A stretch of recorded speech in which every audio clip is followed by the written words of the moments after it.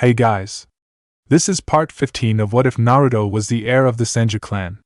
Hit like and subscribe if you like this one, and don't forget to check the author in the description. Let's start.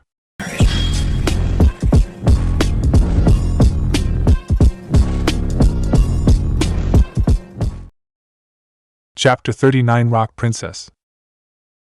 Tsuchikage Mansion, IWA. Sitting at his desk, the Sandaime Tsuchikage, Inoki, was busy at work, looking over at several mission reports he had received from the front lines. Looking at the reports, the old Kage frowned at what he was reading. The attacks on Hai no Kuni, Fire Country's borders weren't going as well as he and the council had expected.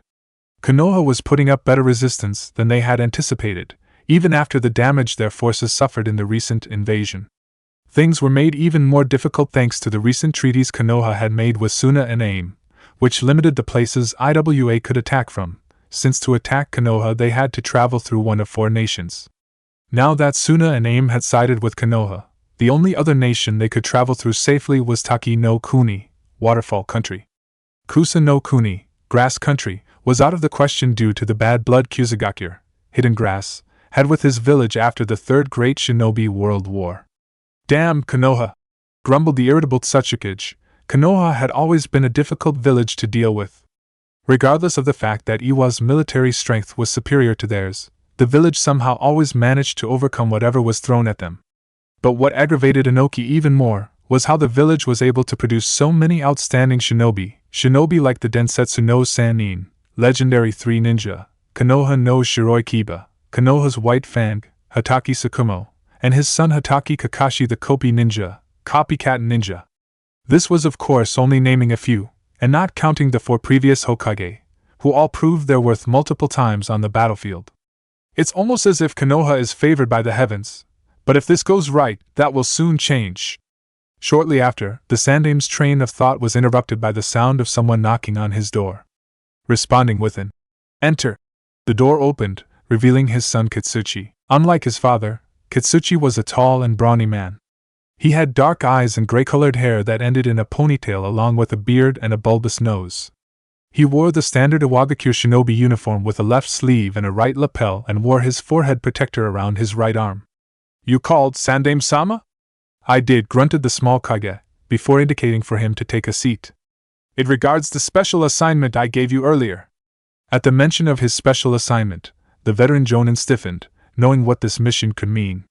"Have you received some information relating to the target?" "Yes," nodded the aged Kage.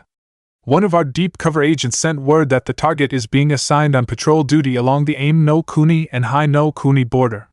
"Strange. I thought Heir and Konoha recently agreed to a mutual defensive pact. Why do they need to increase their border patrols there?" Kitsuchi asked, curious by Konoha's actions. "Because thanks to treaty Heir has to re-establish their defensives around their western and eastern borders. This will leave some gaps in their lines for a brief time. That girl Tsunade knows this, which is why she is sending extra patrols there to monitor the borders until Heir has secured them," explained the Tsuchikage, where Kitsuchi nodded his head, since it made sense. "What are the details of the mission?" Kitsuchi inquired before being handed a folder by his father. "I want you and your team to attack the group, capture target and bring him back here, alive." "What of the others?" "They're to be eliminated," answered Inoki. "I don't want anyone reporting back to Konoha telling them what happened. You and your team are to make it look like Heir or one of the other villages is responsible. I don't want anything linking back to us." "And if capturing the target proves impossible?" Kitsuchi asked, still reading the file. "Then he is to be dealt with," the old man replied coldly, without any remorse. "Capturing or even eliminating him won't be easy, even with the team I've picked," remarked Kitsuchi, looking at the photos of who would be accompanying the target, some of whom he knew from previous encounters. "Yes, I am aware of that," nodded the elderly Kage. "That's why I'm having a full company join you on this mission. They've orders to assist you on your mission.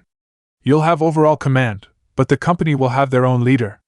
Under normal circumstances, Kitsuchi would have considered sending a full company to assist him on a mission like this overkill. But given the caliber of some of the shinobi they'd be facing, they would need every one of those shinobi if they were to succeed. The only problem being that it would be difficult to get through Heir no Kuni unnoticed with such a large group. 1. Have you finalized the members of your team? Yes. answered Katsuchi, closing the folder he'd been given.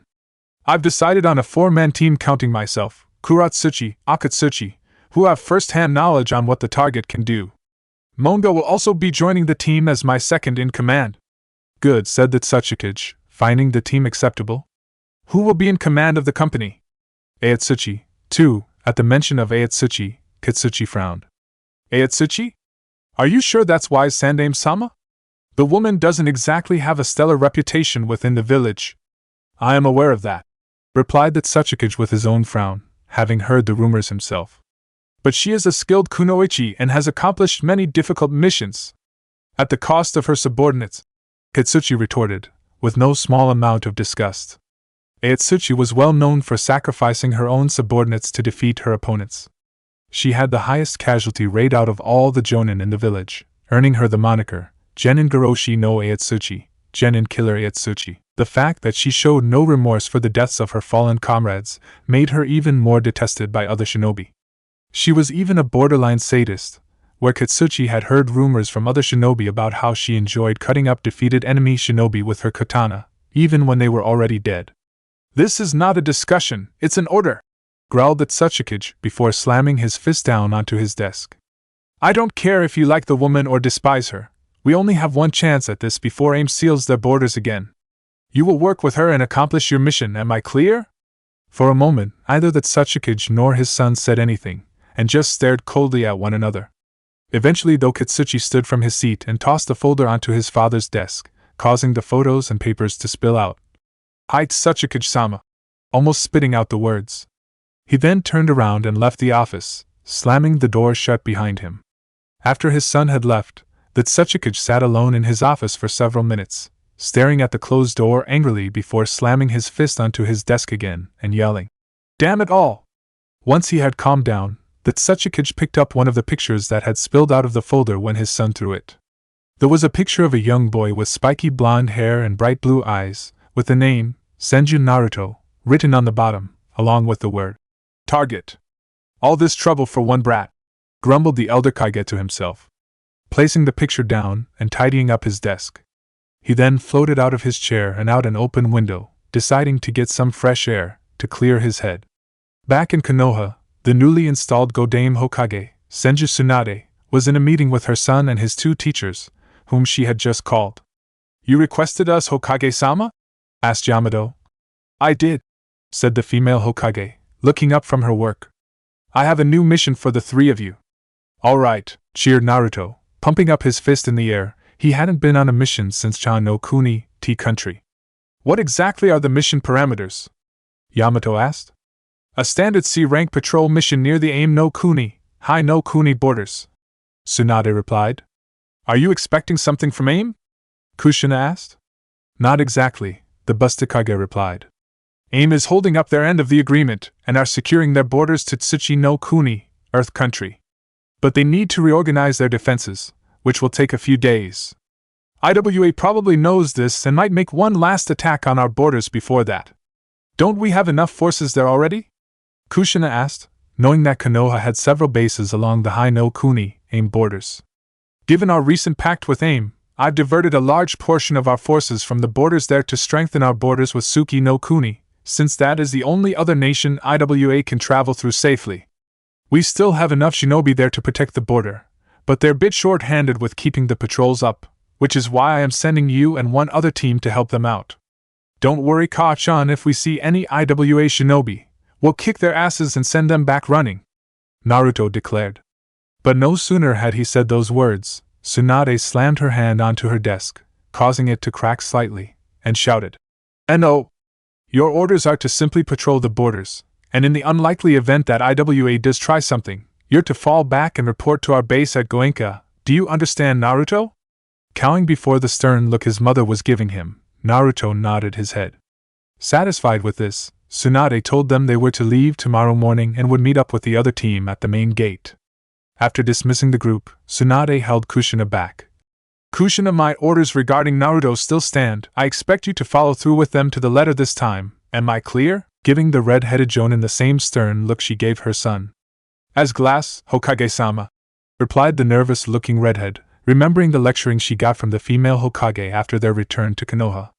Tsunade even threatened that if she ever diverted from her mission parameters again, she'd have Kushina demoted back to a genin faster than she could eat ramen, and would have her do D-rank missions for the rest of her career. Good, replied the blonde woman before dismissing Kushina, who quickly left the office. The following morning Naruto and his two teachers arrived at the main gate, where they met the other team. The first man was a jonin by the name of Shirakumo Hayama, who was the leader of the other team. Hayama wore the standard Konoha shinobi outfit, albeit his uniform had short sleeves. He had long dull dark gray hair held in a ponytail and a distinctive-looking scar running down the right side of his mouth and pronounced tear troughs under his eyes. He also wore a pair of fingerless gloves and carried a thin katana strapped horizontally to his back, which indicated he was skilled with the sword. The second man was Kanden Takuno, and like Hayama was a jonin. Takuno was a robust man with shaggy brown hair. Like Hayama, Kushina and Yamato, Takuno wore the standard attire of a Konoha shinobi along with a pair of fingerless gloves. Although he wore his flak jacket unzipped showing a utility sash which Naruto guessed held scrolls and weapons hold several scrolls. After meeting and greeting the two jonin, Naruto noticed a short, elderly-looking man standing behind them. The old man was short in stature with gray hair that was tied in a short ponytail. He wore a mesh armor shirt under a short, brown, sleeveless kimono with a pair of gray pants. On his back he carried a wok and ladle, which Naruto guessed was for cooking, along with a sword sheathed horizontally across his lower back. Thinking the man was lost or looking for someone, Naruto walked over to the elderly man. "Oh, Aji-san, is there something we can help you with? We are kind of having a meeting here." Before the old man could reply, Naruto was suddenly slapped on the head by Kushina, who seemed more than a little annoyed with him. "Naruto! Be more respectful to Kosuke-san," the redhead berated, before turning to Kosuke. "Please forgive my student, Kosuke-san, he means no disrespect, he can just be a bit of a blockhead at times." Amused by the antics of the two, the old man smiled good-naturedly. "Hohu, no apologies needed, Kushina-san." "Still," said the redhead, "I'm glad to see that you're doing well, you haven't changed a bit." "Oh, I have," chuckled the old man. "This old body of mine has aged quite a bit, you on the other hand, are just as lovely as ever." Embarrassed by the elderly man's comment, Kushina said nothing, although her cheeks turned a healthy pink. "You know him?" Naruto asked, rubbing his still sore head. Before the Kushina could respond, Takuno laughed. "Ha, haven't you ever heard of Mariboshi Kosuke, the man in Genin, the Eternal Genin?" "Eternal Genin?" repeated Naruto, having never heard of the name before. "Yeah," replied the smiling jonin. "According to rumors he's been a genin for about 50 years. 50 year? A stunned Naruto said, looking at the old man in surprise. Sure, he had seen some adults and middle-aged men who were still genin back in the Chunin exam. But he didn't think it was possible for a person to stay a genin that long. At the same time, Naruto felt like he was forgetting something. For some reason Kosuke's name sounded familiar to him, as if he had heard it from someone. "Hey Captain, isn't there anyone a little better? Even the Senju kid here seems more capable than him." Takuno moaned. Surprisingly, Kosuke took no offense to the young jonin's complaint, and instead smiled, indicating he was either used to such remarks or didn't care about them. Kushina, on the other hand, was not as forgiving. "I suggest you watch your mouth, Kenden," snarled the female jonin, giving the younger man a withering glare. "Kosuke-san is more capable than you could ever know, and is someone you would want on your side when in a fight. So I suggest that you show him the respect he deserves." "Agreed," added Hayama, joining the conversation. "I personally asked Kosuke-san to accompany us on this mission. Despite his appearance, he is a reliable person to have around." Not wanting to get on Kushina's bad side any more than he already had, Takuno quickly apologized for his remarks. Although he had only recently become a jonin, Takuno had heard plenty of stories about the female Uzumaki, which told him that she was not someone he wanted to piss off. With the dispute regarding Kosuke and Takuno settled, Yamato suggested that they leave for Goenka base, in the hope of avoiding any more arguments. Agreeing with suggestion, Hayama offered to take the lead, where the two groups quickly took off. Several days later, after arriving at Goenka base, Naruto and the others met with the base commander, who wasted no time in telling them what sector they would be patrolling. When they had arrived at the designated location, the two teams began search the area of any hidden enemies. Once they were certain that the area was secure, the two teams began setting up traps, in the event that they came under attack or an enemy snuck past them. Kosuke-san, you know this area pretty well. Do you know if there are any suitable places to make camp? Yamato asked, after he and the others had finished setting up the last of their traps and had regrouped. Oh yes, nodded the old shinobi. The Nidaime Hokage-sama's cave is near here. The Nidaime? Asked the senior Mokutan user. It's a cave that I found many years ago, back when I came here under the command of the Nidaime Hokage-sama. Wait. You served directly under my great-granduncle? Naruto asked, surprised by the news. Hi, replied the old man. When you've been a genin for as long as I have, you're likely to work with many great shinobi masters. Over the years I also served with your godfather Jiraiya-sama of the Densetsu no Sannin, legendary 3 ninja, as well as Tsukumo-sama, known as the Shiroi Kiba, White Fang, the Yandaime Hokage-sama and the Sandaime Hokage-sama.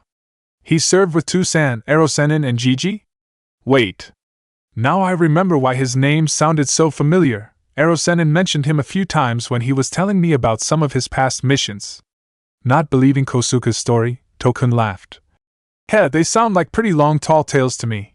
Tekuno although didn't laugh for very long, courtesy of a dangerous glare from Kushina, which made the younger Jonin stop laughing and gulp, when he caught the look the former ANBU captain was giving him. Wanting to avoid another argument, Yamato suggested that they head to the cave Kosuke suggested and make camp before it got dark. Not wanting to be caught unprepared for the night to come, Kushina agreed and asked Kosuke to lead the way. But not before giving Tekuno one last glare, causing the young man to sweat a little. Once they arrived at the cave, Kosuke offered to catch the food and prepare dinner while the others were preparing the traps and setting up camp. Welcoming the idea of a hot meal, everyone almost immediately agreed to the suggestion. With Kosuke preparing dinner, Kushina decided to take charge and assign everyone with duties, being the most senior member of the 4 jonin present. She assigned Yamato with lookout duty, and then had Hayama and Tekuno set up traps on their eastern and southern flanks, while she and Naruto set up traps on their northern and western flanks. After finishing setting up traps on the northern flank and having half the traps for the western flank finished, Naruto decided to ask his teacher something he had been on his mind. Kushina-sensei, why do you get so angry when someone makes fun of Kosuke-san? Because most people undervalue Kosuke-san simply because he's an old genin. They forget that rank does not show a person's strength. Kushina answered after she finished placing the last seal for a barrier that she had prepared around the camp. Agreeing with his sensei's sentiments when at a person rank, Naruto nodded, but before he could say anything, Kushina continued. It's also because, if it wasn't for him, I'd be dead. Seeing the confused look on Naruto's face, the red-headed jonin explained further. Several years ago, back before the Third Great Shinobi World War had started, I was sent on a mission with a group of shinobi, one of them being Kosuke. We were sent on mission to deal with a small group of Kumo shinobi that had infiltrated our borders. Naturally, we dealt with them easily enough and chased them out, but that's when things went bad. What happened? Asked Naruto. Looking up at the slowly setting sun, Kushina sighed before turning to Naruto. I was young back then, and hadn't been a chunin long, like Tokun and others. I undervalued Kosuke, thinking he was just a weak old genin. After we had chased the Kumo shinobi out of Hai no Kuni, our captain ordered us to return to the village, but I disagreed. I wanted to pursue the Kumo shinobi and kill them all, and send a message to Kumo on what happens to their shinobi when they enter our lands. You wanted to kill them all? Naruto repeated, shocked that his teacher, normally kind and caring teacher, could act so callously. Even after you had defeated them? I was young and angry back then. The redhead replied sadly, somewhat ashamed of her past actions. It wasn't long after Kumo tried to kidnap me, and I wanted payback, not only for what they tried to do to me, but also because of the part they played in the destruction Yuzushiogaku, hidden whirlpool, and like the hot-headed fool that I was back then. I ignored our captain's orders and chased after the Kumo shinobi across our borders, thinking I could handle the group by myself. But I soon realized how wrong I was when I found myself surrounded by a platoon of Kumo shinobi. I then realized that the Kumo shinobi we had defeated earlier were just a feint to lure us out of Hai no Kuni, so the main force could ambush us. So what happened? Asked Naruto. Realizing that I had fallen into their trap, I tried to escape, but I was easily overwhelmed by their numbers. But before they could bring me back to Kumo, Kosuke arrived, having followed me. He then single-handedly defeated a dozen Kumo shinobi and then covered me as we retreated back across our borders. By then he had killed about 20 Kumo shinobi in total, half of the enemy's force. When Kushina finished her story, Naruto's opinion of Kosuka soared and developed a newfound respect for the elderly man. He also began to understand why his sensei got so angry when people made fun of or insulted Kosuka, since he had saved her life at the risk of his own. Kosuka must be incredibly strong, Naruto remarked. He is, nodded Kushina. In terms of skills, he could easily be a jonin, which is why those of us, who know how skilled he really is, refer to him as Konoha Saikyo no Genin, Konoha's strongest genin. I even heard that for a time he was trained by the Naidame Hokage. Seriously? Naruto asked, surprised by the news, having never heard this. To the best of his knowledge, the Sandaime and the two shinobi elders Koharu and Hamura were his great-granduncle's only students. Then why is someone as strong as him still a genin? Before Kushina could answer, she and Naruto suddenly heard some movement coming from the bushes behind them. Thinking it was an enemy, the two readied themselves. But before they could attack, Kosuka emerged from the bushes carrying a large amount of fish, mushroom and plants in his wok. Kosuka! Cried Kushina. What are you doing here? We nearly attacked you. Ho ho ho, then it's a good thing you didn't, replied the smiling old man. I apologize for startling you both. I just came by after gathering everything I needed and was wondering if I could ask one of you to help with the cooking. Nodding in understanding, Kushina turned to Naruto. You go with Kosuka-san, I can handle the rest here by myself. Sure thing, said Naruto before heading back to the camp with Kosuka. Shortly after, the camp was filled with the delicious smell of food being cooked. Well, you're quite good at that, Naruto-san, Kosuka commented, as he watched Naruto sake the wok over the fire and stir the food, while he was cut up some mushroom. Thanks, Naruto replied. I had a lot of practice helping Shizune when I was younger. I see, said the old man before going back to cutting up the mushrooms. But his attention soon split when he heard Naruto speaking to him again. Kosuka-san, can I ask you something? You may, Kosuka replied as he continued to cut the mushrooms. Why are you still a genin? Kushina-sensei told me how strong you really are, and of the time you saved her from the Kumo shinobi. She even said that you were once a student of my great-granduncle the Naidame Hokage. As soon as Naruto had asked this question, Kosuka stopped cutting and his smile almost immediately faded, and was replaced by a sad, depressed look. Seeing this, Naruto quickly regretted asking the question, realizing that he may have dragged up some painful memories for the elderly genin.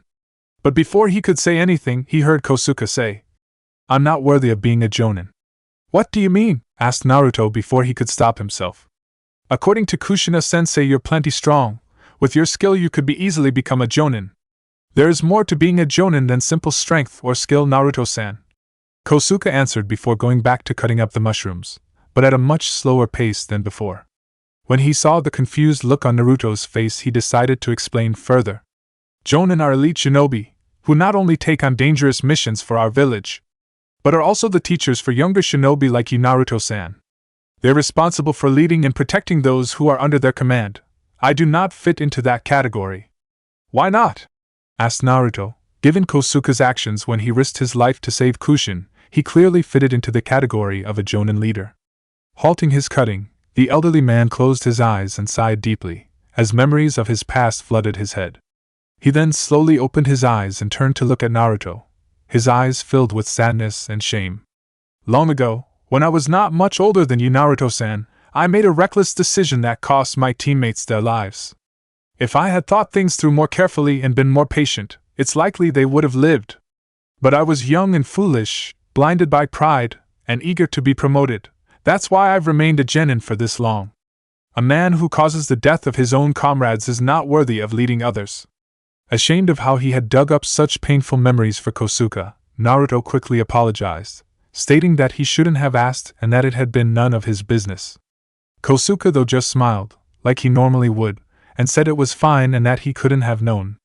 But despite the old man's assurances, Naruto still felt awful for digging up his past, and asked nothing more of him. Not long after, Kushina and the others returned to the camp. Having finished setting up the traps around the camp, Yamato was also with them, after left a clone to take over his watch until he returned. Dinner was an enjoyable event for the group, where the team talked and shared stories of past missions with each other. This is great, praised Token, as he continued to dig into his stew. I told you Kosuke-san was a useful person to have around, Hayama replied. Tokuno just nodded in agreement, his mouth being too full of stew to say anything. Ho ho ho, thank you, but I cannot take all the credit. Naruto-san helped out quite a bit, he's rather good at it. Surprised by this news, Kushina turned to her student/charge. You cook? Yeah, Naruto nodded. When I was younger, I used to help Shizune out all the time in the kitchen. She then taught me how to cook before I came to Konoha so that I could take care of myself. Did Tsunade-sama not help? Yamato asked, which caused Naruto to suddenly burst out laughing. Ka-chan cook? No way, she's completely hopeless in the kitchen. One time when I was sick she tried to make me some ramen, but set the microwave too high and caused the ramen cup to explode the moment she opened the door. Another time, when Shizune and I had gone grocery shopping, she decided to make herself some tea. By the time we got back she had half the kitchen burnt down. We still don't know how she did it. But after that Shizune banned Ka-chan from ever entering a kitchen, or from ever cooking again. When Naruto finished his stories, everyone, including Yamato and Hayama, burst out laughing as they pictured Tsunade standing in the middle of a burnt-down kitchen, after trying to make something as simple as a cup of tea. Bahaha, that has got to be the funniest I've ever heard, laughed Token, nearly spitting out his food from laughing so hard. Tekuno was of course not the only one, as Kushina nearly choked on a piece of meat she had just swallowed, after hearing the stories. She even remarked that she would have paid good money to see Tsunade trying to cook. I suggest that you don't let the news of you being able to cook get out. Kushina grinned after taking another bite of her food. Not unless you want your status as one of the most desirable boys in the village to be strengthened. You'd be surprised by how few male shinobi there are who can cook or would even try to cook. Embarrassed by what his teacher/guard had said, Naruto focused his attention of his dinner, so to hide the pinkness on his cheeks. Unfortunately for the young blonde, this was only the start of his teasing, as the other members of the group were curious by Kushina's comment. The most desirable boy in the village? Kosuke asked with a hint of merit in his voice, having never heard of this. Smiling broadly, the female Uzumaki nodded. Oh yeah, you wouldn't think it, but our Brad here is quite the heartthrob. He already has his own personal fan club. Really? Asked the amused Tekuno, glancing over at Naruto, who refused to look up and continued to stare at his food. But if one were to look closely enough they would have seen Naruto gripping his bowl tighter, causing it to slowly crack. Seeing this, Yamato wisely decided to move away from his partner, having an idea of what would happen next. Kushina on the other hand continued, as teasing Naruto about his love life was one of her main source of entertainment. He made it just too easy for her. Now that you mention it, I heard some rumors about that. I even heard that the Yamanaka heiress is the head of that fan club you mentioned. Tekuno remarked with a smile when he saw even more crack appear on Naruto's bowl. Oh, but it gets better, added the grinning redhead, deciding to throw oil onto the already raging conflagration. I even heard that the Hyuga heiress has a little crush on him, not to mention that Yuki girl from Kiri and maybe even that Yujito girl from Kumo. And of course we can't forget Mai-chan now, can we, Naruto? Emphasizing Mai's name, causing Naruto to go even redder. You mean Sancho no Hanzo, Hanzo of the Salamander, granddaughter? Asked Toyama with some surprise, having heard that the granddaughter of the legendary shinobi had entered the Chunin exam. The same. Damn, way to go, kid. Tekuno congratulated quietly. He had heard the stories how attractive the young Hattori girl was from other shinobi, not to mention her choice of outfits. Maybe I should start asking him for some tips. It's nothing like that, Naruto said suddenly, as he looked up and glared angrily at his grinning teacher. Sadly his glare was made far less intimating due to the redness of his cheeks, from blushing so much. We're just friends. That's it. Really? Replied the female Uzumaki. Well, you must be very close to your friends, especially your female friends like Mai-chan. After all, you did make out with her right in front of everyone at the preliminaries. At the mention of the preliminaries, Naruto's face went completely red. Both Yamato and Hayama seemed uncomfortable at the topic of conversation and focused on their meals. Tekuno although was grinning as he listened intently to Kushina, while Kosuke just smiled in amusement. Kushina looked over at Naruto and saw that the boy had gained an almost violent vein pulsing on his forehead to go along with his now twitching eyebrow. At that moment Kushina decided to push the final button. Maybe I should tell the guys here all about your little rematch with Mai-chan and how it ended. No sooner had she said this, Naruto's eyes widened in horror. You swore you would never tell. His face now practically glowing red, where anyone could see him in the dark. I did no such thing. Kushina replied cheekily before turning to the others. You see guys, our little Casanova here was able to get to second base with Hanzo granddaughter, all without even trying. 3. But before Kushina could go into detail about what happened, Naruto's bowl shattered in his hand. He then leapt forward and shouted, "DDDIE!" as he attempted to strangle the source of his humiliation. But Kushina was ready for him and jumped off the log she was sitting on and landed a few feet away from him, determined to make his teacher/guard pay for the humiliation he had suffered. Naruto chased after her. Watching as they two raced around the camp, Kosuke and Takuno laughed and cheered Naruto on, as he tried to capture the red-headed jonin. Yamato on the other hand just signed and took a second helping of the food. I take it this is a common occurrence with these two? Hayama asked. He knew what Kushina was like, having severed with her several times, but this was his first time working with Naruto. I afraid so. Yamato sighed, well used to being the only mature person on his team. Don't you think we should stop them? They'll get tired, eventually, explained the Mokuton user, before going back to his meal and watched as Naruto chased after the cackling woman, shouting out curses and saying what he would do to her once he got hold of her. A few days later, the next few days passed peacefully enough for the group, with no sign of any shinobi from IWA. But despite the fact that their patrol duty was nearing an end, the group did not relax and continued their vigil over the border. During that time, the group continued to lay out traps around the surrounding area, while keeping a lookout for any possible intruders. Yamato and Kushina also took advantage of the time to continue Naruto's training. Kosuke and the others would even sometimes help out or offer to spar against him and give him some tips on what to improve on. In return, Naruto helped out Kosuke with the food preparation, where the elderly shinobi not only gave him some recipes for some dishes he had made, but tips on what plants and things could help improve the flavoring of food. He even shared some stories of his previous adventures with not only the Sandaime and Jiraiya, but also Sakumo and the Yondaime, which Naruto was grateful for. Later that night, while Naruto and most of the others were at the camp eating dinner, a large group of IWA shinobi were gathered together at the Aim no Kuni, Hai no Kuni border. After receiving reports from their scouts on Naruto and the others' location, the leader of the group, Captain Kitsuchi, began drawing on the ground, explaining his plan to his squad leaders. The plan is simple. We will split into 3 groups. Monga and I will take 40 men, which is half our strength. Aitsuchi will take 30 and Kuratsuhi and will be in charge of the remaining 10, with Akatsuchi supporting her. Monga and I will cross the border and act as a decoy and distract the Konoha shinobi. But once they see our numbers, they'll probably try to retreat and warn their base at Goenka. That is where your group comes in, Aitsuchi, explained Kitsuchi, glancing at the female jonin next to him. While Monga and I keep the enemy distracted, I want your group to head north and circle around the Konoha shinobi, outflanking them, forcing them to head east, where Kuratsuchi and her group will be lying in wait, trapping them between our forces. Once we have them surrounded, we'll capture the boy, kill the others, and leave just enough evidence that suggests that they were attacked by shinobi from Amigakure, Hidden Rain. If everything goes well, we'll have the Senju Heir. Konoha will never know the truth and believe that AIM betrayed them, causing them to break their treaty and declare war on AIM. Is the boy really worth all this trouble? I know he possesses the same Mokuton powers as his ancestor the Shodai Hokage, but still, doesn't this seem just a little extreme? Kitsuchi's second in command, Monga asked. Monga was a tall and muscular-built man.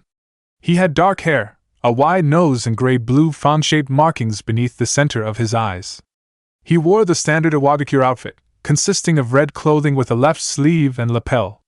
He wore his red forehead protector in a bandana style which was tied in the back. 4. But Tsuchikage-sama believes so, and I agree. During the Konoha invasion, the boy fought and defeated both the Shikaku and Nibi Jinchuriki, which is no easy feat for any shinobi.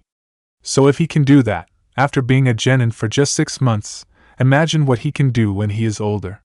Seeing the logic of Kitsuchi's reasoning, Monga nodded, after which Kitsuchi turned to the rest of the group.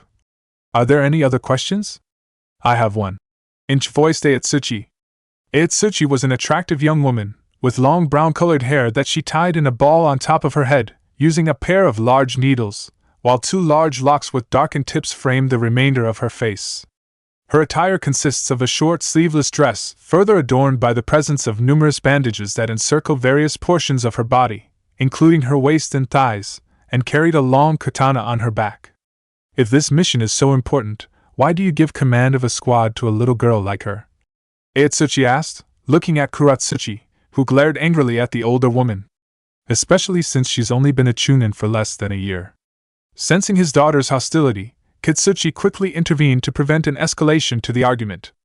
Kuratsuchi is a skilled and capable kunoichi. She also has first-hand knowledge on what the Senju heir is capable of, which will be key to the success of this mission, and I trust her abilities. Unimpressed, Aotsuchi scoffed. Che, sounds more like favoritism to me. Before Kitsuchi could respond, Kuratsuchi suddenly stood up and took a step closer to Aotsuchi, who also stood up. If you got a problem with me, how about we settle this here and now? Growled the young girl, as she was almost nose to nose with Aotsuchi. Sneering back, Aotsuchi replied, "Anytime, princess." But before a fight could erupt, Kitsuchi stood up and shouted, "Enough!" causing everyone to look at him. The two of you are kunoichi of IWA, and you act accordingly. Turning his attention to Aotsuchi, the Jonin captain then said, "Aotsuchi, if you have a problem with how I do things, you're welcome to leave and return to IWA, where I will have someone else take your place. If not, you'll keep your remarks to yourself and do what you're told, am I understood?" Growling out the last part. For a moment Aotsuchi said nothing, and stared back defiantly at the taller man, but eventually relented. "Fine," she scoffed. "Your princess can be in charge." Growling at the woman's obvious disrespect, Kitsuchi dismissed her and told her to get her people ready for the mission. Nodding, Aotsuchi then walked away, but not before glancing at Kuratsuchi one last time. "Another time, princess, when your daddy isn't around to protect you."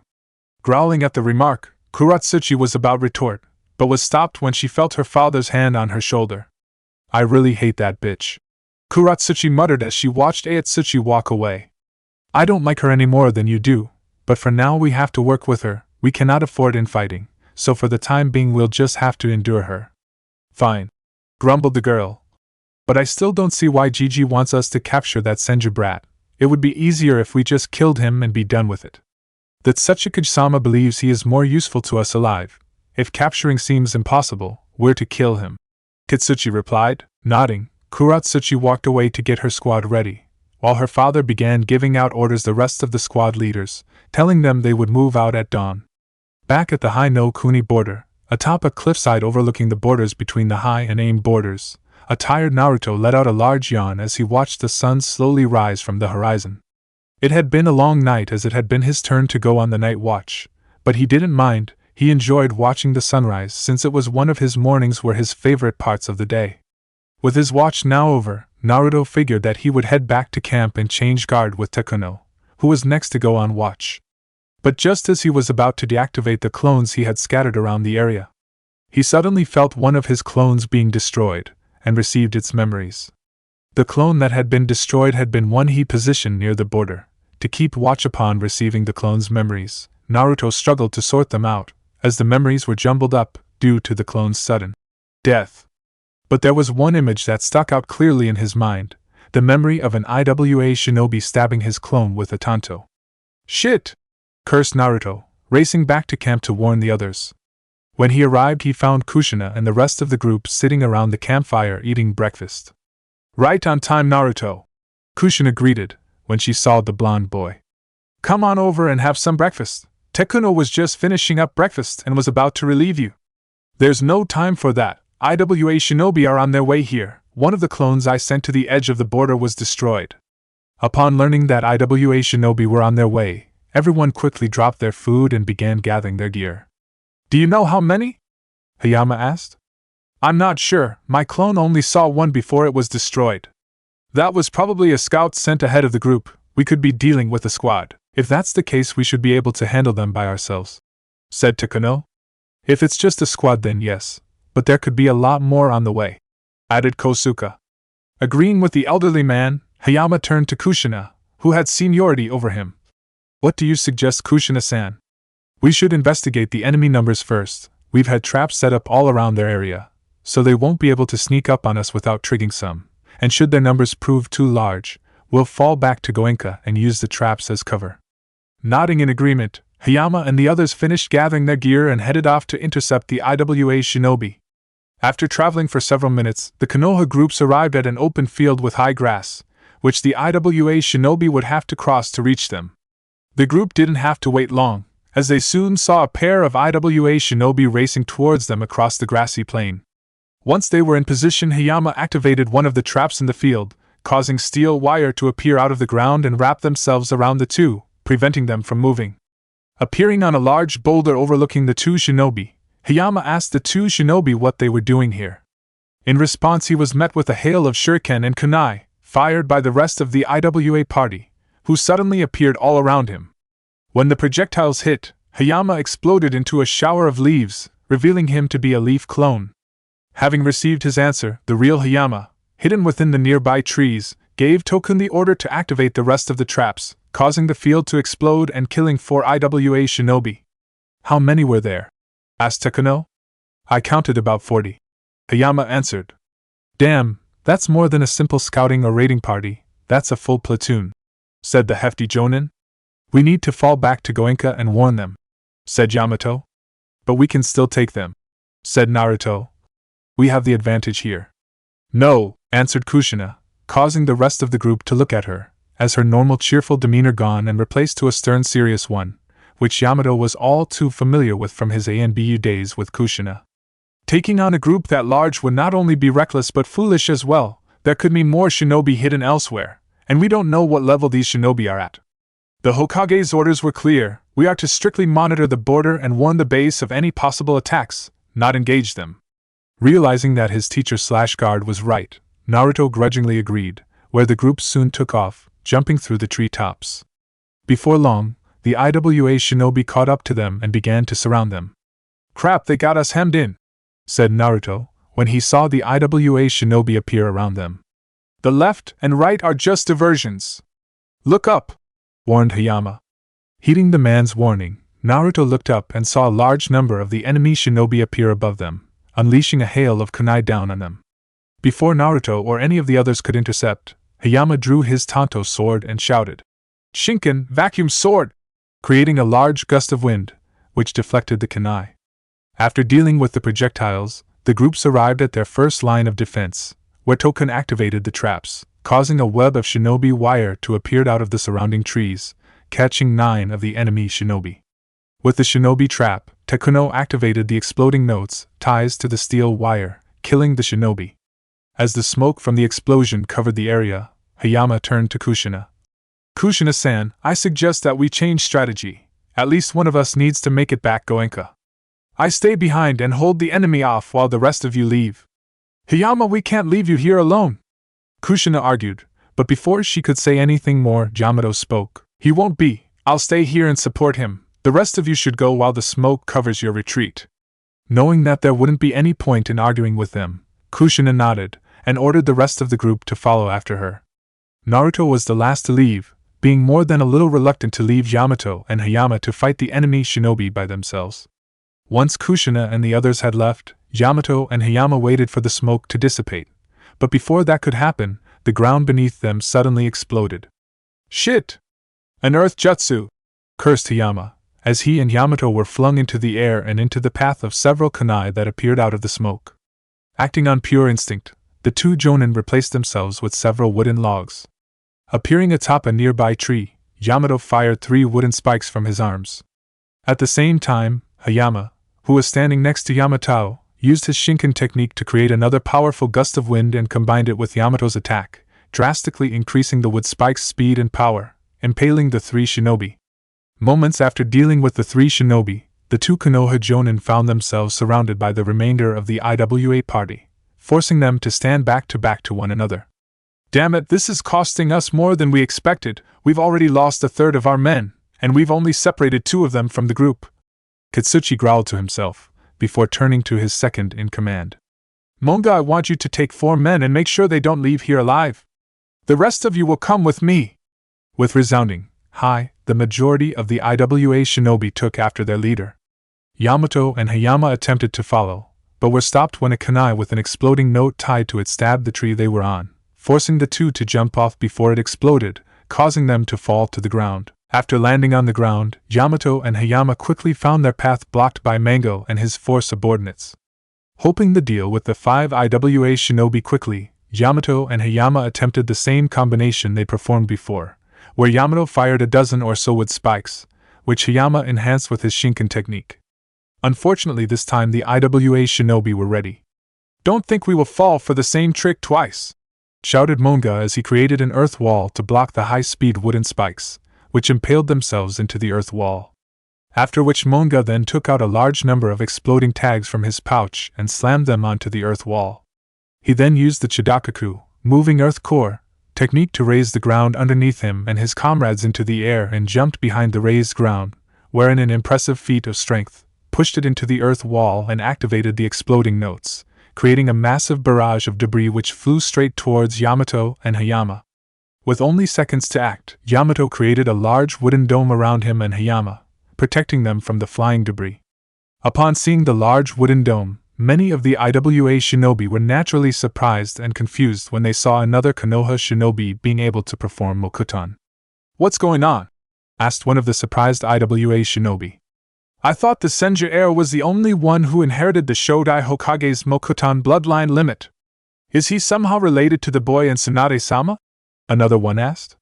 "No," replied Monga, frowning after seeing Yamato's wood dome. "Recently there have been rumors going around of another shinobi being about to perform Mokuton, through artificial means. I honestly didn't think they were true, but it seems they were. We should capture as well. We may be able to learn more about Mokuton if we bring both him and the boy to IWA," said another IWA shinobi, "and if we have to kill him, we still might be able to learn something from his body." Nodding in agreement, Monga then formed a single hand sign and slammed both his hands onto the ground and yelled, "Doton, Dosekadake, Earth Style, Earth and Stone Bamboo Shoot!" creating 4 large spikes that sprung out of the ground and piercing the wood dome from 4 separate directions. Believing that Yamato and Hayama were dealt with, Monga ordered his men to recover the bodies, but before any of them could even take a step towards the dome, several large wooden roots suddenly sprung out of the ground and began to attack the IWA shinobi, forcing them to scatter and move back. Shortly afterwards, Yamato emerged out of the ground with Hayama, revealing that they had escaped the dome right before Monga's earth spikes pierced the wooden dome. "This may prove more difficult than we thought," Monga said to himself, after he and his men regrouped. "You two won't be leaving this place alive." Smirking a little, Yamato replied, "That's funny, we were about to say the same thing to you. Don't underestimate the shinobi of the hidden leaf," Hayama added coolly, as he readied his sword, before he and Yamato re-engaged the IWA shinobi. With Naruto and the others dash. "Kushina-sensei, are you sure leaving Yamato-sensei and Hayama-san to hold off the enemy was the right thing to do?" Naruto asked, after leaving the 2 Konoha jonin alone. "Have faith in them, Naruto," Kushina replied. "Neither of them will go down easily, Yamato especially."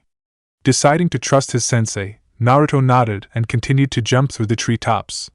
Not long after, Naruto heard Kosuke say, "It seems the enemy is quite strong in numbers." Turning, Naruto was surprised to see 20 IWA shinobi following closely behind them. "God damn it, even with both Yamato and Hayama acting as a rear guard, they still had enough men to split up and pursue us," Kushina cursed. "Sensei, what do we do?" Naruto yelled. "Kushina Taicho, they'll catch us before we reach the second defense line," shouted a worried Tekuno. "We need more time, Naruto, can you buy us some?" asked Kushina. Enter Naruto OST Raikiri dash. "No prob," grinned Naruto, as he formed a single hand sign and shouted, "Tajikage Bunshin no Jutsu, multiple shadow clone technique," creating several dozen shadow clones of himself, which quickly engaged the IWA shinobi. Not long after, Naruto and the others arrived at the second defensive line, but by then the IWA shinobi had already destroyed his shadow clones and were nearing their location. "Crap, they've already destroyed all my clones, it won't be long before they're here," Naruto shouted, after sensing the last of his clones being destroyed. At the same time, he began cursing how his clones had been barely able to slow the enemy down. "It doesn't matter, they did their job, now it's our turn," said Kushina, drawing her katana, while Tekuno took out some sealed scrolls to summon several katana, a crossbow and a small cannon. "You and Kosuke should get out of here, Tekuno, and I will hold them off." Naruto of course tried to argue, saying that he would stay and fight, but before he could utter out a word, the blonde boy found his teacher's sword pointed directly at him, where said person was giving him a dark look, which would probably have made even the Kyuubi cower in fear. At that moment Naruto could have sworn he saw his teacher's eyes glow red. "Are you challenging my authority, Naruto?" Kushina asked coolly. But despite the calmness of her voice, Naruto could almost sense the lethal threat behind her words, which were only made all the more dangerous by the fact that she still had her katana pointed at him. No, of course not," Naruto replied nervously, while sweating up a storm. "Good, now get going, otherwise it will be me who you'll be dealing with instead of the IWA shinobi," growled the woman, before removing her blade from Naruto's face. 5. Needing no further incentive, Naruto quickly grabbed Kosuke's arm and took off at a speed that would have made Guy and Lee green with envy. At the same time, a now nervous Tekuno began to wonder if it wasn't too late for him to join Naruto and Kosuke, since he was now left alone with the she-devil known as Uzumaki Kushina. "Got a problem?" asked Kushina, giving Tekuno the same dark look she had given Naruto, after noticing that he was staring rather instantly at her. "Nope, not me, no ma'am, no problem here," replied the nervous man, as he took a few steps away from the woman. At the same time he also began to feel a little sorry for the approaching IWA shinobi, who had no idea of what they would soon be facing. "Good," said Kushina, and she placed her sword on her shoulder. "Since here they come," pointing at the approaching IWA shinobi. Readying his weapons, Tekuno activated the surrounding traps, causing several explosions all around, scattering the enemy and filling the surrounding area with smoke. He then unleashed a barrage of projectiles and exploding notes on the enemy, killing 3 of them. As the smoke slowly dissipated, 2 IWA shinobi jumped out but were quickly cut down by Kushina with her katana. But when she landed back on the ground, a 3rd IWA shinobi appeared out of the ground and attempted to run her through with his sword. Sidestepping the sword stab, Kushina channeled her chakra into her blade and then spun around the young shinobi, slashing him in the back. But before she could finish him off, she was forced to jump away to avoid several kunai. After landing back on the ground, she got a better look at her assailant, who was standing directly in front of her. "Kitsuchi? It's been a while, Burati Shinku no Karui, Bloody Crimson Fury," the Tsuchiki's son replied. "Well, this is a surprise. I didn't think I would find you here of all places. What happened? Did you get into another fight with your daddy?" taunted the red-haired woman. Growling at the insult, Kitsuchi formed several hand seals and slammed his fist into the ground, encasing it in rock, and then leaped forward, intending to crush the female Uzumaki with a single punch. Bringing up her blade, Kushina tried to block the powerful punch with her sword, but soon found herself being pushed back, due to the sheer power behind the punch. Realizing she was being overpowered, Kushina turned her body slightly and then spun around to Kitsuchi's left, who fell forward after Kushina moved away, allowing her slash him on the side. Grunting in pain, Kitsuchi quickly jumped away before Kushina could slash him again. "It seems you've improved since we last fought," growled the large man, holding his side in pain. "You haven't seen anything yet," yelled Kushina as she charged forward to re-engage Kitsuchi. Acting fast, Kitsuchi countered by using Retsudo Tensho, tearing earth turning palm, causes the ground surrounding Kushina to spiral inwards on itself, forcing the redhead to jump into the air to avoid being buried alive. As she hung in midair, 4 IWA shinobi appeared around her and attempted to stab her with their katana from all sides. But before they could, several chains erupted from her body, impaling one, while knocking the other 3 away. When she landed back on the ground, 2 more IWA nin appeared out of the ground around her. The first grabbed her from behind, preventing her from moving or fighting back, while the second attempted to run her through with a kunai. Before this could happen, the IWA nin holding Kushina was hit in the back with a kunai, causing him to lose his hold over her. Allowing her to move out of the way, second IWA nin, who was hit by another kunai in the chest, courtesy of Tekuno, who then went back with dealing with the remaining IWA shinobi. Signaling her thanks, Kushina then jumped to her left, avoiding a deadly punch to the face from Kitsuchi's earth-covered fist, who tried to take advantage of her distraction. After avoiding the attack, Kushina then countered by throwing several kunai with exploding notes attached to them. Realizing he wouldn't be able to avoid them, Kitsuchi created a large earth wall to block the projectiles, but was blown back when the exploding notes activated and destroyed the wall. "Gwag! Damn it!" growled the bulky IWA nin as he checked himself for any serious injuries. At the same time, the 3 IWA shinobi from earlier appeared next to him, preventing Kushina from taking advantage of the situation. "Kitsuchi Taicho! Are you alright?" asked one IWA shinobi. "I'm fine," snarled the man, picking himself up. We'll assist you and. But before the shinobi could finish, Kitsuchi responded. No, you'll stay out of this, she's mine. But Taicho, replied the Iwa Nin, but before he could argue further, Kitsuchi continued. I have a more important mission for you three. You're to go after the old man and the boy and make sure that they don't escape. Knowing that there would be no point in arguing with their captain, the three shinobi nodded and took after Naruto and Kosuke. Oh no you don't! Shouted Kushina, as she took off after the shinobi. But before she could catch up to them, a large earth wall appeared in front of her, blocking her path. You're not going anywhere, Uzumaki, Kitsuchi sneered. You and I still have some unfinished business. Growling, Kushina spun around to face the son of the Tsuchikage, knowing that she'd have to deal with him first, before she could help Kosuke and Naruto. Watch your back, Naruto, Kushina said to herself as she prepared to re-engage Kitsuchi. End Naruto OST Raikiri. With Naruto and Kosuke after leaving Kushina and Tekuno to deal with the perusing Iwa shinobi, Naruto and Kosuke made their way up a small mountain top. Making their way up, Kosuke noticed Naruto looking back at direction they came from, where the others were fighting. In the distance, they could still make out sounds of explosions, indicating that Kushina and the others were still battling with the Iwa shinobi. Placing a comforting hand on Naruto's shoulder, the old man smiled kindly at the young boy. Do not fret, Naruto-san. Kushina-san and the others are all capable and highly skilled shinobi. They'll be fine. Yeah, I know, Naruto replied, knowing firsthand just how strong his two teachers were. I just can't help but worry. I understand, but they chose to stay behind so that we could warn Goenka base of this attack. We must respect their wishes and do our duty. Knowing that Kosuke was right, Naruto nodded and then followed after the elderly shinobi. Not long after, though, Naruto and Kosuke found their path blocked by three Iwa shinobi. My, it seems Iwa has recruited some awfully swift shinobi, Kosuke remarked, upon seeing the three Iwa Nins. Damn, how the hell did they get ahead of us with us noticing? Naruto asked. Before Kosuke could answer, the three shinobi threw several shuriken at them, which Kosuke deflected, using his wok as a shield, and then threw it at the three shinobi.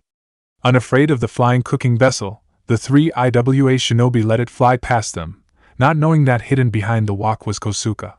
Once he was behind the three, Kosuke appeared from behind the wok and threw three kunai, hitting two of the Iwa Nins in the back of the head. The third kunai, though, was caught by the lead Iwa Nin, being the most skilled of the three, as he turned to look at Kosuke. Naruto attempted to take advantage of the Iwa Nin's distraction and knock him out with an enhanced punch.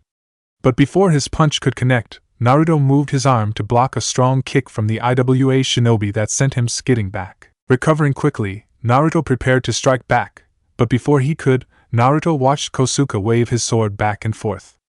As Kosuke continued, his arms suddenly started to multiply into a dozen waving swords, confusing both Naruto and the Iwa Nin.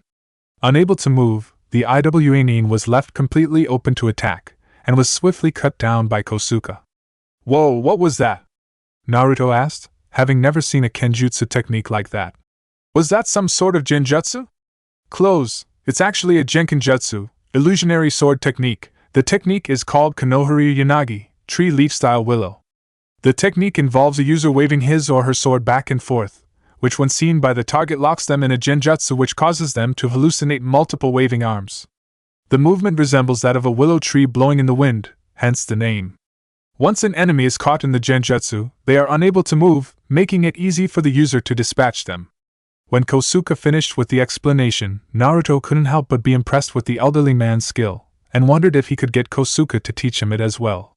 After making their way down the small mountain, Naruto decided to use his Chakura no Parusu, chakra pulse, technique to make sure that there were no more Iwa shinobi nearby. Watching Naruto search for enemies by touching the ground with his two fingers, Kosuke couldn't help but be reminded of the Naidame Hokage, who did same thing when he was locating enemies. Once Naruto was sure that the surrounding area was clear of enemy shinobi, the two took off into the forest.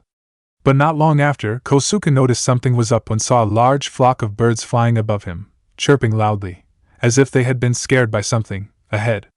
Frowning, Naruto-san, please use your technique again to see if there are any enemies close by. Curious by Kosuke's question, Naruto did as he was asked, and jumped off the tree he had been standing on. He then touched the ground with his index finger, and released a large burst of chakra into the ground, where he sensed a large group of shinobi heading towards them. "How did you know?" Naruto asked, as he turned to the elderly man. "When you've been a genin for 50 years, you pick up a few tricks," Kosuke replied cryptically, before asking, "Do you know how many there are and how far they are away?" "About 30, and they are less than 500 meters away, heading straight for us." "Then we must move quickly," Kosuke said, all humor gone from his voice. Nodding, Naruto followed after the elderly man, where they raced through the treetops as quickly as they could. Shortly after, though, Kosuke turned to Naruto. "Naruto-san, you should go on ahead to Goenka base, while I lead the enemy away." "But we can outrun them." "No, we cannot. There are simply too many of them for us to outrun," Kosuke replied, unwilling to leave the elderly shinobi to face so many enemy shinobi alone. Naruto tried to argue, but before he could even say a word, Kosuke cut him off. "Naruto-san, a shinobi's first duty is to his village. One of us need to get to Goenka base and warn them of this attack. We also must show IWA that despite the battle with Suna and Oto, Konoha's military strength is still intact. So please go while there is still time." After jumping off the tree they were on, Naruto turned to elderly man, who just smiled. "We're counting on you, Naruto." Growling in frustration, Naruto nodded. Where the two of them separated, Kosuke headed east, leaving tracks that the IWA shinobi could follow. Naruto, on the other hand, heads south toward Goenka base, while at the same time making sure that he left no tracks. Not long after, the IWA squad arrived and stopped where Naruto and Kosuke split up. Studying the ground, one of the IWA turned to their leader, Ayatsuchi. "Their tracks show that they stopped here for a moment and then headed east, towards Konoha village." "Yes, but only one of them is headed that way, the other has gone south towards Goenka base," said an IWA Kunoichi, who was also the squad's censor. Turning to Ayatsuchi, another IWA shinobi asked, "Should we split up and follow them both?" "No," answered the female jonin. "The princess and her team are in that direction. They can deal with the person heading to Goenka base. We'll go after the one heading to Konoha. Shouldn't we at least send some of us to follow after the other shinobi heading for Goenka, and support Kuratsuchi-san and her team?" asked another IWA nin, who wasn't entirely convinced that this was a wise decision. Kitsuchi Taicho did state that we were to join up with her squad and surround the enemy. Not really caring about the Tsuchikige's granddaughter, the female jonin shrugged. The princess is a big girl. She and her squad should be able to handle one Konoha shinobi. If not, well, she clearly wasn't as good as her daddy thought she was. Knowing that he wouldn't be able to convince his superior, the IWA shinobi just nodded. After which he and the others took off after Kosuke. Several miles away from where Naruto and Kosuke split up, Kuratsuchi and her team waited for any sign of their target. Hidden in a tree, Kuratsuchi scratched her 8 line on the bark of the tree, one for each hour that she had been waiting. How much longer are we going to have to wait?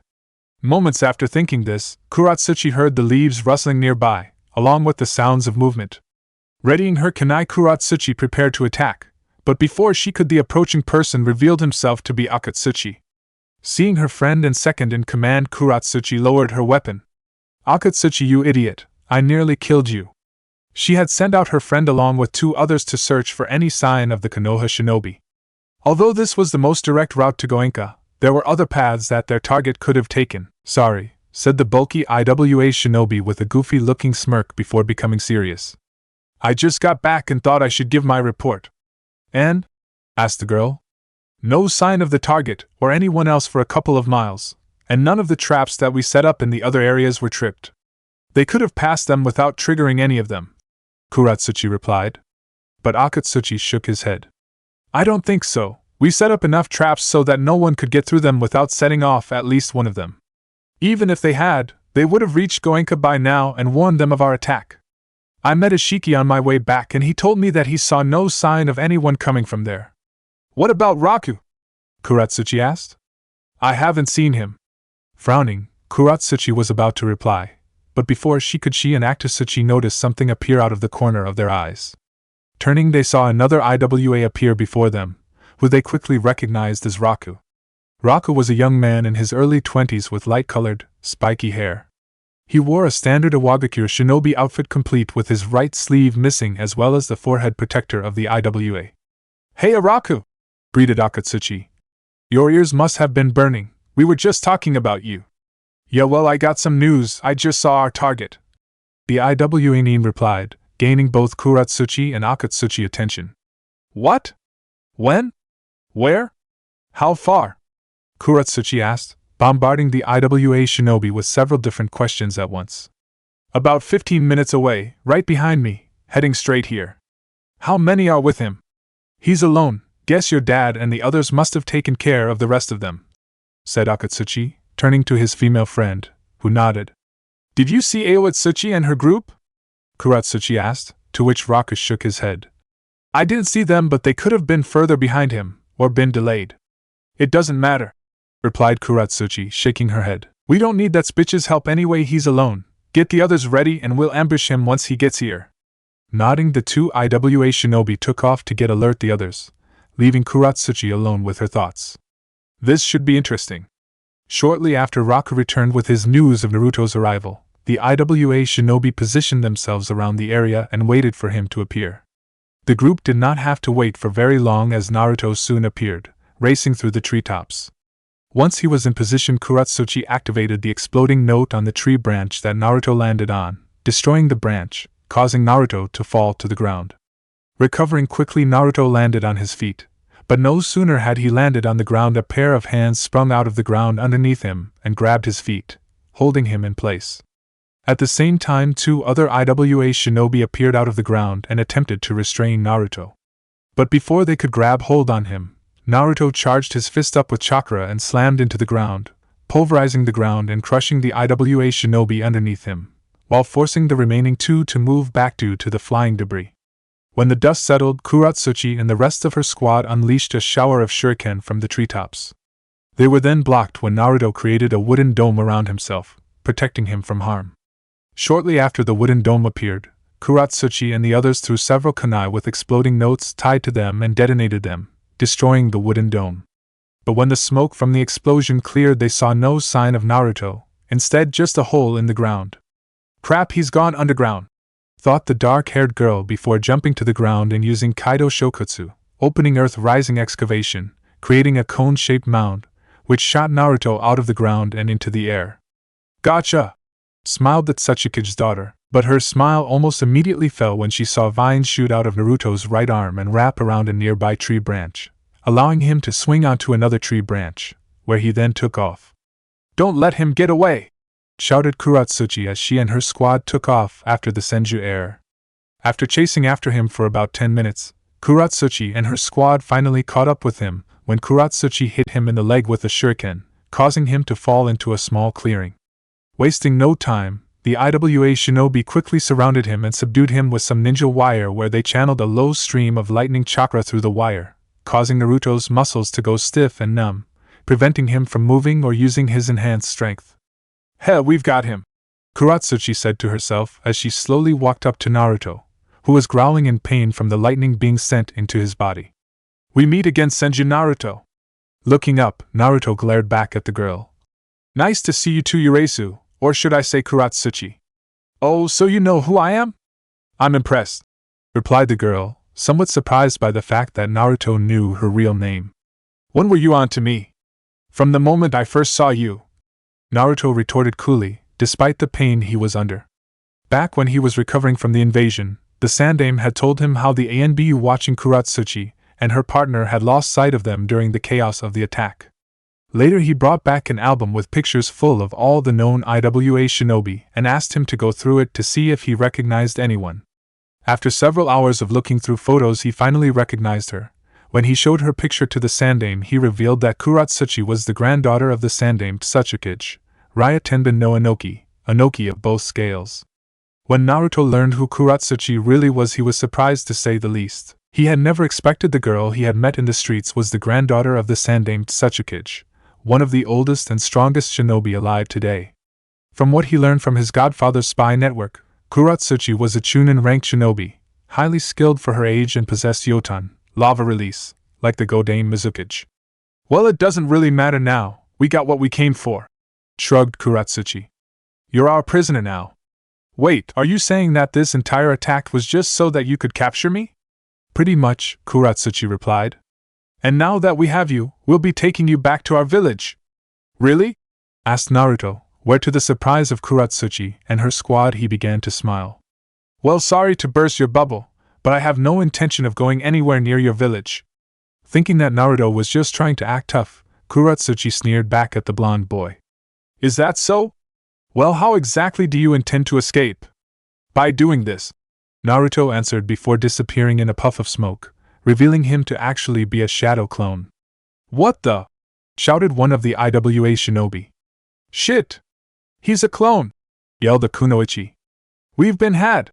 Shouted Kuratsuchi, but before she or the rest of her squad could search for him, the real Naruto appeared out of the treetops, directly above the IWA squad, and dropped a dozen smoke bombs down on top of them. As soon as the bombs hit the ground, they exploded and began to fill the entire clearing with gas. Scatter! Roared Kuratsuchi as she jumped out of the clearing, covering both her mouth and nose at the same time, so not to breathe in the gas. Unfortunately, the majority of her squad did not escape in time and inhaled some of the gas, causing them to lose consciousness. After escaping the gas, Akatsuchi and Raku immediately began to look around to see if anyone else had escaped the gas. Looking around, Raku suddenly yelled, "Look out!" as he pushed Akatsuchi out of the path of several saban needles that appeared out of the gas cloud. But for his trouble, Raku was hit in the chest by the needles, causing his entire body going numb and collapse from the poison on the needles. Raku! Cried Akatsuchi, upon seeing his friend being hit by a hail of saban needles and fall to the ground.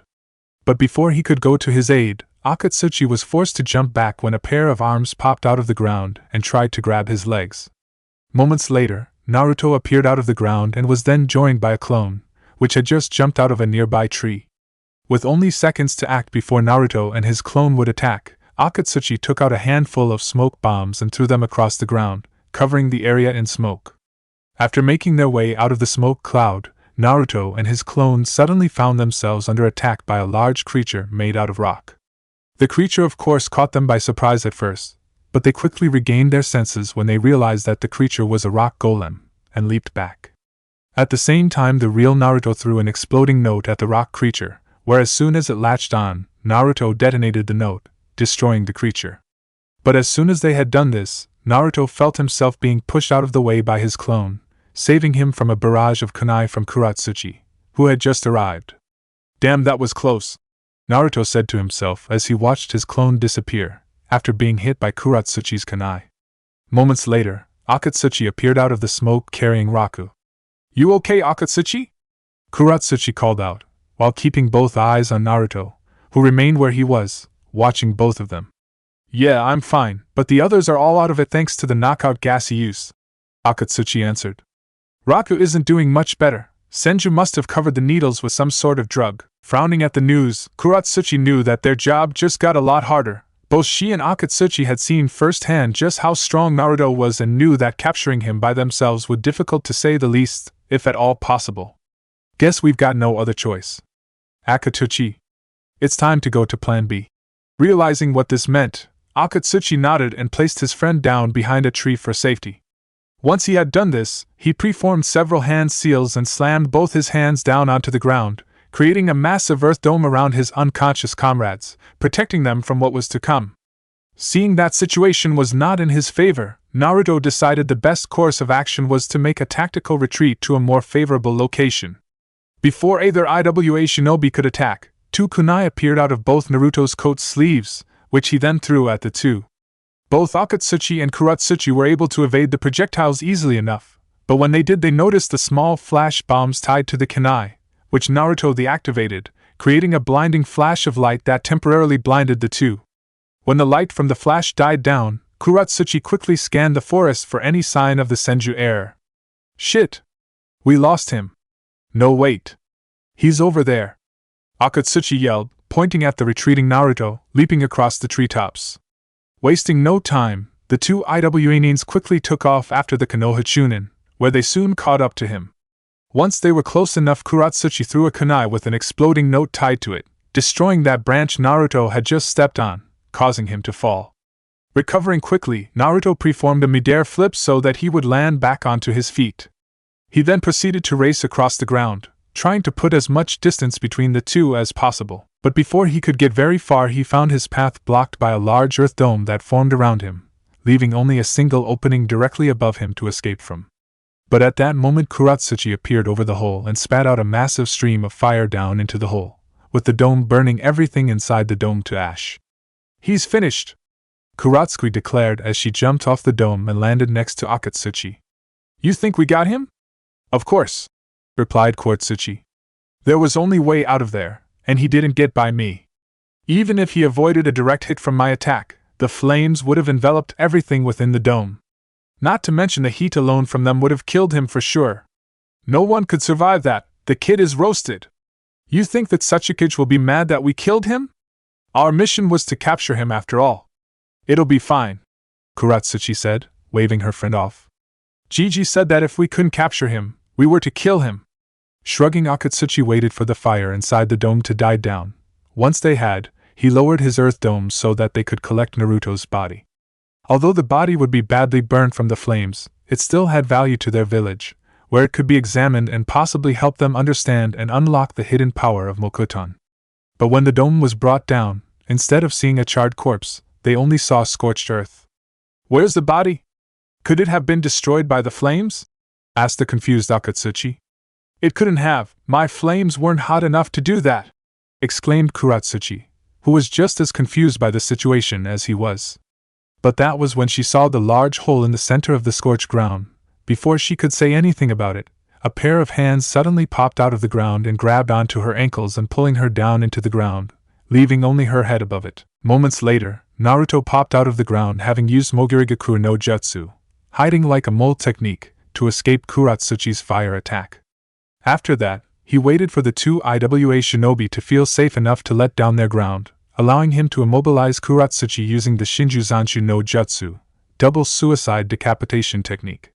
With Kuratsuchi momentarily disabled, Naruto quickly turned to Akatsuchi, who had just created another one of his rock golems and had it attack. After sidestepping the rock golem's punch, Naruto hit the creature with an enhanced knee kick to the stomach, causing the creature to shatter in pieces. But as soon as he had destroyed the creature, Akatsuchi used the Doryo Dango, Earth Mausoleum Dumpling, technique to lift the surface of the very ground up and hold up into the air. "Shit!" was all that Naruto could say before Akatsuki threw the massive mound of earth at him. Gathering his chakra into his fist, Naruto waited until the mound of earth was right on top of him, and shattered it with a single punch, sending debris flying everywhere, forcing Akatsuchi to move around to avoid them. At the same time, Naruto maneuvered around Akatsuchi using the rubble as a cover to sneak behind him. By the time the IWA Nin realized what he was doing, it was already too late, as Naruto appeared behind him and hit with an enhanced spinning heel kick to the face, knocking the large shinobi out and sending him crashing into several large trees. "That's one down," Naruto told himself, before he was assaulted by several shuriken flying towards him. Acting fast, Naruto gathered his chakra into his right fist again and pulverized the ground with a supercharged punch, causing rubble to fly everywhere, deflecting the projectiles, while creating a large dust cloud at the same time. Using the cloud as a screen, Naruto maneuvered towards the nearby trees in an attempt to find cover while locating his assailant. But before he could reach the trees, a large earth wall appeared in front of him, blocking his path. No sooner had the wall appeared, Naruto was hit by several large boulder-sized clay-like bombs, which encased his body and hardened around him. "Damn it, what is this?" Naruto shouted as she struggled to free himself. "Hey, like it?" asked the grinning Kuratsuchi, appearing out the now dissipating dust cloud, having dug herself from the ground. "It's one of my clan's special techniques called Sekijio, quicklime congealing. The moment it hits something, it begins harden to the point where it becomes as hard as cement. It's pretty handy when it comes to capturing tricky shinobi like you." Before Naruto could make any kind of a retort, Kuratsuchi punched him in the face, knocking him out, or at least she thought she did, until Naruto reverted into mud, revealing him to be an earth clone. At the same time, several wooden tentacles sprung out of the ground and began to wrap themselves around Kuratsuchi and lifted her up into the air. With only moments to act before she was completely bound, the young IWA Kanuchi formed two quick hand seals and spewed out a long stream of fire, aiming right for the base of the tentacles, causing them to burn and collapse, freeing her. Once she was safely back on the ground, the real Naruto appeared directly above and preformed his mother's signature Tsutenkyaku, Heavenly Foot of Pain, technique, which Kuratsuchi barely evaded by jumping away, causing Naruto to instead hit the ground. "Shit, that was too close!" the young girl said to herself as she held her head in pain after a piece of debris had hit her. Looking at the now destroyed ground, the dark-haired girl couldn't help but shiver slightly at how close she had come to being hit by the blonde's attack. If that attack had landed, I would have been splattered all over the forest. Hoping to at least disable Naruto, Kuratsuchi fired another round of quicklime at the Senju Heir, which he skillfully evaded, leaving much of the ground covered in the quicklime. But what he didn't know was that this was all part of Kuratsuchi's plan. After 3 quick hand signs, Kuratsuchi brought her hand to her mouth and shot out a massive jet of water from her mouth, aiming right for the quicklime, causing it to spread further across the ground. Naruto tried to avoid being caught in the substance, but misjudged how quickly it could spread as he leapt away, causing him to land on the lime, where it quickly hardened around his feet. Realizing he was stuck, Naruto cursed his short-sightedness, but when he tried to free himself, Kuratsuchi fired another large ball of quicklime, trapping his right hand and leg together in a thick layer of condensed lime. "You're not getting away that easily, Senju," Kuratsuchi yelled, before firing another condensed ball of quicklime at Naruto after noticing him pull something out of his utility belt with his remaining free hand, pinning it to his hip. But as soon as the lime hardened, it shattered, and revealed a yellow energy blade, which hummed loudly in the air. Recognizing the blade, the Iwa Kunoichi could only stare his shock. "That's the Raijin no Ken, Sword of the Thunder God, the sword of Konoha's Nidaime Hokage." "But that's impossible. Konoha lost that sword to aim, so how? And why didn't he use it during the Chunin exam?" Taking advantage of Kuratsuchi's surprise, Naruto shattered the lime covering his other hand and leg with the Raijin. After which he then gathered his chakra into his right fist and punched the lime-covered ground, destroying it. Once he was free, Naruto leapt forward and attempted to slash Kuratsuchi with the lightning sword. But before he could reach her, the Iwa Kunoichi came to her senses and leapt onto the branch of a nearby tree. "Damn it, I let myself to get distracted. But still, nobody told me that he had that thing. Nobody." Cursing her luck and their poor intel, Kuratsuchi decided to make the best of the situation and tried to capture Naruto again with her Sekijio. Naruto, although was ready for this, and used the Raijin no Ken to split the ball of lime in half, causing it fly past him. After which he then leapt into the air and attempted to slash Kuratsuchi again, but missed and instead cut the branch she had been standing on before jumping into another tree. This continued for several minutes as Naruto chased after the girl, leaping from one tree to the next. Kuratsuchi tried to fight back or force Naruto back with several different earth, water, and fire ninjutsu. But none of her attacks were strong enough to stop him, as Naruto cut through them all with the Raijin no Ken. At the same time, Naruto made several attempts to capture the older girl by using the same electrical ring technique that Aoi had used in their fight. Sadly, the technique proved more difficult than Naruto had expected and instead released several blasts of lightning at Kuratsuchi, forcing the girl to seek cover each time. Eventually, Kuratsuchi was able to put some distance between her and Naruto by throwing several flash bombs into his face, blinding him temporarily. Shortly after, Kuratsuchi made her way to a large clearing in the forest, where she planned to set a trap for the Senju Heir. As she expected, it didn't take Naruto long to locate her, where he jumped off the tree he had appeared on and landed in the middle of the clearing. "Decided to give up?" Naruto asked, although remained alert at the same time, expecting some sort of trap. The question of course received a snort from Kuratsuchi.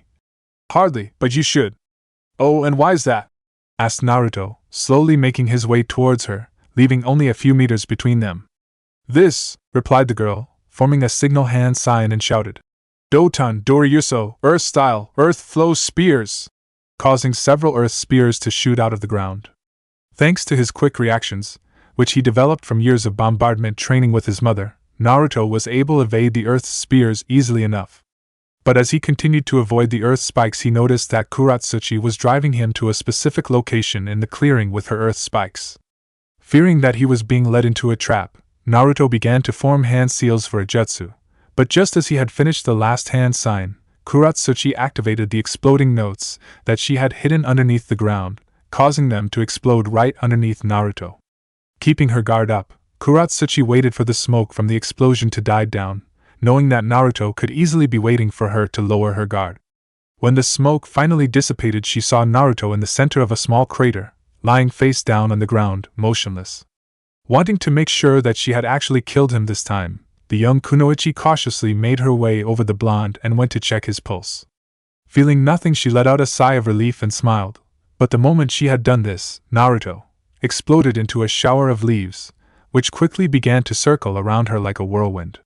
Surprised by what had happened, it took her a moment to realize that she had been caught in a genjutsu.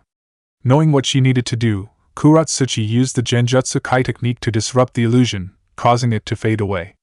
Moments after canceling the illusion, she saw Naruto appear out of the tree line, charging straight at her with the Raijin no Ken in hand. Acting fast, Kuratsuchi raced through several hand seals and shouted, "Doton, Dori Yuso!" creating another earth spike out of the ground, directly in front of Naruto, forcing him to stop. At the same time, 3 more spikes appeared out of the ground and surrounded him, trapping him in between them. "Gotcha!" thought the girl before she watched Naruto fade away right in front of her, at which point she then found the earth spikes surrounding her. Disoriented and confused by how her own attack had been turned against her, Kuratsuchi was left completely open to attack. Before she could understand what had just happened, she found her hands and legs all bound by several dozen vines that sprung out from a small seed underneath her, causing her to fall onto her side. Kuratsuchi tried to struggle against the vines, but found her strength leaving her. It was then that she realized that the vines were somehow draining her of her chakra. At the same time, Naruto appeared out from within one of the trees and made his way over to the restrained Iwa Kunoichi. "I wouldn't bother if I were you, as you've already guessed by now, those vines aren't ordinary ones. Once they appear, they latch onto the nearest person to them and wrap themselves around the person, meaning you. The vines then siphon your chakra and use it to fuel the buds that you see growing on them, filling them with your chakra and causing them to bloom into flowers, and if that happens, you're dead." Glaring at Naruto, Kuratsuchi struggled to break free of the vines, but no matter how hard she tried, she couldn't, and felt herself getting weaker and weaker with each passing minute. "I suggest that you stop struggling. The more you do, the faster the vines will drain you of your chakra." "Damn you!" snarled the girl. "How did you survive the explosion and turn my attack against me?" "Simple, right before you activated your exploded notes. I used a genjutsu to have you detonate the notes prematurely and made you think you'd got me. After which I then had you trap yourself in your own technique. But I dispelled your genjutsu," Kuratsuchi retorted, but that was when the realization hit her. She had made the false assumption that Naruto had only used one genjutsu, when in fact he had used 2, using the Magen, Niju Kokoni Arezu no Jutsu, demonic illusion, double false surroundings technique, hiding the second genjutsu in the first. When she dispelled the first genjutsu, she fell into his second genjutsu. Furious with how she fell for such a simple trick, the girl cursed herself over and over again in her head, all the while forgetting about Naruto, who was busy contemplating what he would do with the girl. His first option was to simply kill her, but he quickly pushed aside any such thoughts, not just because he disliked killing. But there was also the fact that she was the Tsuchikage's granddaughter. Killing her had consequences, despite having every right to kill her, given how she was an invader and had tried to kill him. Naruto knew that if he killed her, the Tsuchikage could declare war on Konoha. His second option was to bring her back to Konoha, where she could be used as a hostage to get Iwa to agree to stop their raids on their borders. But there was no guarantee that would work, since he had no idea what type of man the Tsuchikage was, where he could easily back out of the deal once he got her back. There was also a good chance that taking her back to Konoha could escalate matters as well, where the Tsuchikage would send his forces to Konoha to rescue her, causing all-out war. He also doubted that she would hold much information that would make it worth holding her, since she was only a Chunin, and being the Tsuchikage's granddaughter did not mean she would possess vital intelligence or secrets. The third option was to simply knock her out and leave her here for her comrades to collect her. That way they would be too busy dealing with her to come after him, especially since they had already basically failed their mission in capturing him. After going over his options, Naruto figured the third option seemed the best. Although the second option was the most appealing, there was no guarantee that he would succeed in bringing her back to Konoha by himself, especially with the possibility that the area was still filled with Iwa shinobi. Carrying her around would slow him down and make it difficult to fight back should he be pursued, and he had no idea when reinforcement from Goenka would arrive, having sent word to the base by another clone after he first encountered Kuratsuchi and her squad. So leaving her was the best possible option, but even so, Naruto felt he needed to send Iwa a message, so that they would know what happens the next time they would come after him. When Kuratsuchi saw Naruto take out a kunai from his utility belt, she immediately assumed the worst. But to her credit, she showed no fear and stared back defiantly at her would-be killer. "Go ahead, do it. I'm not going to beg for my life, so get it over with." But to her surprise, instead of stabbing her with the blade, he used it to cut the vines off her. "What are you doing? Aren't you going to kill me?" To Kuratsuchi's confusion, Naruto just laughed at her question. "Who said anything about killing you? I don't kill unless I have no other choice, and I have already beaten you, so I don't need to kill you. The vines have already absorbed most of your remaining chakra, so you're no longer a threat to me." Kuratsuchi just scoffed at this. "You really are a naive little brat if you believe that. In the shinobi world it's kill or be killed. That kind softness has no place in it. It makes you weak." "Maybe, but I'm also a medic and I was taught to value life, and in case you forgot this naive little brat whooped your sorry ass, so what does that say about you?" retorted Naruto, smirking when he saw Kuratsuchi scowl. "Besides, hurting people is easy, anyone can do that. To be great you need to know how to heal people first." "Huh, and what idiot told you that?" Kuratsuchi asked with a haunting laugh, which almost immediately ceased with steely gaze from Naruto. "My mother, that's who, and she was told the same thing by her grandfather, the Shodai Hokage. So you tell me, were they weak idiots for believing in that?" Kuratsuchi of course said nothing, having no comeback to Naruto's retort, since only a fool would try to deny the strength and skill of the Slug Princess, and only a blind fool would doubt the Shodai Hokage's strength. Even her grandfather acknowledged the Konoha founder's strength, crediting him as the most powerful shinobi of his era. Her grandfather even went on to claim that the Shodai Hokage's prowess in battle was so great that no one living today could match him. Compared to him, or his arch-rival Uchiha Madara, all 5 Kages were nothing more than mere infants. Kuratsuchi on the other hand remained skeptical at just how powerful the Shodai Hokage was. She didn't that doubt the man was powerful, and was probably the strongest shinobi of his time. It was just the way her grandfather went out about the two that made her think that he was over-exaggerating their powers, making them seem like ancient gods of battle, or something out of a fairy tale book. "So if you're not going to kill me, then what do you intend to do?" the girl asked, a question she quickly regretted when she saw a dark, sinister-looking smile appear on Naruto's face. A smile that was well-known and dreaded by those, Jiraiya, who knew his mother. Seeing this smile, the dark-haired girl suddenly felt very, very nervous. After splitting up with Naruto, Kosuke led the perusing IWA shinobi on a merry chase around the forest in the hope of buying Naruto more time to warn the base.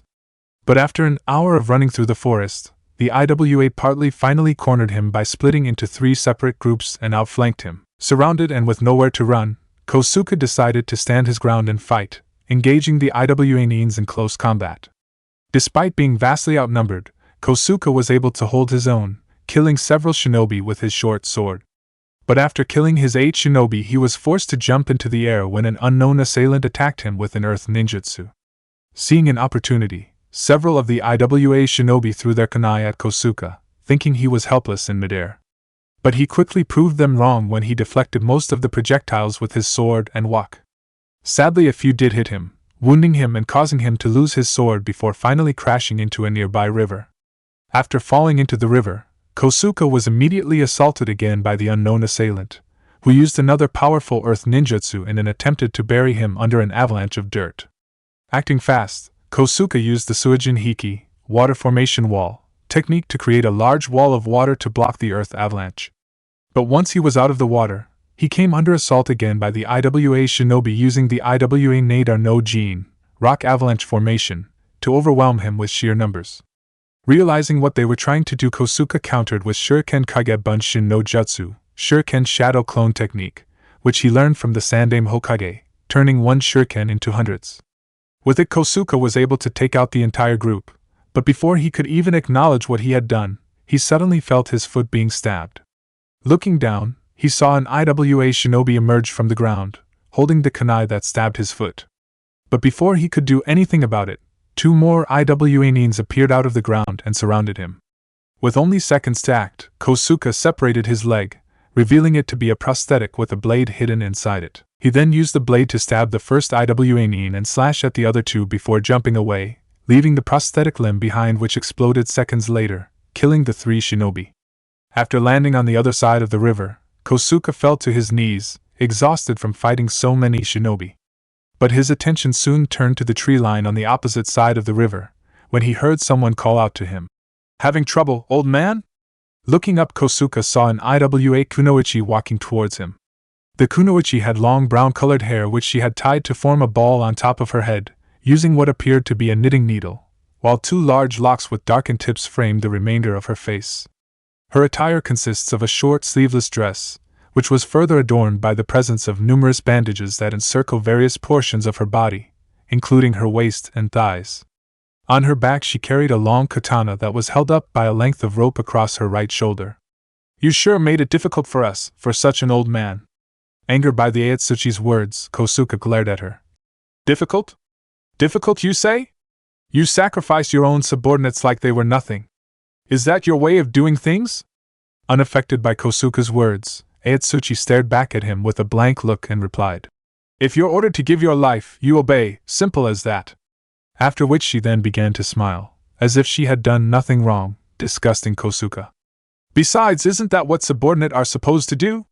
Didn't you use your subordinates as a diversion so that you and the boy could escape?" Upon hearing Aotsuchi's words, Kosuke began to laugh. "The others who stayed behind to buy us time to escape weren't my subordinates, they were all jonin.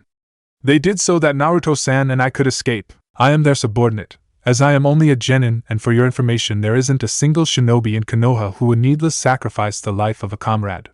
"Why, you're telling me that a mere genin took out my entire unit?" Aotsuchi repeated angrily, furious at the mere suggestion of it. "Ludicrous.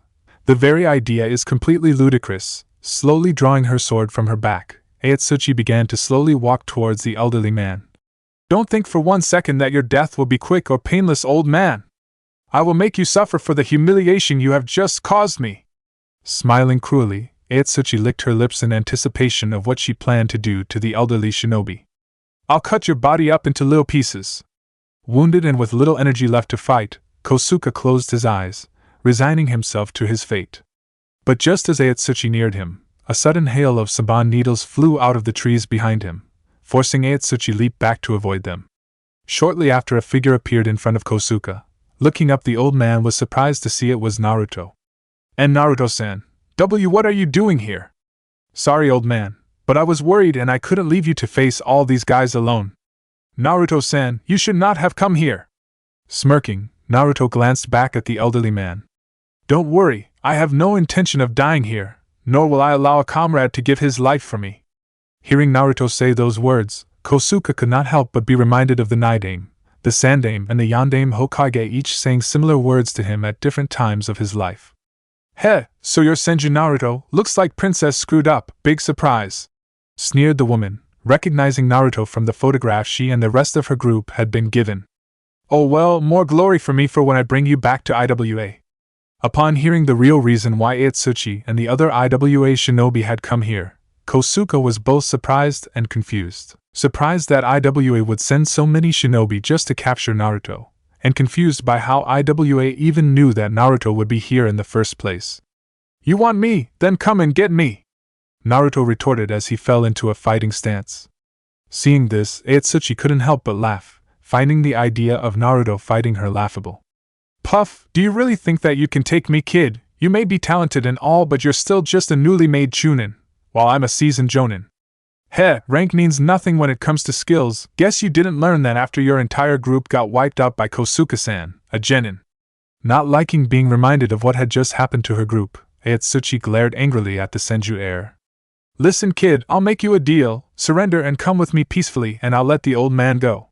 Before Naruto could respond to Aotsuchi's offer, Kosuke stood up. "I'm afraid that we'll have to refuse your kind offer, Kunoichi-san. Like Naruto-san, I refuse to allow a comrade to sacrifice themselves for me."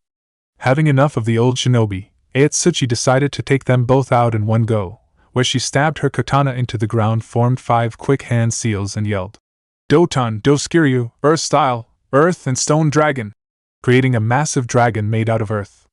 At the same time, after only performing 6 hand seals, Kosuke created a massive water dragon, much to the shock of Naruto and Aotsuchi, and intercepted the earth dragon, destroying it. "Impossible!" shouted Aotsuchi, not believing that her earth dragon had been destroyed by Kosuke's water dragon, especially since she had the elemental advantage.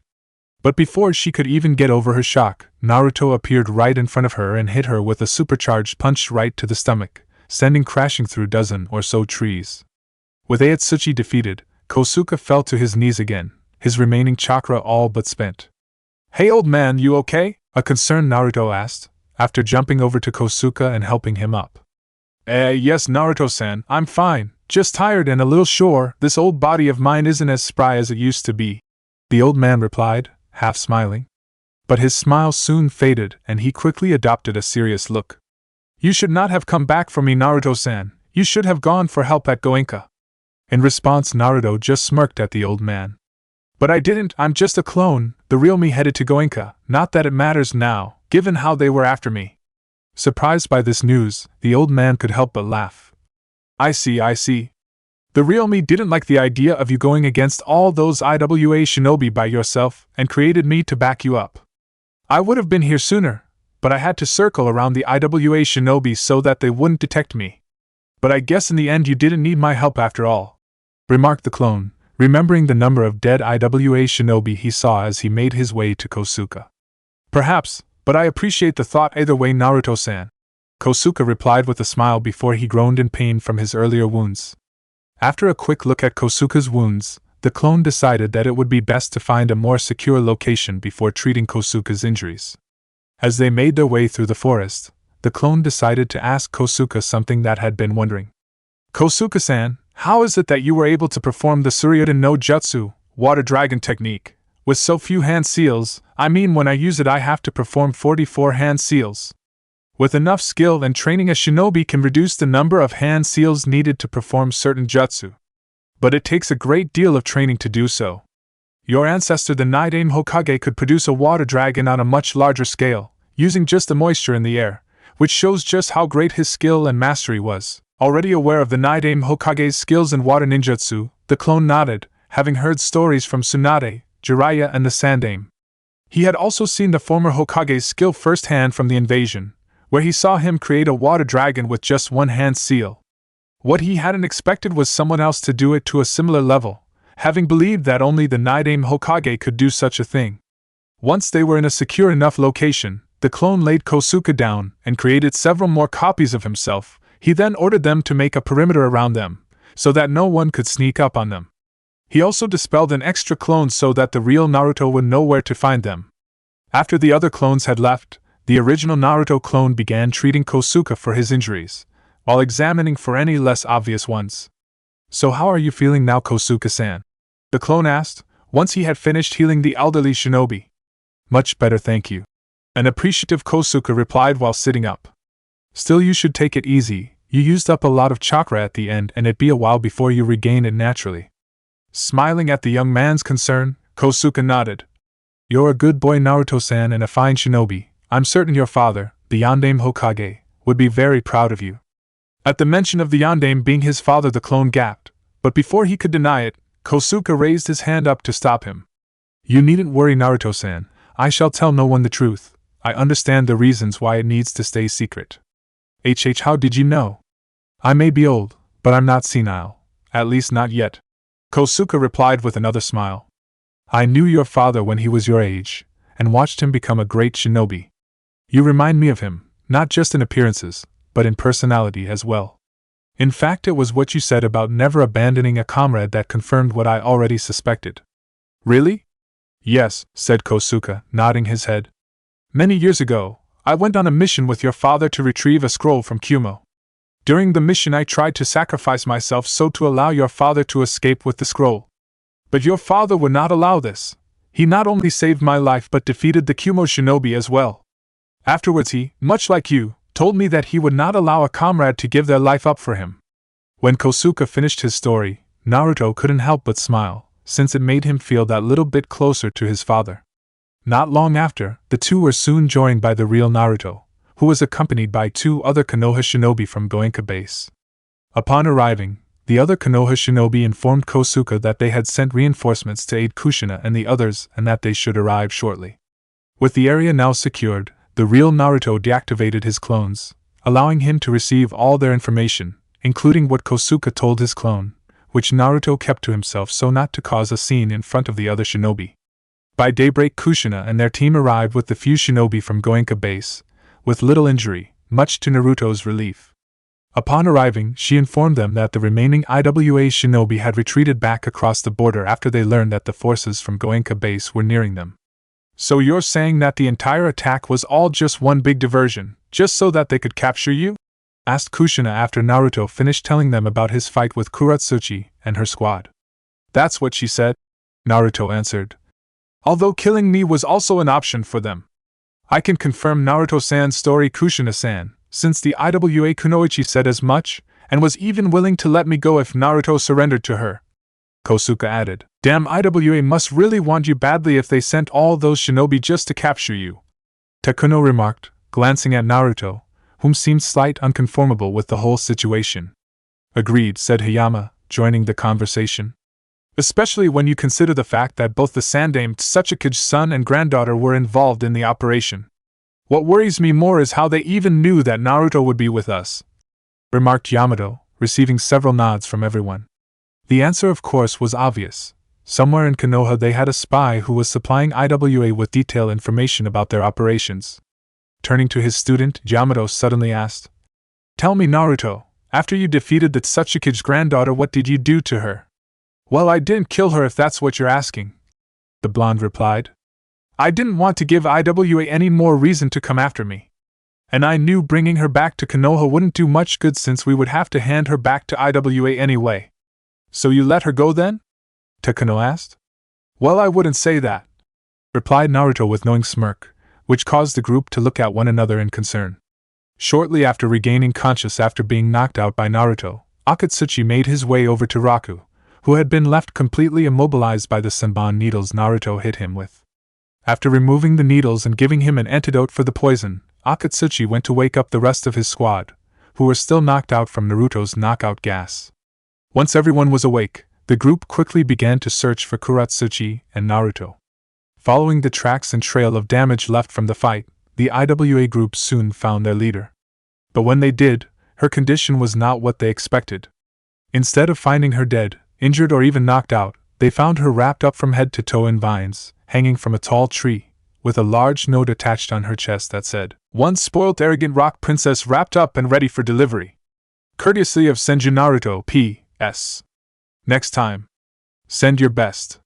Needless to say, when the group saw the state their leader was left in, many of them struggled to keep a straight face. The other members, though, were not as controlled and burst out laughing when they saw her. Seeing this, Kuratsuchi began to struggle against the vines and scream at her teammates to get her down from the tree and free her from the vines. But due to the vines covering her mouth, none of the other IWA shinobi could understand what she was saying, which caused them to laugh even harder as they listened to her muffled screams of rage. Needless to say, it was a while before her teammates could calm down enough to cut her down from the tree. It was even longer before any of them could even look at her in the face and not burst out laughing at the memory of her hanging from a treetops like a piñata. Listening to her teammates' laughter, the Tsuchikage's granddaughter fumed and began to tune out their laughter. Focusing on one thought, and one thought alone, one that would help her bear thought all the mockery and ridicule that was to come later on, and that thought was what she would do to a certain blonde-haired Chunin once she got her hands on him. Chapter 40 Prophecy. Konoha. In an unknown location in Konoha, a lone figure slowly traveled through an underground passageway beneath the village, with only a small torch lighting his way. After several minutes, the figure arrived at the end of the passageway and entered a large room with numerous bookshelves, filled with hundreds of scrolls and books. This could take a while, the figure said to himself, when he saw just how many scrolls and books there were in here. Ignoring the scrolls for the time being, the figure began pulling out various books off their shelves and then putting them back when they weren't the one he was looking for. After about an hour of searching, the figure finally found the book he was looking for, which read, How to Care for Your Bonsai Tree. Quickly opening the book, the figure began scanning each page carefully in the hope of finding what he was looking for. But when he reached the final page of the book, to his frustration, the page turned out blank. Thinking he must have gotten the wrong book, the figure was about to place the book back, but stopped when he noticed several kanji appear on blank page. But as soon as they appeared, they quickly disappeared again. Holding the page up, the kanji slowly reappeared again. Realizing that this was what he had been searching for, the figure quickly closed the book and raced for the exit, wanting to show this to his mother as quickly as possible. Hokage Mansion, Konoha sitting at her desk. A rather annoyed-looking Tsunade had just finished rereading the after-mission reports from Naruto's recent mission at the border. Needless to say, the female Hokage was far from pleased when she learned that what was supposed to be a simple C-rank mission turned into a battle between her son's team and a full company of IWA shinobi. "I swear that boy is a trouble magnet. Everywhere he goes he gets into some kind of trouble," Tsunade grumbled to herself. But what really worried her was how the IWA shinobi had been targeting her son and knew where he would be. After finishing the report, Tsunade agreed with Kushina and the others' theory that IWA had a spy in Konoha. It was the only thing that made sense of the whole situation.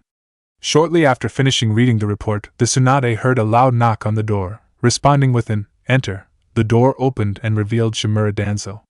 Slowly entering the office, the old shinobi closed the door behind him. "You asked for me, Lady Hokage?" Danzo asked dully, taking one of the two seats in front of Tsunade's desk. "Yes," Tsunade answered. "I take it that you've already heard of the recent incident we had at the AIM border?"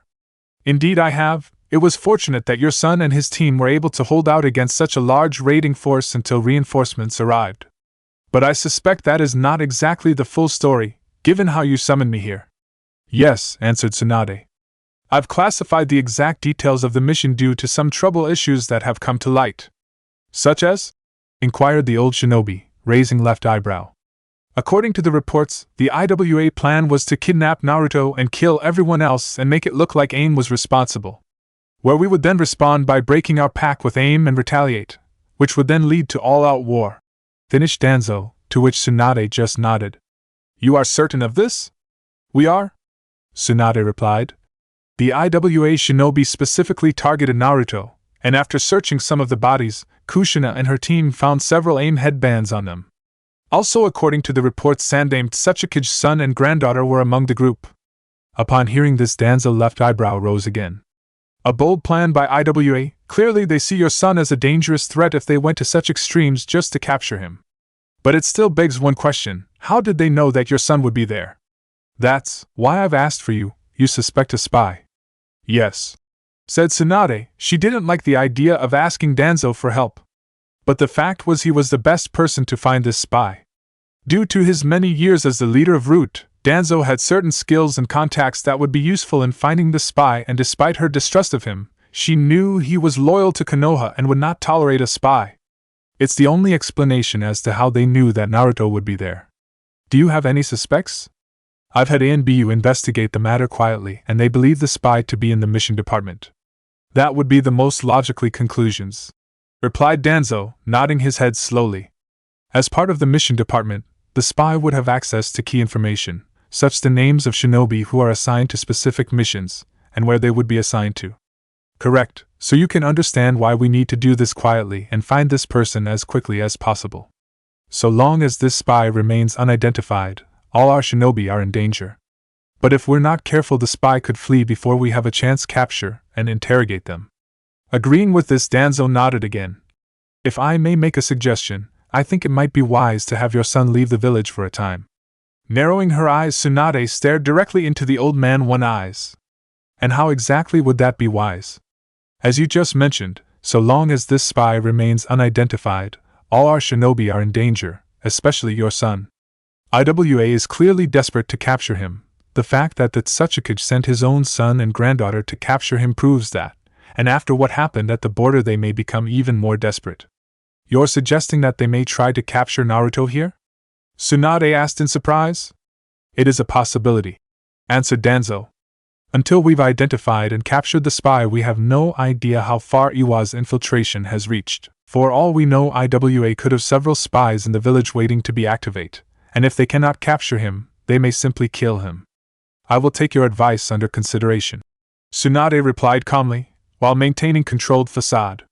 But inwardly she was worried. As much as she hated to admit it, she knew Danzo had a point. Everyone in Konoha knew where she and Naruto lived and knew Naruto by sight. Even if she assigned ANBU to watch Naruto day and night, so long as the spy was in Konoha, her son was in danger. Nodding again, Danzo then asked, I assume you will want to be kept informed of my progress. Yes, I want a daily report until we have identified the leak.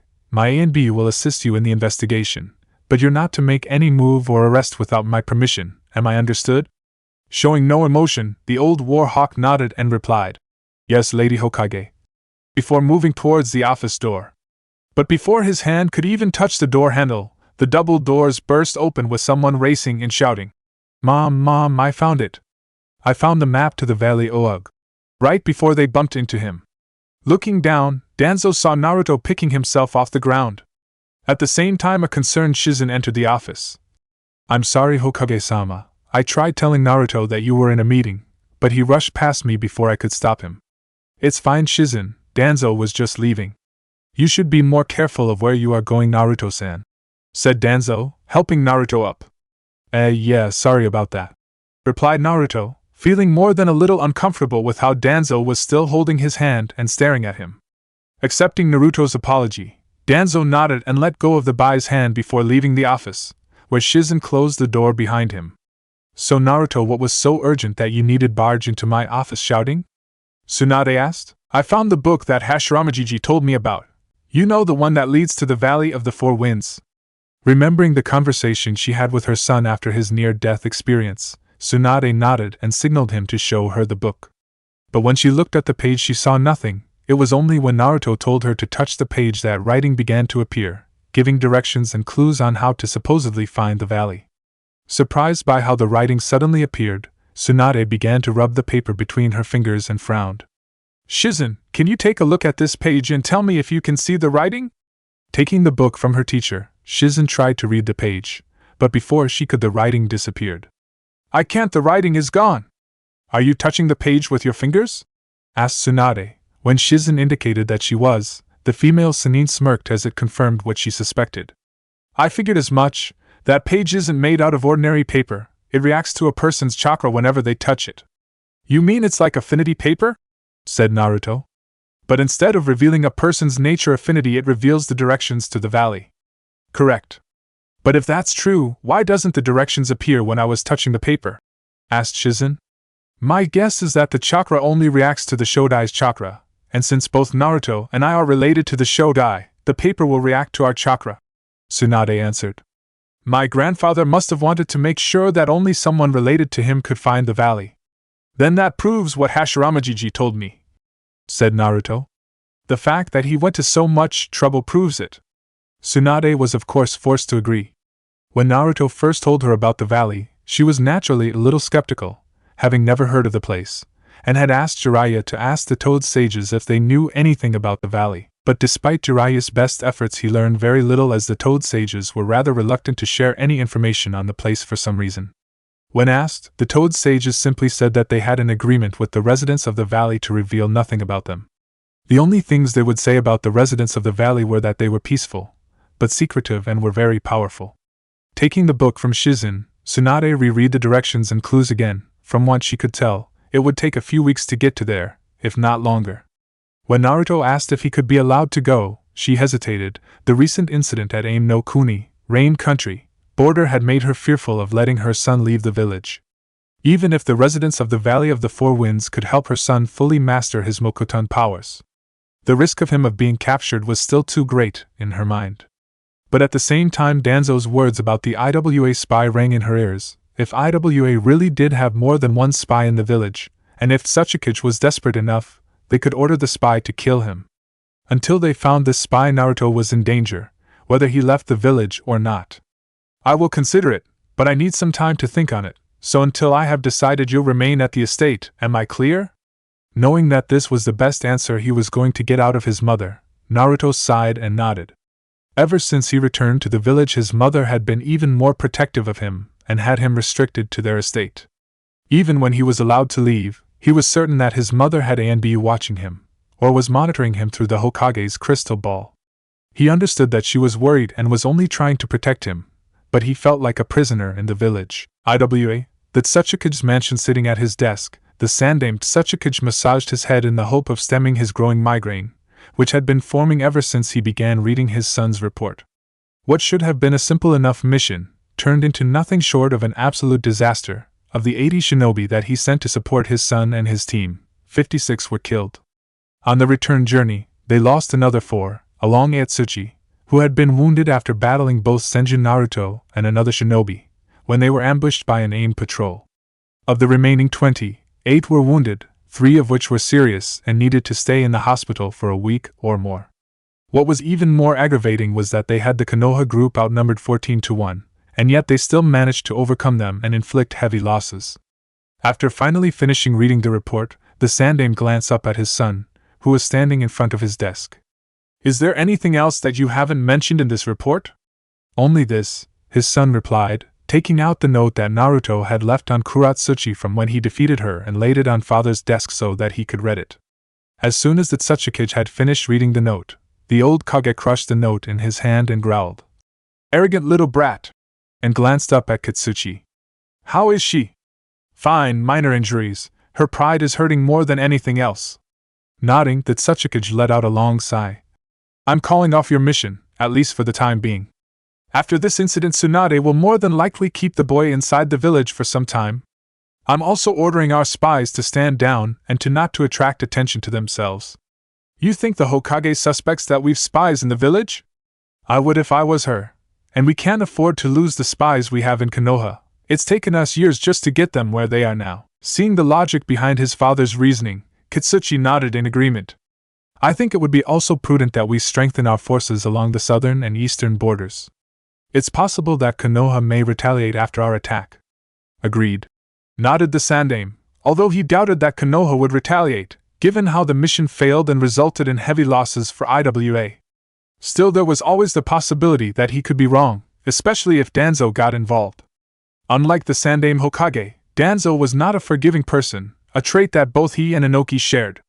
Over the years, the Sandaime Tsuchikage had several different run-ins with the notorious War Hawk of Konoha, more commonly referred to as the Shinobi no Yami, the darkness of the shinobi. He knew that there was a strong possibility that Danzo would act on his own accord and strike back. The Tsuchikage always found it humorous that an extremist like Danzo, who was obsessed with war and destroying his enemies, was born in a village like Konoha, known for its idealism and peaceful beliefs.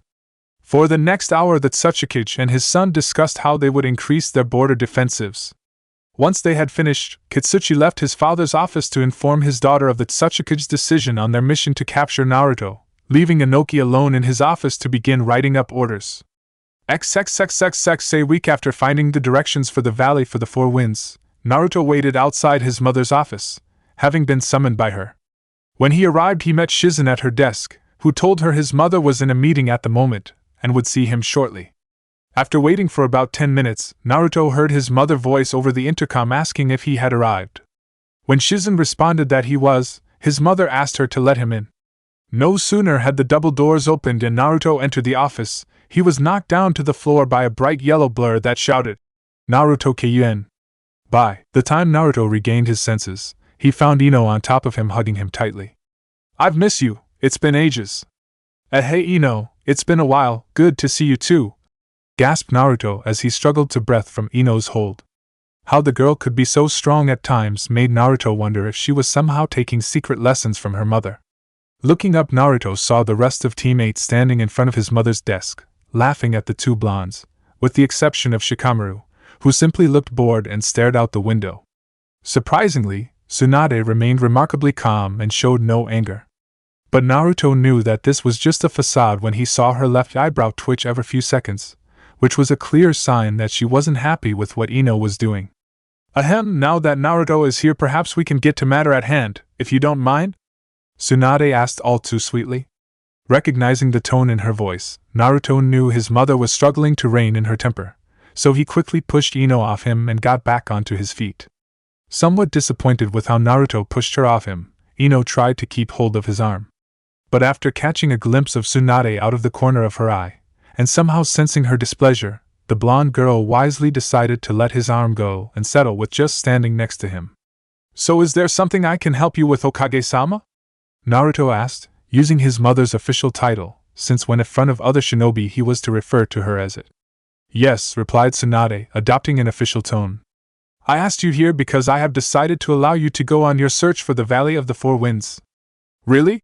said Naruto, not expecting his mother to agree so soon.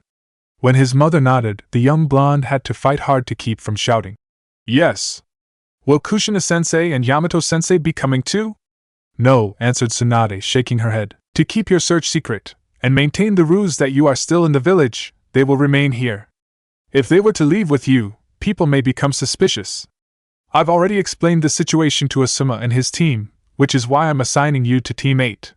There will be no record of you accompanying them. As far as anyone is concerned, you are still confined to the estate, and Team 8 left on a previously assigned mission. The only ones that'll know the truth will be Shizen, the guards at the main gate, and the people in this room. You're forbidden from telling anyone else, am I clear?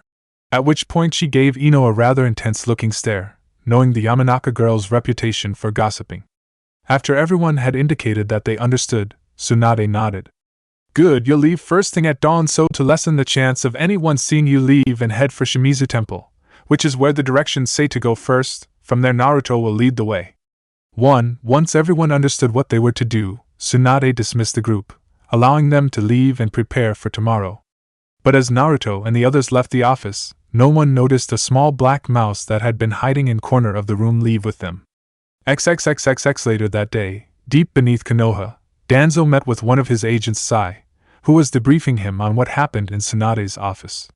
So Naruto-san is leaving the village tomorrow to locate the Valley of the Four Winds. Interesting, commented Danzo with a thoughtful expression on his face. If I may, Danzo-sama, why is this valley so important? Sai asked as he knelt before his lord. Does it hold some great secret for the Senju clan? Unfortunately, even I have never heard of the Valley of the Four Winds, but if Tsunade is willing to go such extremes to keep her son's search for its secret, it must be of great importance. The old shinobi replied. Still, I'm surprised that Godame is sending Naruto-san, especially given the recent border skirmish. There must be some reason that makes it impossible for anyone other than Naruto-san to search for the valley. It's the only explanation as to why she would send him instead of sending more experienced shinobi to find it. Do you think it might be due to his Mokuton bloodline limit? That would be the logical explanation. But regardless, this works well for what I have planned to find Iwa's spy. How so? Like the Sandaime Hokage, Tsunade has a fatal weakness. She allows her personal feelings to get the better of her, especially when it comes to her son. With Iwa's recent attempt on him, Tsunade's concerns for his safety have already reached the point of paranoia. During our meeting, I hinted to Tsunade of the possibility that IWA may have more than one spy and that they may try to kidnap or kill the boy. You think IWA would? Although it is not impossible, I find it highly unlikely they would. Doing so could compromise their spy, who is more valuable to them so long as he or she goes unnoticed. Tsunade doesn't know this, as her desire to protect her son blinds her to this fact. I had originally planned to send some agents to make a fake attempt on his life, but this works better for us. But how will having Naruto-san leave the village help us find the spy? Asked Sai. Catching a spy is like hunting. All you need is the right bait to lure your prey out. Senju Naruto is that bait.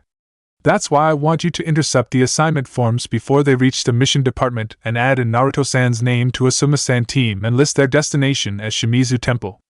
We're already monitoring all the personnel there, and when the spy sends word to IWA of his location, we'll know who he or she is. But what of Naruto-san? Asked Sai, who looked from ground to his master. By leaking his whereabouts, there is a chance that IWA may capture or kill him this time. Some risks are necessary when it comes to finding a spy. The boy has already proven himself to be quite resourceful when faced with difficult situations. Besides, Sarutobi Asuma is a highly capable shinobi, not at the same level as his father, but still a shinobi that should not be underestimated. Naruto-san should be fine. And if IWA does capture him? Then we'll act accordingly, so that the boy cannot be used against us, for the good of Konoha. Danzo replied coolly. For the good of Konoha, repeated Sai, before leaving the underground hall to complete his new mission. After Sai left, Danzo turned and headed to his office to begin preparations for the next phase of his plan. XXXX After traveling all day, and with the sun now setting, Naruto and the members of Team 8 decided to make camp and rest for the night. It had been 2 weeks since they left Konoha, and according to the directions and clues in the book, they were getting close. The journey hadn't been easy for the group, especially when it came to locating certain places, given how the directions and clues did not take into account how much things had changed in the past 90 years.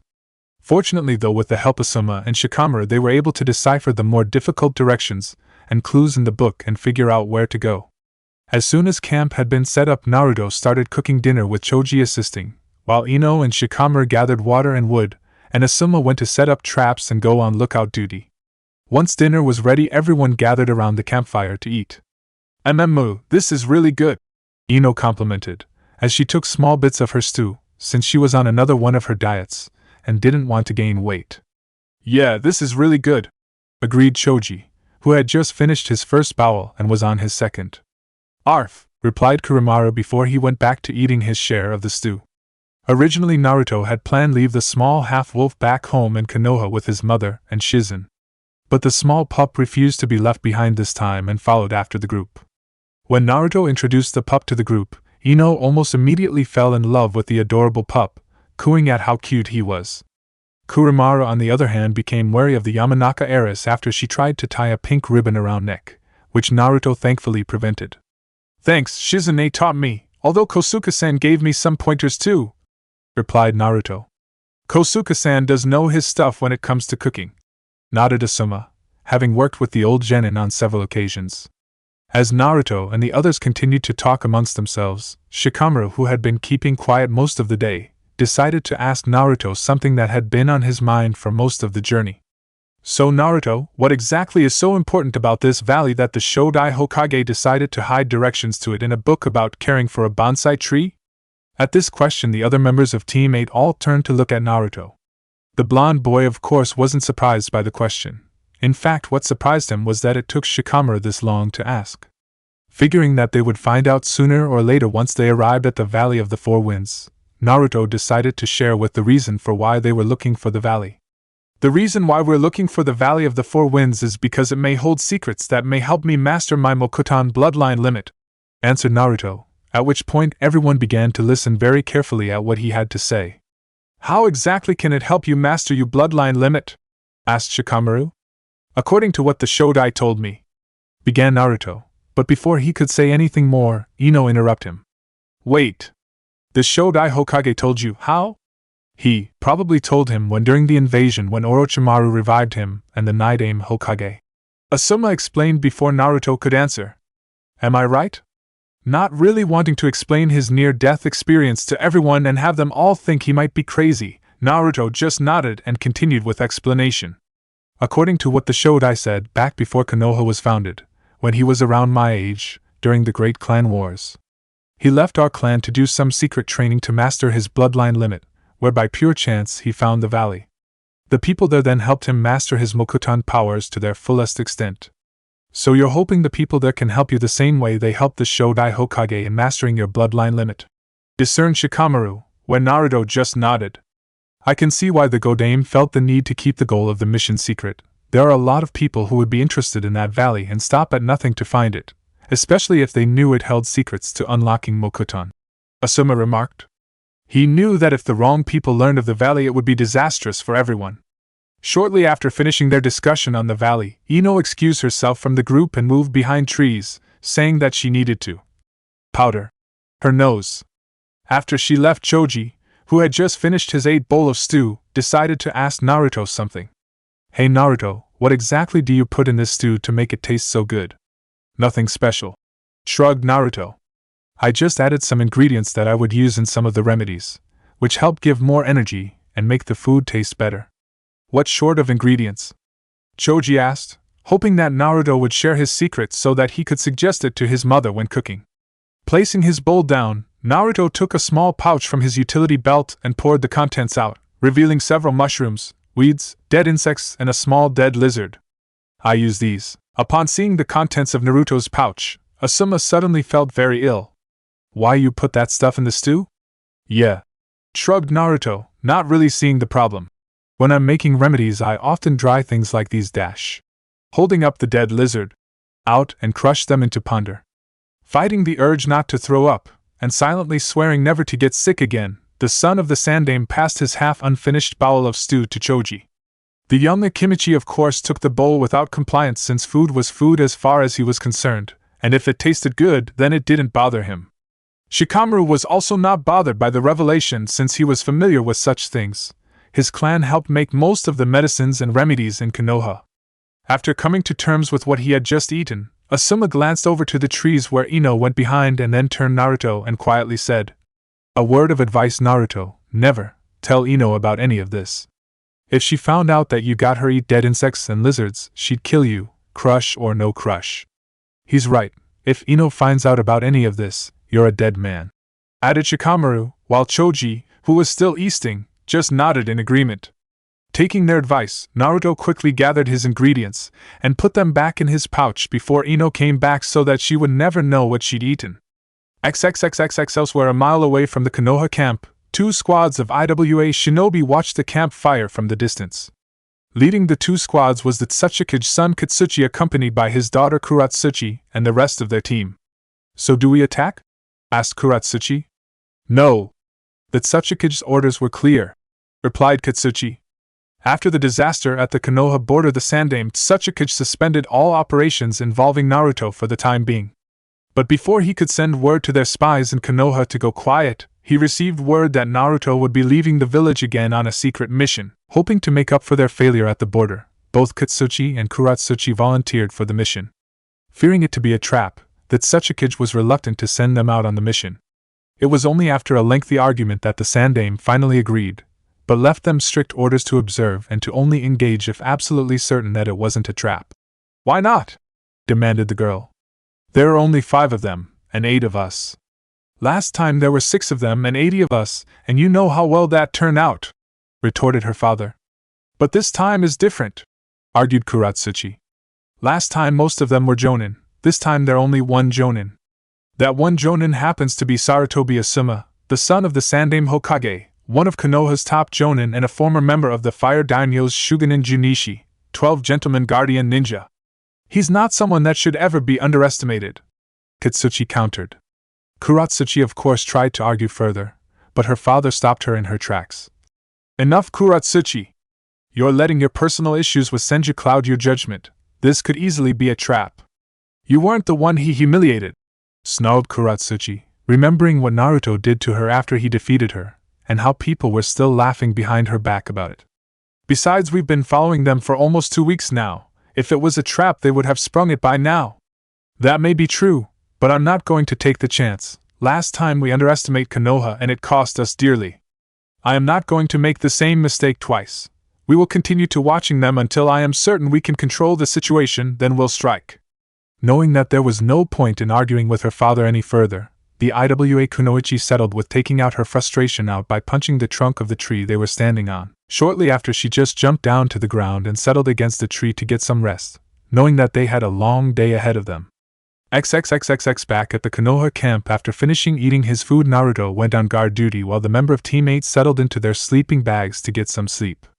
He also had Kuramaru to stay at the camp on the chance that someone snuck past him, knowing the young Niken, ninja hound, keen sense of smell would be able to detect any approaching strangers. After making sure the area was secure by using his Chakura Purusu, Chakra Pulse, technique, Naruto leaped onto a trick tree branch and settled himself down, waited until his shift was over. An hour into his watch, Naruto heard some movement coming up from behind him. Fearing an intruder, Naruto slowly drew a kunai from his utility belt and waited. Once the intruder was close enough, Naruto spun around and threw his kunai, causing the person to yelp in surprise and fall to the ground onto their rear. Recognizing the yelp, Naruto leapt down next to the person he attacked. "Ino-chan, what are you doing here? I could have killed you!"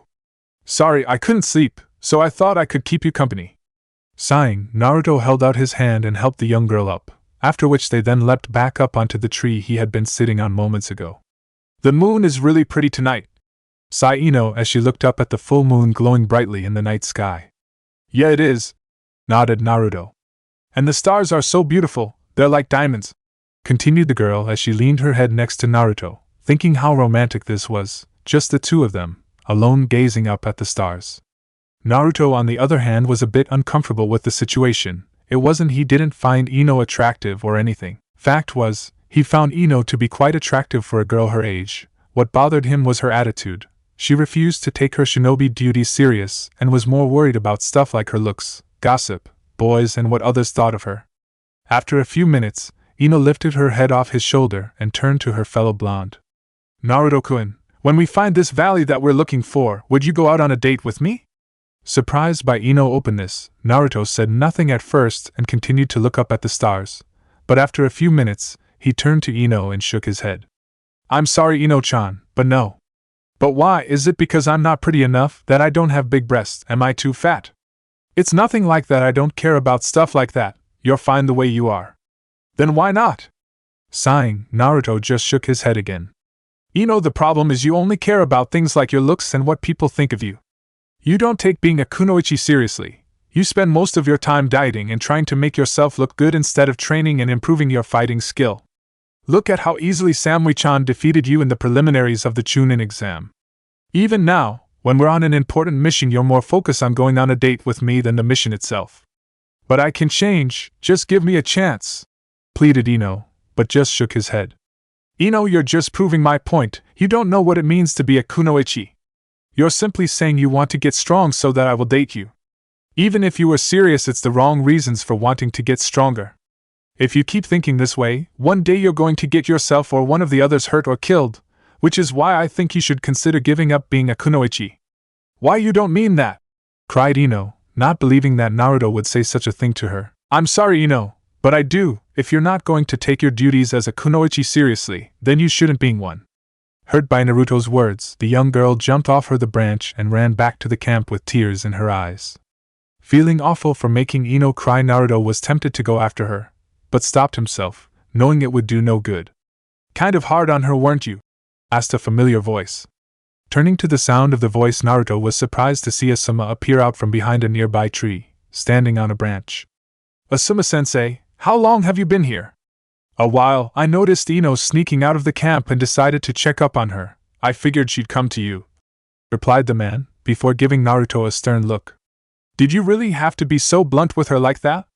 It was the only way I could see it getting through to her. If she heard it from me, she'd at least take it seriously. You know, she could end up hating you for what you said. Better that she hates me than ending up dead. If it gets her to take her duties as a kunoichi more serious, then it'll be worth it. I suppose you're right, nodded Asuma, who couldn't help but be surprised by how mature the young Senju could be for his age. But still, a part of him thought that Naruto was being rather cruel to Ino, especially given how he knew her feelings towards him. Knowing that he could do nothing about it now, Asuma figured he'd leave Naruto to his own thoughts and headed back to the camp to get some rest before it was time for him to take the watch. A few days later, following their talk at the camp, things became rather tense between Naruto and Ino. Naturally, both Shikamaru and Choji noticed the tension between the two, but when they asked them what was going on, neither of them were willing to talk. Sensing the tension between his master and Ino as well, Kuramaru tried to ease things between the two by playing on his cuteness with Ino and allowing her to pet him, dress him up in ribbons and spray perfume on him. Sadly, despite the ordeals he went through for his master, Ino still refused to talk to Naruto, even when the small pup forced the two to speak to each other. After 2 days of travel, the group arrived at a stone bridge, which according to the directions in the book they needed to cross. The bridge was old and looked to be made around the time of great shinobi clan wars. It made out of gray stones and featured a large gate at both ends, somewhat resembling a torii, and spanned over a deep ravine with a raging river at the bottom. So after we cross this bridge, how long more will it before we arrive at this valley? Shikamaru asked. About another week or more, replied Naruto after looking at the directions on the book. That's if the directions are right and that we don't meet any problems. Great, moaned the Nara heir as he began to grumble about how troublesome this mission was. Naruto just smirked at this, but when he glanced at Ino, his smirk almost immediately disappeared. Ever since their talk, the young Yamanaka girl had been unusually quiet, avoiding contact with him as possible, walking as far forward or as far back as she could, speaking to him only when she had to. Naruto of course tried to talk to her, but Ino would either ignore him and walk away or start up a conversation, one of the others. Making their way across the old bridge, the group suddenly stopped when several smoke bombs rolled across the bridge and exploded, covering the bridge with smoke and blinded the Konoha group. Defensive formation! Yelled Asuma. Heeding his orders, the group quickly drew their kunai and formed a circle with their back to one another with Kuramaru in the center. Moments later, a hail of shuriken and kunai appeared out of the smoke from both ends of the bridge, which the Konoha group defeated against, with only minor scratches. Everyone all right? Asked Asuma, while at the same time keeping a lookout for any more projectiles.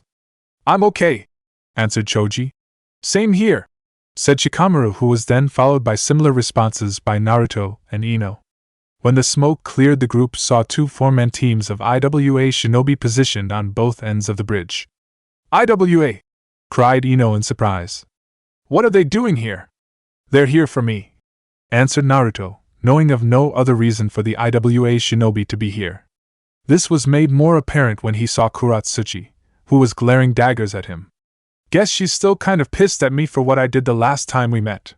Troublesome, muttered Shikamaru. Not only were they surrounded and outnumbered, but were completely exposed on the bridge with no cover or escape route. IWA planned this perfectly. They must have scouted ahead of us and decided to ambush us here. We were careless. How did they know that you were with us? Choji asked. I thought only the Hokage was supposed to know that you were with us. I don't know, but they're here now and have you cornered, a frowning Asuma replied. Any doubts that he may have had about IWA having a spy in Konoha had now been put to rest. Given the situation they were in, Ino turned to Asuma. What are we going to do, sensei? Before Asuma could answer Ino, they heard Katsuchi calling out to them. Sarutobi Asuma, you're surrounded and outnumbered. All we want is Senju Naruto. Hand him over to us, and neither you nor the rest of your team will be harmed. Resist and you will all die. You have 1 minute to answer. After hearing Katsuchi's demands, Naruto was about to walk towards the IWA shinobi to surrender himself. But before he could even take a step towards them, he stopped when he felt Kuramaru biting on his trouser legs. Naruto, what do you think you're doing? Ino hissed as she glanced at her fellow blonde. What does it look like I'm doing? I'm going to surrender. You can't. What choice do we have? They have us surrounded and could attack us at any moment. We can fight. If we do that, we'll lose. They have us pinned between them. He's right, said Shikamaru, joining the conversation, after keeping quiet the entire time, trying to think of a way for them to escape. We're caught in between 2 groups of enemies on opposing sides, with no cover and limited room to maneuver. If a fight breaks our chances of escaping this, let alone surviving, our slime. But we can't just let them take Naruto, argued Choji, who didn't like the idea of handing over a friend to an enemy. We won't, replied Asuma, while keeping his eyes focused on the IWA shinobi in front of him. Not wanting his friends to be hurt because of him, Naruto tried to argue against it, but was cut off by Asuma. Naruto, I know what you're going to say and appreciate what you're trying to do, but as team leader it's my job to protect you, and if it was one of us that they wanted, you probably wouldn't let us go either. Realizing that Asuma was right, Naruto just nodded. Besides, continued Asuma, chances are they would still kill us once you surrendered yourself to them. It works better for IWA if there are no survivors to report back to Konoha on what happened here.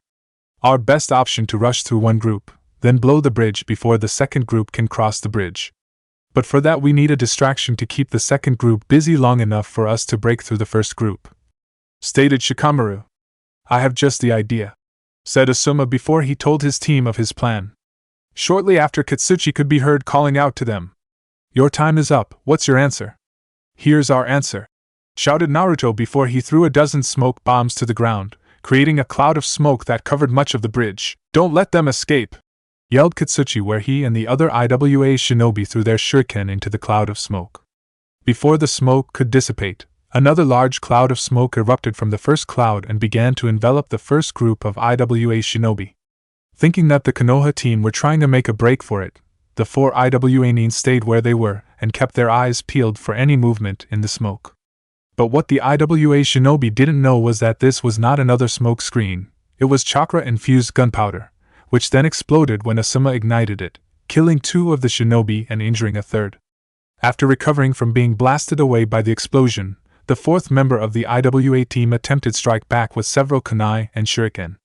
But before she could even throw the projectiles, she found herself unable to move. What the? Looking down, the IWA kunoichi could see a shadow tendril extending from the smoke cloud to her own shadow. Realizing she had been caught, the IWA kunoichi struggled to move, but quickly realized that it was impossible. Moments later, Sarutobi Asuma appeared right in front of her and punched her hard in the stomach, causing her to double over and lose consciousness from the pain of the blow. At the same time, at the opposite end of the bridge, Katsuchi and his team were pinned behind a large wall of earth. After seeing the explosion, Katsuchi and his team had attempted to assist their comrades. But before they could even move, a hail of shuriken, kunai and wooden spikes flew out of the smoke cloud, forcing Monga to create a wall of earth to block the projectiles. Shortly after, Choji burst out of the cloud of smoke in his human tank form and charged straight at the earth wall, smashing right through it, destroying it and scattering the IWA team. With the earth wall destroyed and the IWA shinobi scattered, Choji quickly turned and headed back to the bridge. But before he could reach the rest of his team, he was hit by several globs quicklime, courteously of Kuratsuchi, which quickly hardened, stopping him in his tracks. Unable to move, Choji was force reverted into his normal state. No sooner had he done this, Kuratsuchi appeared above the Akimichi Heir and threw several kunai at him. Before they could hit, the kunai were intercepted by several other kunai from Naruto, who then held up his arm and fired several vines at her. Stuck in midair, unable to move, Kuratsuchi could only watch as they wrapped themselves around her right arm and pull her down to the ground next to Naruto, who then wrapped her up in several more vines. No sooner had he done this, Kuratsuchi's father and the rest of her team moved into action to help her. Seeing this, Naruto created several clones and had them intercept Katsuchi and his team, and keep them busy while he helped free Choji. Once he had freed the Akimichi Heir, Naruto called out to Ino inside the smoke. "Are they ready yet?" "I've just finished," the blonde girl called back. Whereas the smoke from the bombs dissipated, they could see the middle of the bridge covered with dozens of exploding notes. With the IWA shinobi on Asuma's side defeated, and the exploding notes ready, Naruto and Choji were about to fall back and blow the bridge to prevent Katsuchi and his team from following them. But before they could even move, Naruto suddenly pushed the Choji away and shouted, "Watch out!"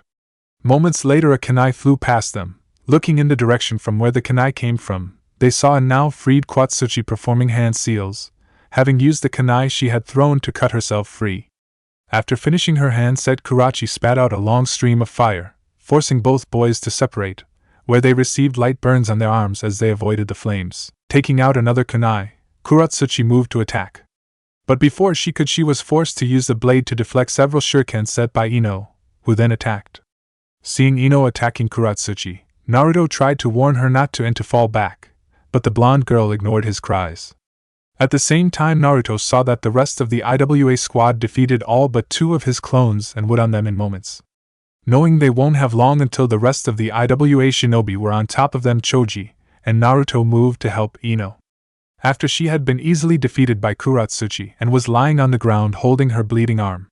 Before Kuratsuchi could finish Ino off, Kurimaru appeared and bit down hard on Kuratsuchi's arm, causing her to cry out in pain and drop the kunai she had been holding.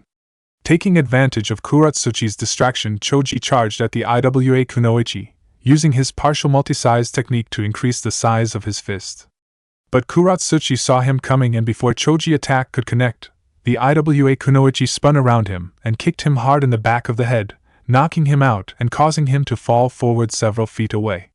No sooner had she knocked Choji out, Naruto appeared behind her with a kunai in hand and slashed her in the back. Feeling the metal tearing through her skin, Kuratsuchi cried out in pain before moving away from the 2 blondes. Despite her flak jacket having taken the brunt of the slash, where she received only a shallow cut, the wound still hurt. After driving Kuratsuchi away, Naruto immediately went to check on Ino. "Ino, Kurimaru, are you okay?"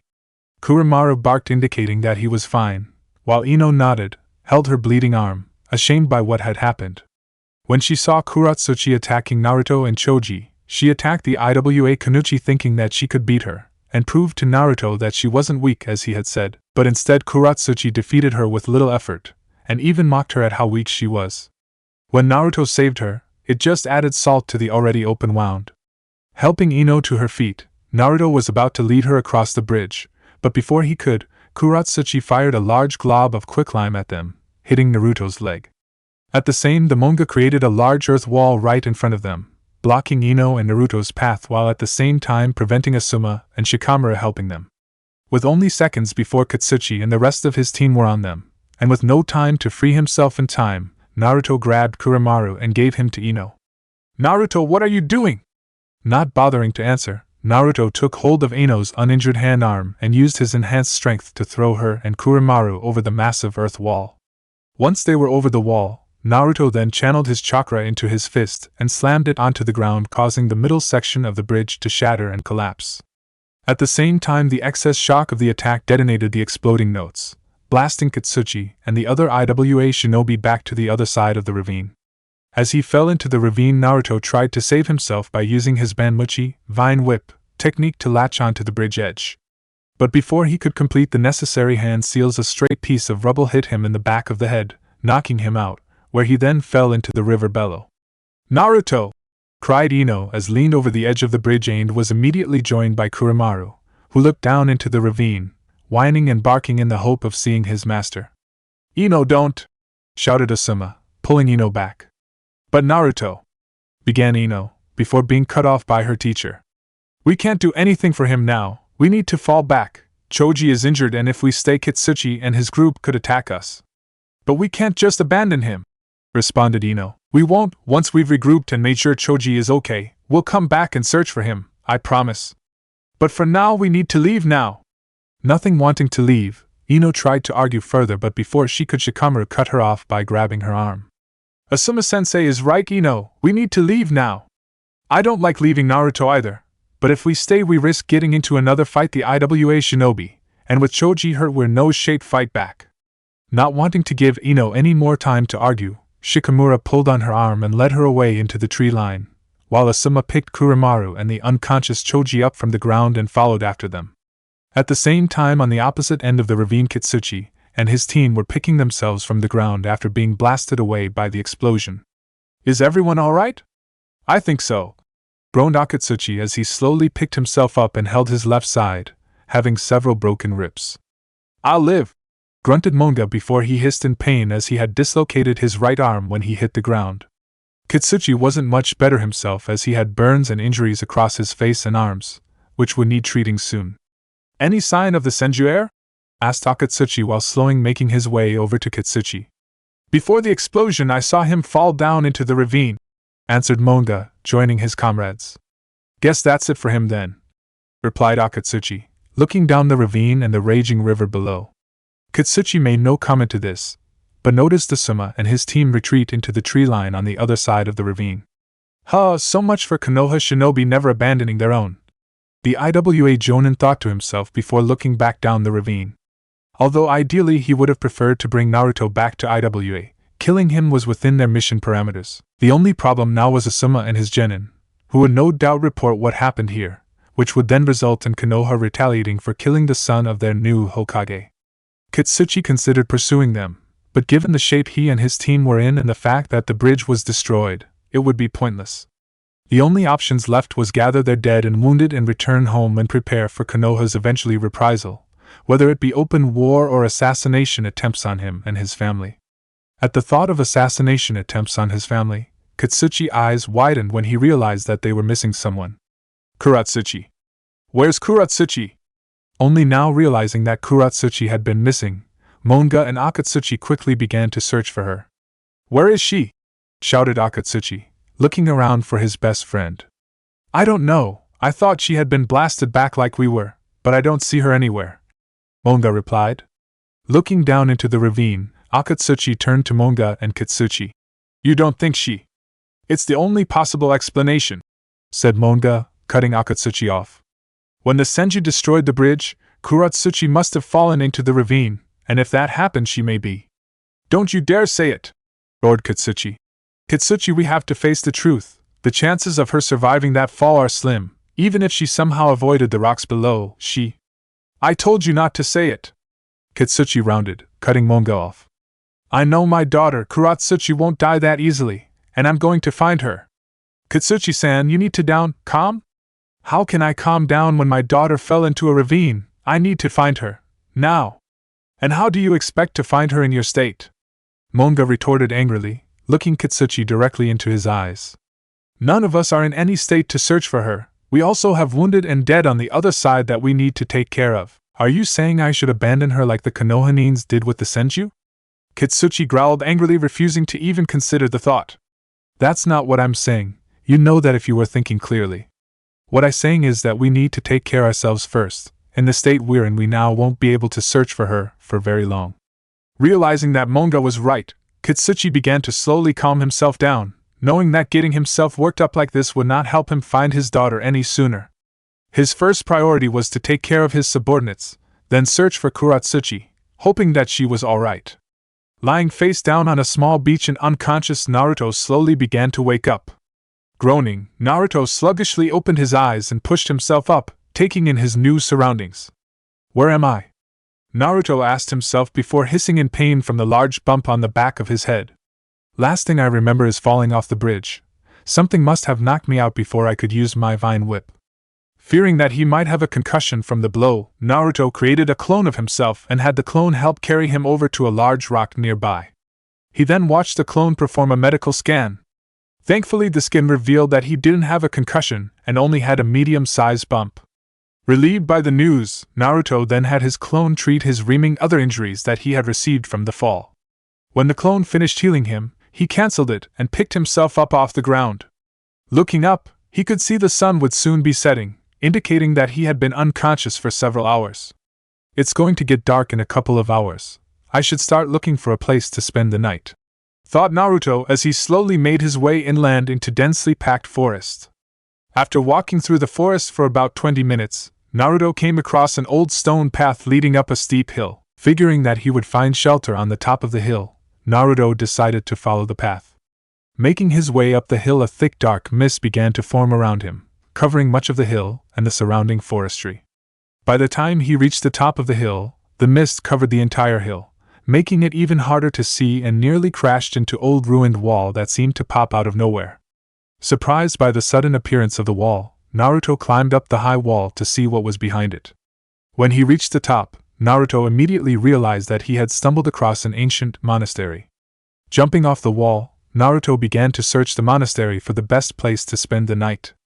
Looking around, Naruto could see various stone carvings and statues of various creatures like dragons, tigers, kamenu, lion, dog, bears, and other creatures around monastery.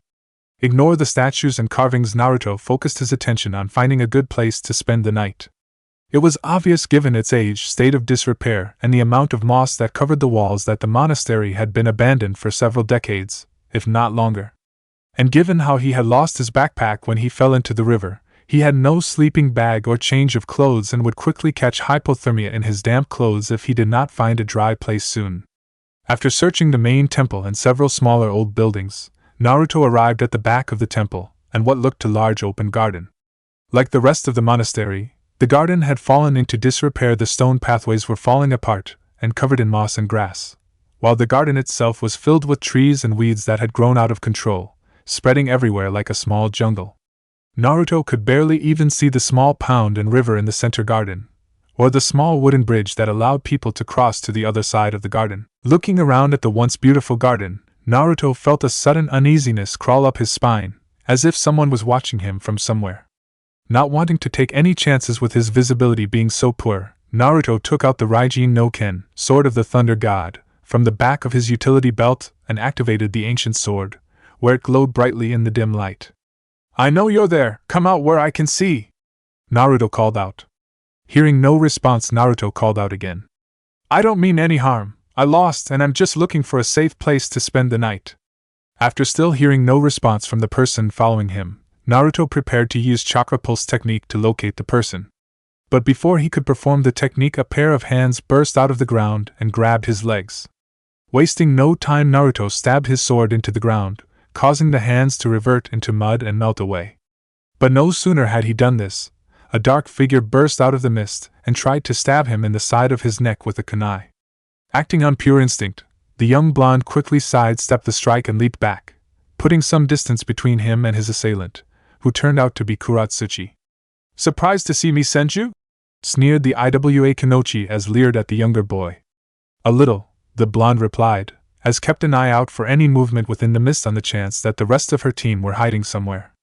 "I'm guessing you must have fallen into the river with me when I destroyed the bridge?" Kuratsuchi, of course, didn't need to answer, since it was obvious given the state of her uniform and the injuries on her arms, legs and face that she had been caught in the explosion when Naruto destroyed the middle section of the bridge. It was also clear that Kuratsuchi had tried to treat her injuries herself but had done a poor job at it. He could see some of the wounds she had bandaged and wrapped up were tied too tightly, causing them to bleed more, while others had not been treated correctly. Still, Naruto couldn't help but admire the girl's tenacity. Given her injuries, she was obliviously hurting, yet masked it well and could still move remarkably well. You really intend to fight me in your state? He asked. What do you think? Replied the girl as she readied her kunai. And how do you plan to beat me in your state? Naruto asked. In case you forgot, the last time we fought I defeated you, and that was when you were at 100%. Growling at the memory, Kuratsuchi leapt forward and slashed at Naruto with her kunai, which Naruto quickly blocked with the Raijin. After blocking the slash, Naruto pushed Kuratsuchi back.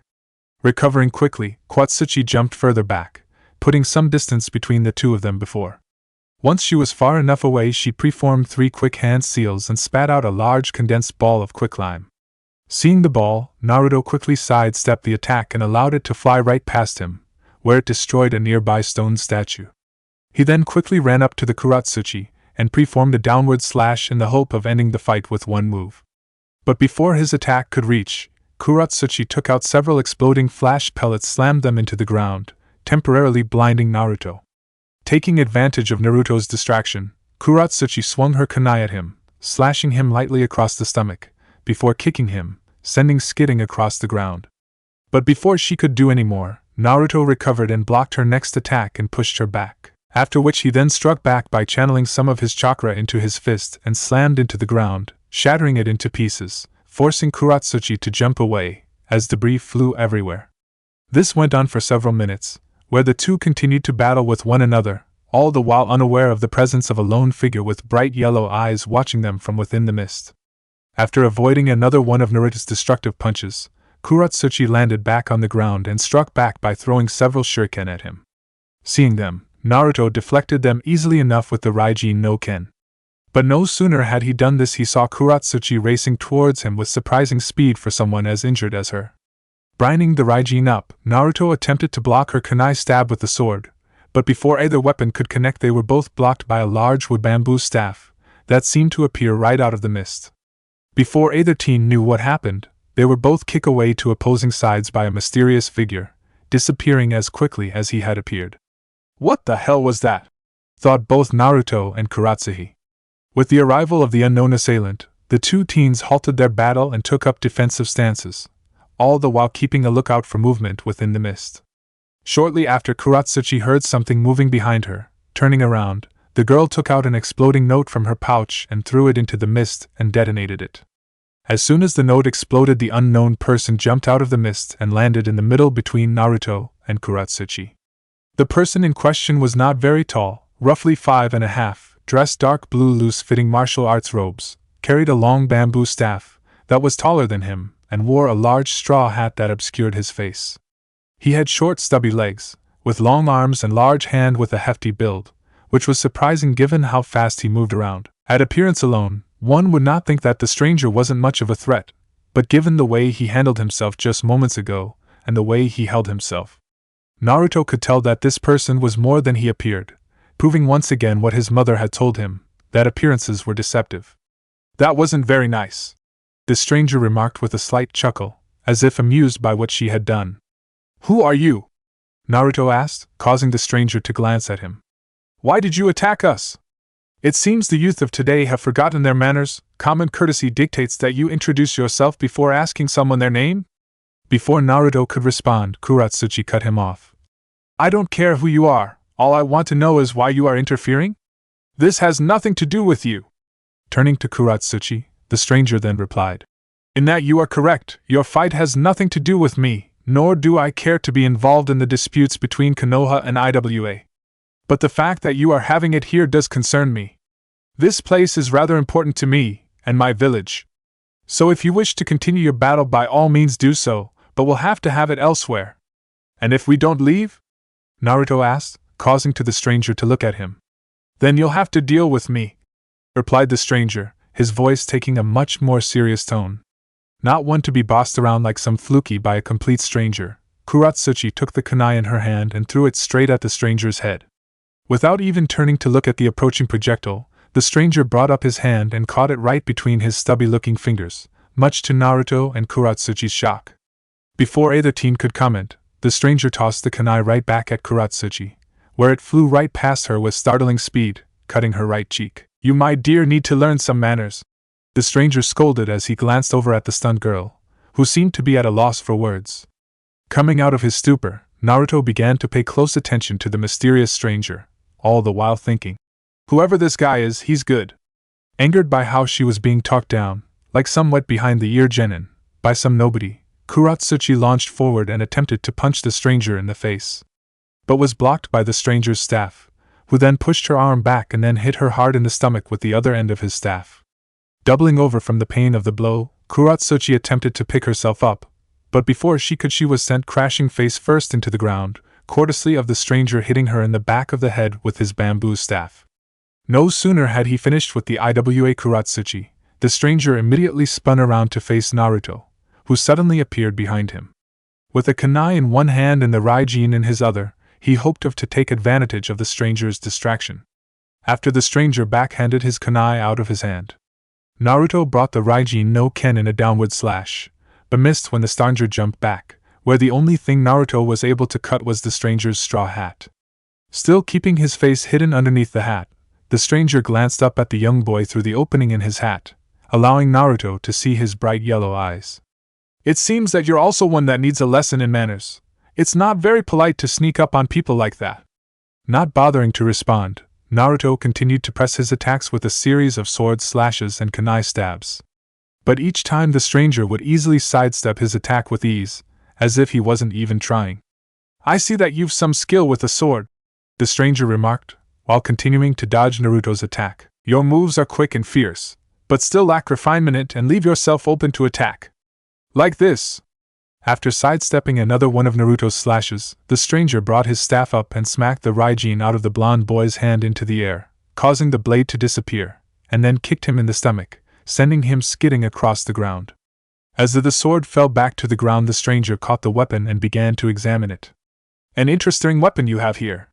Give it back, that's mine," demanded Naruto. "Children such as you shouldn't have such dangerous things. Didn't your mother ever teach you not to play with sharp things?" Enter Naruto OST, Heavy Violence Dash. "No, but she did teach me this," replied Naruto right before he jumped into air and yelling, "Satenkyaku, Heavenly Foot of Pain!" as he preformed a falling axe kick.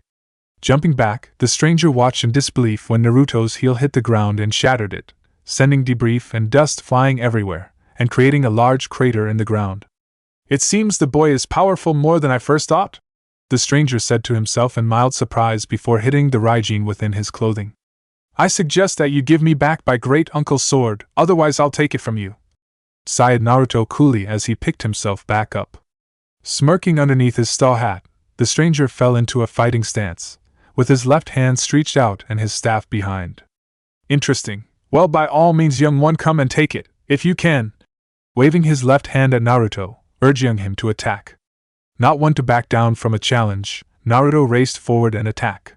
For the next few minutes, Naruto attacked the stranger with a series of hard and fast jabs and punches. But stranger would avoid or sidestep each and every single one of them, not bothering to block them, knowing that if Naruto could land one solid blow, he'd be finished. As the fight continued, the stranger began to notice the amount of damage they were doing to the monastery. For every time Naruto missed him, he would destroy a statue, a wall, an altar or more of the ground. Realizing that this could not go no any longer, the stranger devised a new strategy to deal with Naruto and his superhuman-like strength. When Naruto drew close enough, the stranger sidestepped Naruto's punch and grabbed his wrist and flipped him over onto his back. Recovering quickly, Naruto flipped himself back onto his feet and attempted to hit the stranger with a reverse heel kick. But again the stranger avoided this by ducking under his outstretched leg and kicked him off his feet, causing Naruto to fall on his back again. Picking himself up again, Naruto attempted an enhanced spin kick, but missed again when the stranger ducked under the kick and grabbed his outstretched leg and swung him around, sending him crashing into the ground several feet away. After tossing Naruto away, the stranger smirked underneath his hat as he watched the young boy pick himself up for what must be the third or fourth. His strategy was simple enough. Whenever Naruto attacked, he would wait until the very last second to sidestep or duck under the blonde boy's attack, avoiding them by mere inches. This then left Naruto open to attack, allowing the stranger to strike him at the moment his guard was at its weakest. The strategy also had the added benefit of reducing the amount of collateral done around the temple. "Your strength is truly impressive, young one," the stranger remarked. "But no matter how strong your attacks are, they are worthless if they cannot make contact. Frustrated by the stranger's remarks and how the fight was going, Naruto pushed himself off the ground and spun around and attempted to punch the stranger right to the head, but missed when the strange sidestepped the punch and spun around him, hitting the spiky-haired blonde right in the back with his staff. Grunting his pain, Naruto held his ground and spun back around, grabbing the stranger's bamboo staff and flinging his right fist forward again. Unafraid of the approaching punch, the stranger waited until the last second to duck under it. But before he could strike back, Naruto brought his right knee up in an attempt to hit the stranger right underneath his chin. When the stranger's head flung back, Naruto smirked in triumphant, thinking he had finally hit his opponent. But just as quickly as it had appeared, his smirk vanished after he felt a strong kick right underneath his own chin, causing him to fall backwards. "He's learning," the stranger remarked. After flipping himself back onto his feet, the stranger smiled in amusement as he watched Naruto get back onto his feet. When he saw Naruto bringing his knee up, the stranger pulled his head back at the last second and fell backwards, narrowly avoiding the blow, but making it seem like the knee kick had connected. "He's already figured out my plan. Had I not avoided that kick when I did, it would have done a considerable amount of damage." Spitting out some blood in his mouth, Naruto glared angrily at his opponent, who he could almost feel his opponent smirking at him. After getting back onto his feet, Naruto raced forward, but before he and the stranger could continue their battle, they saw a massive stream of fire flying towards them.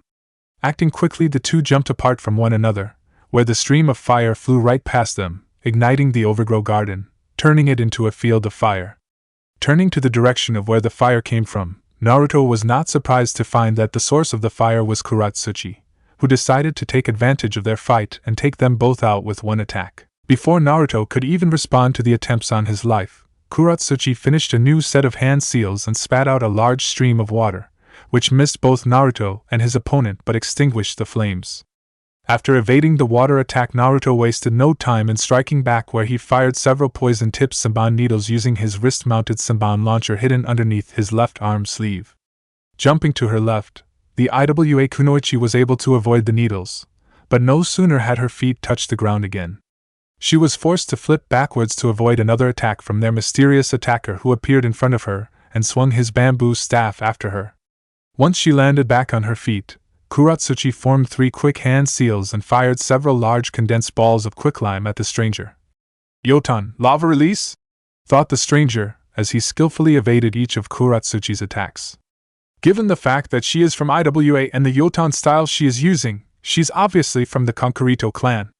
Bringing his bamboo staff up, the stranger caught one of the globs of quicklime using the tip of the staff, spun around a full 360, and flung it right back at her, narrowly missing Kuratsuchi's head.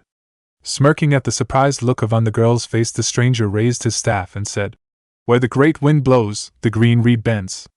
Before the Iwa Kunoichi could even ask what that was supposed to mean, the stranger disappeared in a whirl of mist and reappeared right in front of her, palm striking her in the chest, catching her completely off guard. Falling to her knees, the young girl struggled to catch her breath and looked up at her opponent, who raised his bamboo staff up to finish her off.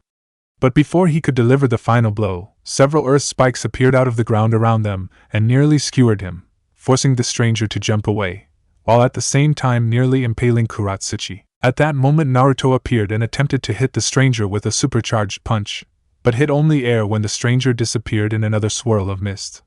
"What the hell, Senju, you could have killed me!" Kuratsuchi yelled angrily, ignoring the fact that Naruto had probably just saved her life. "Well, I guess that makes us even then," responded Naruto, without even turning to look at the older girl, focusing his attention more on the whereabouts of their mysterious opponent, who was hiding his presence within the surrounding mist. At the same time, the stranger in question eyes widened when he heard Kuratsuchi shout Naruto's surname. "Senju? Could he be?" Unable to locate his opponent, Naruto decided to use his chakra pulse technique. Gathering a large amount of chakra to his fingertips, he touched the ground and released it in a large burst. Still hidden within the mist, the stranger's yellow eyes widened again when he first felt the burst of emanate from Naruto and expand throughout the monastery. Before the stranger could even ask himself what had happened, Naruto appeared in front of him and attempted to hit him with an enhanced spin kick to the head.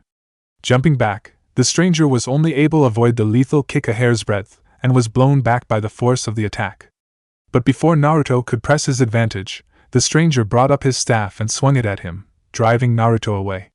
Unable to get any closer to his opponent, Naruto preformed several quick hand seals and shouted, Suetun Mizurappa, water style, violent water wave. Right before he spat out a large stream of what from his mouth, which formed into a large speeding wave. Unafraid of the speeding wave of water, the stranger stood his ground, held his staff forward, and waited until the wave was right on top of him. At the last moment he began to spin around at high speed, using the staff to make water swirl around him, like a waterspout, and then send it right back at Naruto. Stunned by what happened, Naruto could watch as his own water attack was sent right back at him, which blasted him several meters away, into a stone statue. N. Naruto OST. Heavy violence. After dealing with Naruto, the stranger came under assault again when several small earth spikes flew towards him. Seeing the spikes, the stranger wasted no time in destroying them with his staff, but was then forced to move away when Kuratsuchi popped out of the ground and attempted to stab him in the leg. After the failed attempt, the stranger was put on the defensive as Kuratsuchi continued her assault, and before long she was joined by Naruto, who recovered from having his own attack being turned back on him, but despite their best attempts neither one of them were able to land a solid blow on their opponent, who avoided all their attacks with a remarkable skill. After sidestepping another one of Kuratsuchi's attacks, the stranger dunked under a straightforward punch from her, hitting an unsuspecting Naruto right in the face when he tried to sneak up on the stranger from behind. "Oh! Hey, watch it, Rock Princess! You watch it!" Kuratsuchi snapped back before the stranger spun around behind her and hit her in the back with his staff. This then caused her to fall forward and into Naruto's elbow strike when he tried to hit the stranger. Fortunately though for Kuratsuchi, the elbow strike was a normal one and had not been enhanced by his chakra. Before Naruto could even apologize for hitting the girl, or even complain about her getting in his way, the stranger spun around behind him and hit him in the back, causing him to crash into Kuratsuchi and fall to the ground on top of her. Seeing the two tangled up shinobi, the stranger couldn't help but smile. My, if you two wanted some alone time, all you had to do was ask me to leave?" Blushing at implication, Naruto and Kuratsuchi quickly untangled themselves from one another and glared furiously at their opponent, before charging forward. Smirking at the two, the stranger just evaded each of their attacks, all the while keeping a sharp eye out for any opening that would appear. When the two attempted to surround him and attack from opposite sides, the stranger leapt into the air at the last second, causing them to hit one another instead. Panting heavily, the two teens slowly picked themselves up off the ground. They had been fighting for almost 40 minutes, and had yet to land a single solid blow on their opponent. "This is getting ridiculous. This guy is seriously good, he's wiping the floor with us, like we're a pair of newly made genin," thought Naruto angrily. "Just who the hell is this guy?" Kuratsuchi asked to herself. Appearing several meters away from the two, the stranger fell into a loose fighting stance and waved Naruto and Kuratsuchi over. "Come now, younglings, don't tell you're getting tired already? The fun has only just begun. Then again, perhaps I should let you two go back to fighting each other. You seem to be doing a better job at that than fighting me." Angered by the stranger's taunts, Kuratsuchi glared at him. "Keep talking, team. We'll see how much you have to say when your head is covered in 10 inches of cement." Bold words, but a boulder pulled on opposing sides cannot be moved.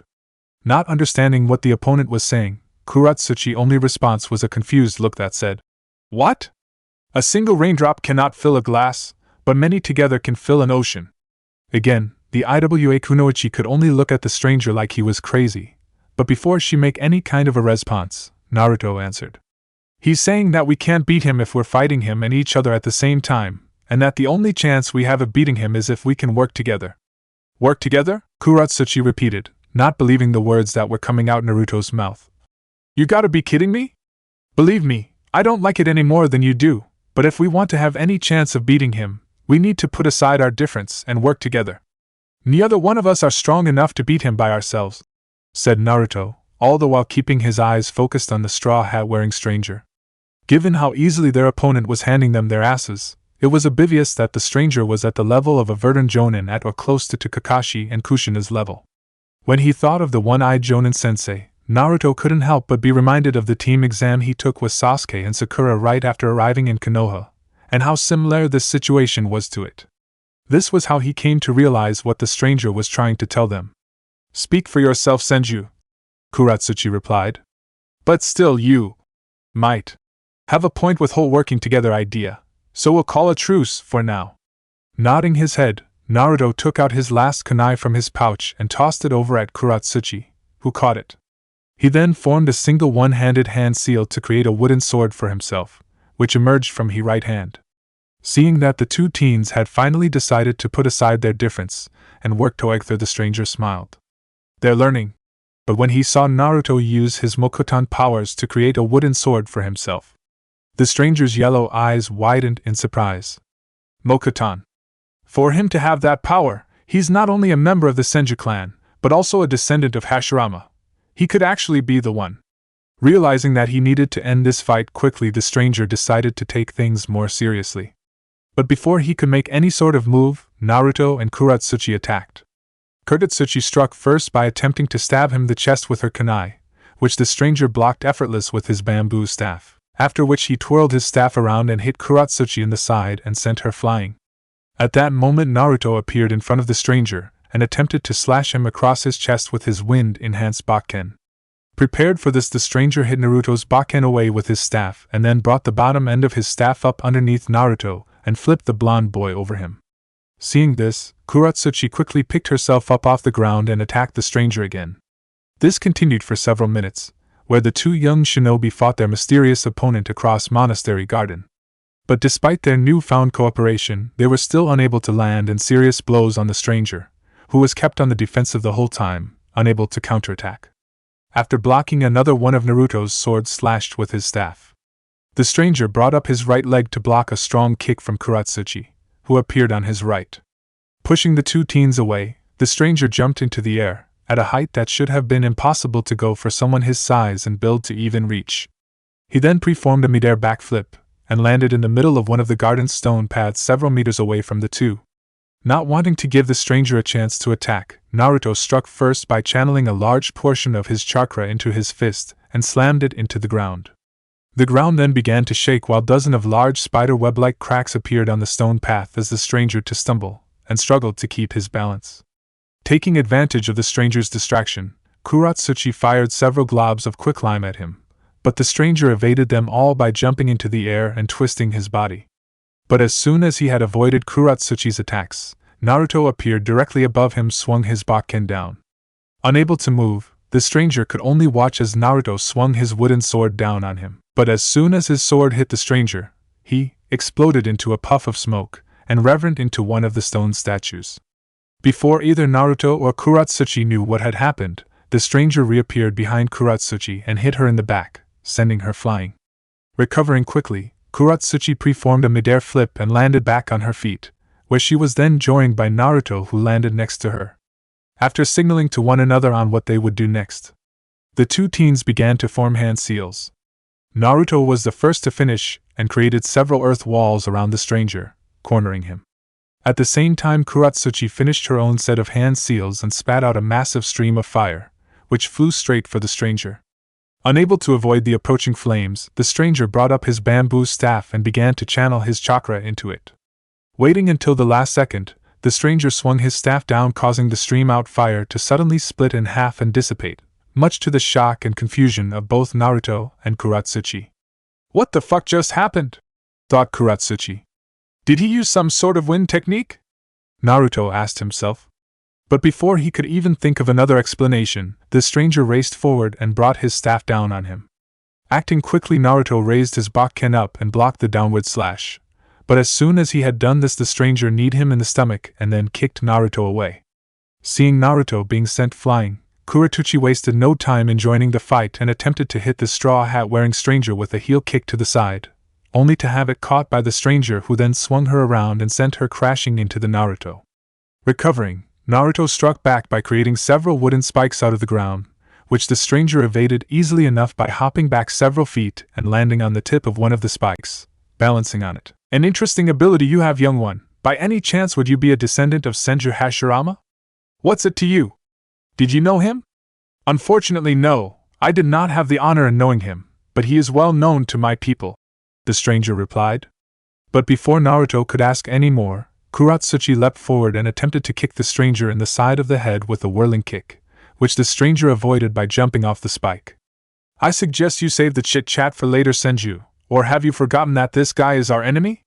Releasing that Kuratsuchi was right, Naruto fired several wooden spikes out of his hand, which the stranger skillfully evaded, before leaping forward and attacking him with his Bakken. For the next few minutes the two young shinobi continued to attack their opponent and coordinated their attacks together. But despite their best efforts, the stranger kept blocking or avoiding all their attacks with little trouble. The only thing they were able to do successfully was keep him on the defensive and forcing him back, but even that didn't last for very long. After evading several of Naruto's wooden tentacles, the stranger saw both the Senju heir and Tsuchikage's granddaughter charging at him from opposite sides. Attacked on both sides and with nowhere to go, the stranger jumped into the air just as the two shinobi were about to hit him, resulting in Naruto and Kunoichi nearly hitting one another again. As the stranger fell back to the ground, he brought his bamboo staff up once again while channeling his chakra into it. Then swung it down onto the ground with such force that it created a massive shockwave that blew surrounding mist away along with both Naruto and Kuratsuchi, who were sent crashing into a wall, which collapsed right on top of them. "Oh, perhaps I overdid it with that last attack," the stranger said to himself after seeing the damage he had done. The whole point of him interfering in Naruto and Kuratsuchi's fight was to avoid further damage to the monastery. Still somehow conscious after having a wall collapse on top of them, Naruto and Kuratsuchi pushed the rubble off of them and dug themselves out of the rubble. But just as they had pulled the upper half of their bodies out of the rubble, their opponent appeared in front of them and pointed the tip of his staff at them. "I think that's quite enough, don't you?" asked the amused stranger. Glaring at the man, neither teen said anything, although both knew that he had them. "Now that we've had our evening exercise, perhaps we can stop all this and have a talk?" When neither teen responded to his offer, the stranger decided that he would go first. "Allow me to introduce myself," said the stranger as he slowly took his straw hat off, revealing himself to be a large panda. "My name is Iron Paw of the Jade Temple, and it's a pleasure to meet you both." "Too. Why, you're a panda?" said both Naruto and Kuratsuchi in surprise, while at the same time thinking, "There goes my reputation." After imagining the faces of everyone they knew, heard that they got their butts handed to them by a giant talking panda. "Yes, I am very observant of you, young lady," smiled the large talking panda named Chin. "Now perhaps we can have that conversation and talk like civilized people." Seeing that there was no more point in fighting, both teen agreed, after which Chin helped them both out of the rubble. "Now that I have introduced myself, perhaps you would be both so kind as introduce yourselves?" asked Chin. Although he already knew their names, he wanted to keep the peace for as long as possible and get some answers. "Kankurito Kuratsuchi," Kuratsuchi replied shortly. "Senju Naruto," answered Naruto a bit more politely. "A pleasure to meet you both." Chin bowed politely. "Now that we've gotten to know one another a little better, perhaps you would be so kind as to tell me what you are doing here."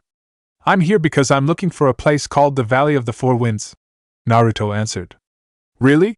said Chin, raising his right eyebrow. "And why would you be looking for that? It wouldn't involve your Mokuton powers, would it?" At the mention of his Mokuton powers, Naruto's body stiffened, confirming what Chin already suspected. Naruto had avoided mentioning why he was looking for the Valley du Kuritsuke, who now had an intrigued look on her face. Originally she had not really cared about what Naruto and his team were looking for, believing it to have no value to her village. But upon learning that it held some secrets involving Mokuton, she became very interested in it. "How do you know that?" Naruto demanded. "I know because the Valley of the Four Winds is my homeland," Chin replied. "You're from the Valley of the Four Winds?" repeated Naruto with a look of surprise, where the large talking panda just nodded. "I am, but tell me, how is it that you came to know our valley?" "My great-grandfather left a message about the valley and mentioned how the people there could help me and left clues on how to find it." Naruto half-lied, since given how he had just met Chin and Kuratsuchi was standing next to them. "I see," hummed Chin while at the same time thinking. "So I was right, he is a descendant of Hashirama, then that means he could be the one that the prophecy spoke about." So is this," began Naruto. "No," said Chin, cutting Naruto off before he could finish, already knowing what he was thinking. "This is not the Valley of the Four Winds. This is only a place that my kind uses to meditate in solitude. Long ago we had a friendship with the monks of this monastery, and would often visit them to share knowledge, food and talk. But we then stopped when the monks were driven out during a great war long ago." "Is the valley far then?" Kuratsuchi asked. "It's another week's journey away by foot, although even then you would have to know where you are going to find it, as it is well hidden from people." Nodding, Kuratsuchi was about to ask another question but suddenly held her right side in pain, hissing loudly. The adrenaline from the fight had finally begun to fade and the pain of her injuries was finally beginning to resurface. Concerned, Naruto quickly moved over to the Tsuchikige's granddaughter, who tried to push him away saying that she was fine, but he ignored her and tried to examine her. Feeling a sharp needle-like pain from her head, Kuratsuchi suddenly lost her balance and fell to her knees. Luckily though, Naruto was able to catch her and gently helped her sit on the ground. "Take off your vest and pull up your shirt," Naruto ordered. "What? Are you serious? Are you some kind of pervert?" "There's no way I'm going to do that," shouted the girl in outraged. "I'm a medic, not a pervert," Naruto retorted. "I need to check your injuries and I can't do that with your vest and shirt on. So you can do this the easy way and cooperate, or the hard way, where I restrain you and take your vest and shirt off myself." Annoyed, Kuratsuchi would have argued further but was prevented when another surge of pain sprung from her side, taking all the fight out of her. Reluctantly, the Tsuchikige's granddaughter slowly removed her shinobi vest, with Naruto's assistance, and then pulled up her shirt and fishnet shirt underneath it before lying down on the ground. But stayed just below her chest, refusing to lift any higher. Injuries be damned. When Kuratsuchi pulled up her shirt up, Naruto could see a large purple bruise on her right side. Using one of the medical scanning techniques Shizen had taught him, Naruto discovered that Kuratsuchi had 3 broken ribs and another 2 fracture, which Naruto guessed was caused by the fall from the bridge. He was able to confirm this by lightly touching the girl's side, causing her to hiss loudly in pain. The fact that she was able to move around so well and fight as long as she did with these sort of injuries impressed the blonde boy, since it showed just how tough, not to mention stubborn, Kuratsuchi was. Upon further examination, Naruto also learned that Kuratsuchi had a mild concussion, which he guessed was the result of her crashing into the stone wall, and explained the sharp and sudden pain from her head moments ago. As Naruto continued to examine Kuratsuchi, Chin stood out of his way and watched as blonde boy took out some bandages, ointments and medical tools and began to treat her injuries. Watching the young man work, the panda monk couldn't help but be impressed by Naruto's medical skills, especially considering how young he was. It showed that whoever had taught him not only knew what they were doing, but had trained him very well. Once he had finished bandaging Kuratsuchi up and treating her injuries, Naruto gave her some pills to ease the pain and then told her could pull her shirt back down. After pulling her shirt down and putting her vest back on, Kuratsuchi took the pills, with some reluctance, and glanced up at Naruto. "So how bad am I?" "Well, not counting the large number of minor bruises and cuts you received from both the fall and the fight. You have 3 broken ribs and 2 fractured, along with a concussion, but luckily for you it's a mild one, so there'll be no lasting harm. No doubt thanks to the hard-headedness that you IWA shinobi are so famed for," smirked Naruto, causing Kuratsuchi to give him a dirty look, which he ignored. "I also had to clean some of the wounds on your arms and rebadge to prevent infection, as you did a lousy job in bandaging them. Well, excuse me for not being any good at first aid. Not all of us can have a famed medic for a mother to teach us." Kuratsuchi sneered, not liking how a boy 2 years her younger was reminding her of her shortcomings. But when she tried to get up onto her feet, she was gently pushed back down by Naruto. "Don't move, I may have mended your ribs, but they're still tender, and there's not much I can do about your concussion, other than monitor you and make sure that there's no lasting harm. Not to mention the painkillers I gave you are strong and will kick in soon, making you feel pretty woozy for a while. You'll need to limit your movements for next 2 or 3 days at minimum and rest." 2 or 3 days, Kuratsuchi repeated. She had never been a fan of hospitals, hating the thought of lying in a bed with nothing to do other than looking out a window or staring at the ceiling floor. But even that seemed pleasant compared to spending more than a single night in the ruined temple with Naruto. "Perhaps I may offer an alternative," Chin offered, whom Naruto and Kuratsuchi had almost completely forgotten about. "You could stay in my village in the Valley of the Four Winds? Would that be alright?" Naruto asked, surprised by how willing Chin was in leading them to his homeland. "Wouldn't you get in trouble over it?" "There will be some excitement, but I can assure it would be no trouble. It has been many years since we pandas have had visitors and we would be honored to have you as our guests," Chin assured. "Besides, I believe we have much to discuss with you, Senju Naruto, descendant of Senju Hashirama." Given how the whole point of his journey was to find the Valley of the Four Winds, Naruto almost immediately accepted the offer. But stopped himself when something else occurred to him. "Wait, how are we even going to get there? Kuratsuchi can't really move for a while, and you said it would take at least a week to get there. By foot, corrected Chin. But there is more than one way to get to the valley. Before either teen could ask him how, Chin walked up to them and formed 3 quick hand seals and slammed his hand onto the ground and yelled, Gyakukuchios no Jutsu, reverse summoning technique. Seconds later, a large seal appeared on the ground around them along with a large cloud of smoke that enveloped him, Naruto and Kuratsuchi together.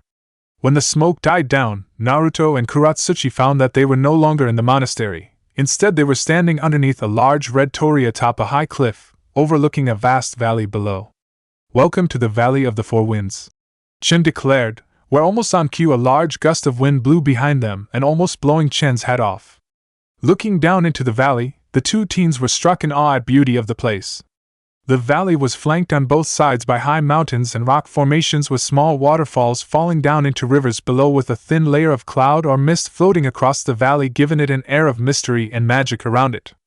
Even from where they were, Naruto and Kuratsuchi could make out buildings and houses scattered all across the valley. The valley was covered with trees, although there were some clear patches near the rivers, which were used for farming and growing corn. The valley seemed almost too beautiful to be real, making both Naruto and Kuratsuchi wonder if they were dreaming or under some kind of illusion. Staring down into the valley, another sudden gush of wind blew from behind them, blowing some of the cherry blossoms from a nearby tree off their branches and into the valley below, adding to the beauty to the scene, making it look like something out of a painting. 3. Turning her eyes away from the valley below, a confused Kuratsuchi looked to Chin. I don't understand, how did we get here? What sort of jutsu did you use? But before Chin could explain, Naruto answered for him. He used a reverse summoning technique. Summons can use that technique to return home or call their respected contract holders to them when they need to talk to them. But I didn't know that they could bring along people who weren't contracted with them. Actually, we can, so long as those we wish to bring along are standing close to us, answered Chin, turning to look at the boy. I'm impressed. You know quite a bit about summoning. You wouldn't happen to possess a summoning contract as well? 2-inch nodded Naruto. The slugs and the toads. 2. Really? How interesting, Chin remarked, scratching his chin, while looking at Naruto with an intrigued look in his eyes. He had never heard of anyone possessing 2 summoning contracts. Kuratsuchi, on the other hand, was not as surprised by the revelation as Chin was. She had heard the rumors of Naruto possessing 2 summoning contracts after the invasion of Konoha. But she had brushed it off, thinking them only stories created by Konoha to enhance the fame and reputation of their village hero. Seeing that Naruto was feeling slightly uncomfortable with the way he was staring at him, Chen stopped and offered to lead them down into the valley. Accepting the offer, Naruto then bended down and picked Kuratsuchi off the ground. When the older girl protested and that she could manage herself, Naruto reminded her that the painkillers he gave her would rob her of her strength and make her body feel numb. When she tried to get up, as Naruto predicted, she fell right to her knees, leaving her with no other choice than to accept his help. Naruto then picked her up and followed after Chin, carrying Kuratsuchi piggyback style, much to the girl's mortification, who turned red from humiliation.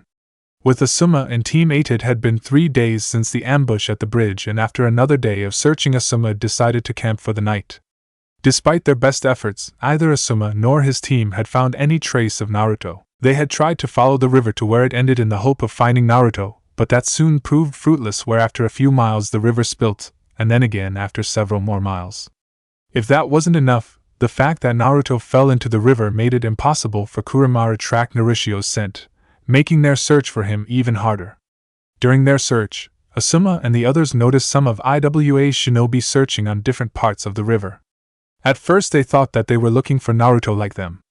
But it was only later that Shikamaru figured out that it wasn't just Naruto they were looking for, after remembering seeing Kuratsuchi falling with Naruto.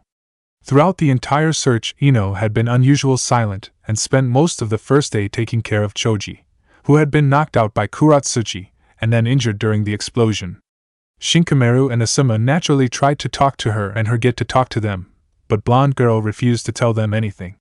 Once Choji had recovered on the morning of the second day, he and Ino joined the search.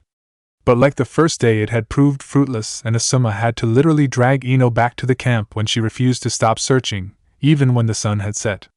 The third day had not been any better. Ino hardly slept and barely ate a thing, and because of this her mood quickly soured, snapping or lashing at anyone over the smallest of things. One such incident was when Choji suggests that they take a break and have a bite to eat. Upon hearing the suggestion, Ino turned on him and nearly bit his head off, saying that all he ever cared about was his stomach and that it was because he was so overweight that he hardly had any friends, before storming off. Choji had of course been hurt by Ino's words, having considered Ino both his teammate and friend. But Asuma assured him that Ino had not meant what she had said, and that the lack of food, rest, and the frustration of not finding Naruto caused her to act like this. As the team silently sat around the campfire, eating some soup that Choji had made, Ino suddenly stood up and placed her bowl on the ground next to the fire. "I'm finished. I'll take the first watch." "Ino, wait!" Asuma ordered, stopping the girl from walking away. "You're not going anywhere. You've hardly eaten more than a few spoonfuls of your soup." "I'm not hungry," replied Ino, hoping to get away from her teacher quickly, but Asuma would have none of it. Sighing, Asuma looked straight into Ino's eyes. "Ino, you can't keep doing this to yourself. You've hardly eaten anything the past 3 days. I've also noticed that you're not sleeping either, which is obvious given your recent moods. This isn't only of your silly little diets that you go on," Shikamaru added, joining the conversation. "Have you looked at yourself in the mirror recently? You're not sleeping or eating, your hair is all over the place, you've bags under your eyes, and you're snapping at us every chance you get." "So what?" snapped Ino. "You're always saying that I should care more about my duties as a kunoichi than my appearance. I'm just focused on finding Naruto. This is different, Ino, and you know it." Shikamaru resorted sternly. "We all want to find Naruto, but what you're doing is stupid." "Well, at least I'm trying to find Naruto, unlike the rest of you," Ino shouted as she pointed at her teacher and teammates. "While you are all sitting here eating. Naruto-kun could lying somewhere could hurt or worse, but instead being out there searching for him, you're all here. The only thing that any of you seem to care about is yourselves." "That's enough, I know," yelled Asuma, cutting Ino off from her rant. Shocked by the fact that her Asuma had yelled, Ino stared at her teacher, who looked angrier than she had ever seen him look. Even Choji and Shikamaru were taken back by their teacher's sudden outburst, having never once seen their normally calm and easygoing teacher look so angry, let alone yell at one of them. Letting out a tired sigh, the son of the Sandaime Hokage placed his bowl of soup down on the ground next to him, and took out a cigarette from his pack before lighting it. Taking a deep drag, Asuma blew out a puff of smoke and then looked Ino straight into her eyes. "Ino, I know that you're worried about Naruto, but trust me, running yourself ragged like this helps nobody. Your body can't keep going like this. Before long you will collapse from exhaustion, and what help will you be to Naruto then?" Nodding in agreement, Shikamaru turned to Ino. "Asuma-sensei is right, Ino, you need to take care of yourselves better. I know that you like Naruto and have feelings for him. But this isn't the right way. This has nothing to do about my feelings for Naruto," Ino retorted angrily as her emotions started to get the better of her, and tears began to form around her eyes. "Then what is it?" Choji asked. "Forget it, none of you would understand," snapped Ino as she turned and tried to walk away. But after only taking 2 steps she found herself unable to move. Looking back to the others, she saw that Shikamaru had caught her in his shadow bind technique. "We won't if you don't tell us," replied Shikamaru with determined look on his face that Ino had ever seen him on him before. At first the Yamanaka heiress refused to answer and remained silent, keeping her face out of sight. But before long the young girl finally broke and bursted into tears. "It's all my fault. I'm the reason why Naruto fell off the bridge. If it wasn't for me he wouldn't be missing." "What do you mean?" asked Choji, failing to understand what Ino meant. "Naruto tried to tell me, but I wouldn't listen to him. Hick. He told me this would happen. Hick. He told me that I would get someone hurt because I didn't take my duties seriously and was too weak. Hick. I wanted to prove him wrong. I wanted to show him I was strong, so I attacked that IWA Kunoichi, thinking I could beat her. Hick. But instead I got Choji hurt, and Naruto had to sacrifice himself to save me. Hick. If I hadn't been so weak and useless, none this would have happened. Hick. It's all my fault."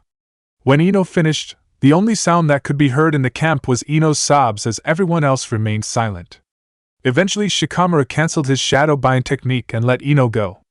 "Ino," said Asuma gently, hoping to calm the young girl down. "I know that you feel responsible for what happened to Naruto. But it's not your fault, none of it. The IWA shinobi caught us completely off our guard at the bridge. Naruto did what he did to protect us.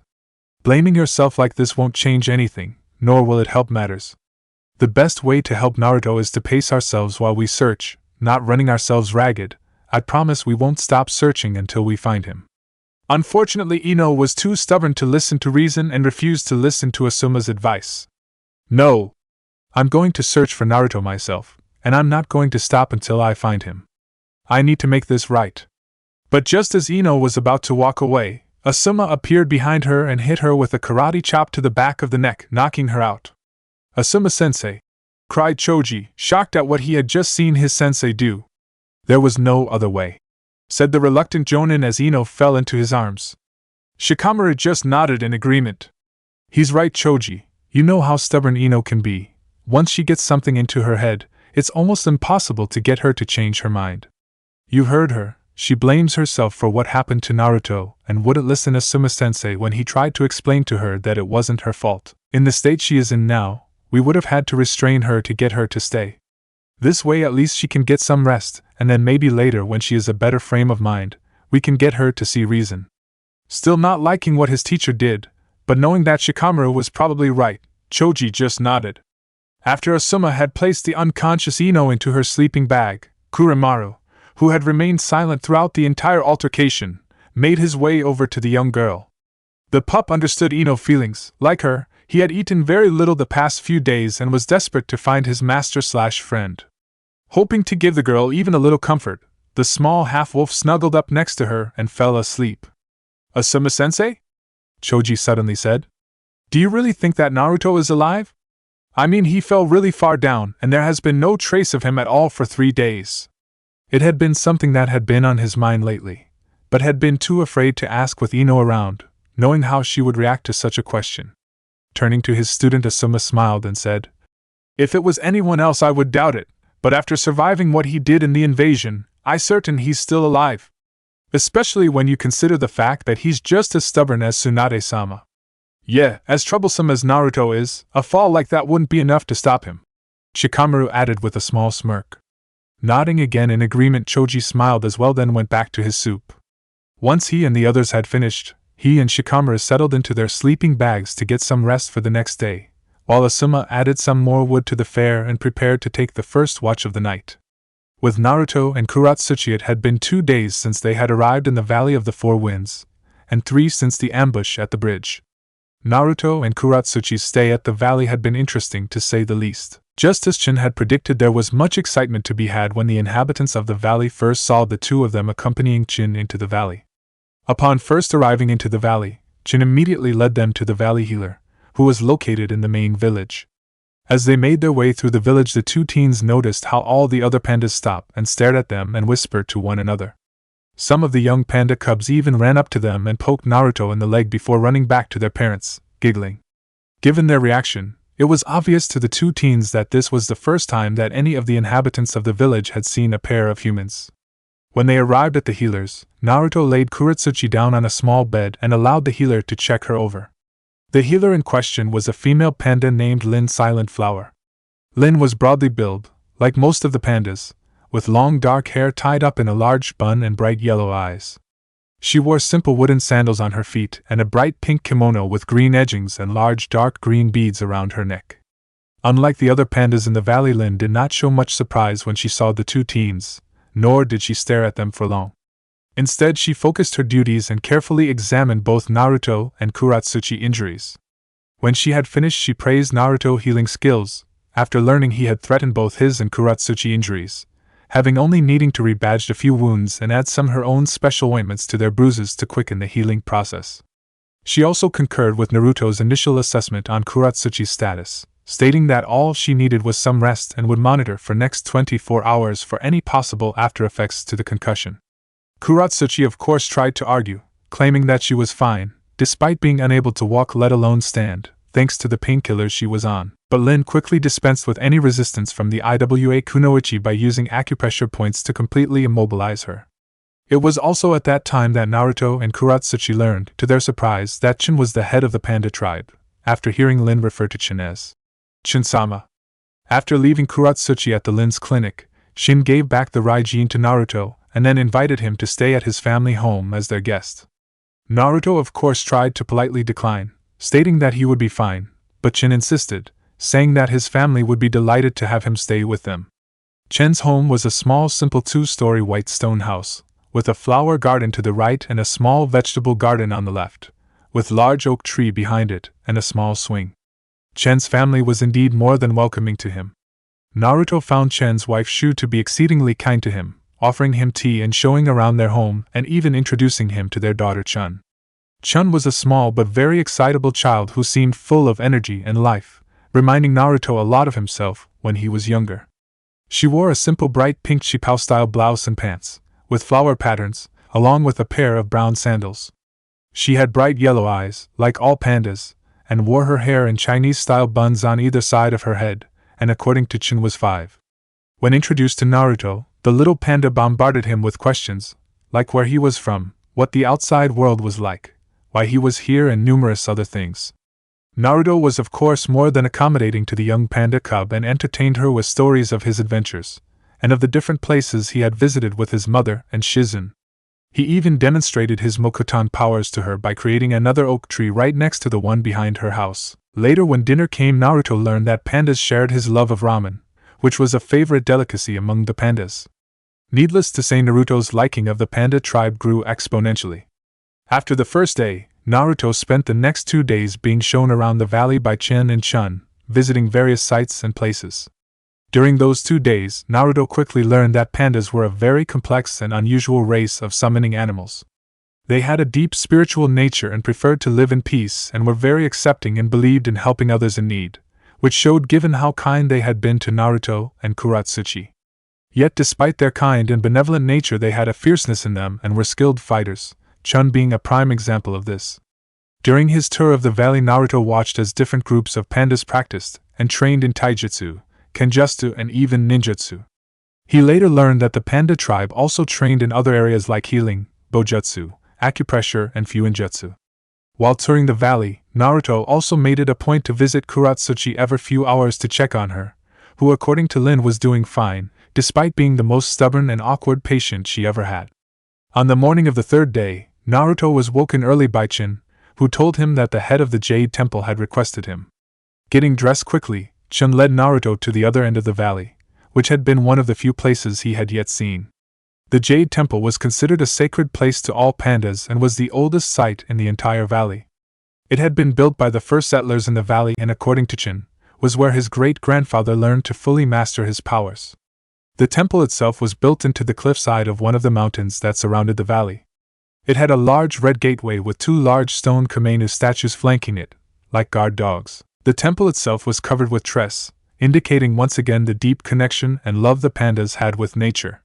There were various buildings inside, which Naruto guessed were used not only to house the residents of the temple, but for training, mediation as well as to store and cook food and eat in. Making their way into the temple, Naruto saw more pandas, who dressed in similar fashion to Chin, sparing off with one another or performing various different training exercises in some of the open training grounds. Others monks practiced their martial techniques or were in deep meditation. As they made their way further into the temple grounds, Naruto saw more panda monks performing more advanced techniques. A panda monk on his left was sitting on a large stone plate in a meditative stance, all the while balancing atop the point of a large stone spike, while another panda monk on his right was performing various open palm strikes and kicks, causing a massive stone bell to ring with each strike he performed. This of course surprised and confused Naruto, since the bell was 20 feet away from where he stood, and looked to weigh well over a ton. At first Naruto thought the monk was using some kind of wind jutsu, but he didn't perform any hand seals, nor did it look like any kind of wind jutsu he had seen or heard of before. He then thought it was some kind of chakra enhancement technique, like the one he and his mother used to enhance the power of their strength, but he did not sense any chakra from the blows. It was almost as if he creating small shockwaves from the force of his strikes, causing the massive stone bell to ring. "How is he doing that?" Naruto asked Chin. Turning to where Naruto was looking, Chin smiled, immediately understanding Naruto's interest. "He's using natural energy. By gathering the natural energy around him, he can surround himself with that energy, like an aura if you will. He can then use that energy as an extension of his own body, creating a brief blast of force with each palm strike and kick he performs, allowing him to strike an opponent from a distance, or in his case the bell. The point of that training is to find balance and master the amount of energy you use. Use too little and the bell will not ring, use too much and you crack or destroy the bell. It is not an easy thing to do and takes years of training to perfect. In fact, I used the very same technique in my fight against you and Kuratsuchi-san. Flashing back to the fight, Naruto remembered how Chin had been able to hit him without even touching him, or how he split Kuratsuchi's fire attack in half and blow them away with a single wave of his staff. It all made perfect sense now. It was also in this moment that Naruto suddenly realized something. Wait. You're talking about Sage Chakra, aren't you? Replied Naruto. Surprised by Naruto's knowledge of this, Chin looked at him, with both eyebrows raised. Yes, that is another name for it. Are you a student of the sage arts? Not exactly. I saw my godfather Jiraiya, who is also one of my teachers, use it in a fight. He later told me a bit about it, and how by combining natural energy with spiritual energy and physical energy, which makes up chakra, a person can become a sage. He also told me that it takes years of intense training to even hope to use it. That is correct. Mastering natural energy is a difficult feat for anyone. Few are able to successfully combine spiritual energy and physical energy with natural energy, and find a balance that will allow them to combine and achieve the level of sage. We of the Panda tribe can use natural energy more easily than most due to our strong connection to nature, and it has given us a distinct advantage in battle against our enemies. Your teacher must be a great and powerful shinobi to be able to use the sage mode. Few people become sages. Smiling, Naruto nodded. Yeah, he can be a bit of an idiot at times, but he's a pretty awesome shinobi and teacher. Just don't tell him that I said that. He already has a big enough ego as it is. Nodding, Chin then asked. Tell me, whom did your teacher learn the sage arts from? Toads, Naruto replied, confirming what Chin had already guessed. The toads were one of the few animals summoned who could use the sage arts, and given how Naruto held a contract with them, it made sense that his teacher would have learned the art from them. You might know this already, but your ancestor Hashirama was a sage as well. Wait, Hashirama Gigi was a sage too? Naruto asked with a clear look of surprise on his face, having never heard that from his mother or the others. Yes, replied Chin. He learned the art while studying here, although he did not master it until many years later, after he left. So if Hashirama Gigi learned the sage art here and you said that your tribe can use natural energy, does that mean you are all sages? Naruto asked curiously. No, replied Chin. Although we are able to use and control natural energy more easily than most races, our skill and use of it is limited and we dare not use it for long periods. If we did, the natural energy would overcome senses and we can become savage, bloodthirsty beasts that will turn on anyone, whether they be ally or foe. Only a select few of my kind, like the temple head, have ever been able to fully master natural energy and become true sages like your ancestor and teacher. Surprised and horrified by the idea of a race as kind and as peaceful as Chen's could turn into savage, bloodthirsty beasts from using natural energy, Naruto just nodded and spoke no more of the matter. Moving on, Naruto then saw another panda monk performing an unusual hand movement, causing the palm of his hand to glow. He then extended it forward, towards a dying flower bush. To Naruto's surprise, he saw energy flow out of his palm into the bush, causing it to glow briefly before coming back life with all its flowers blooming.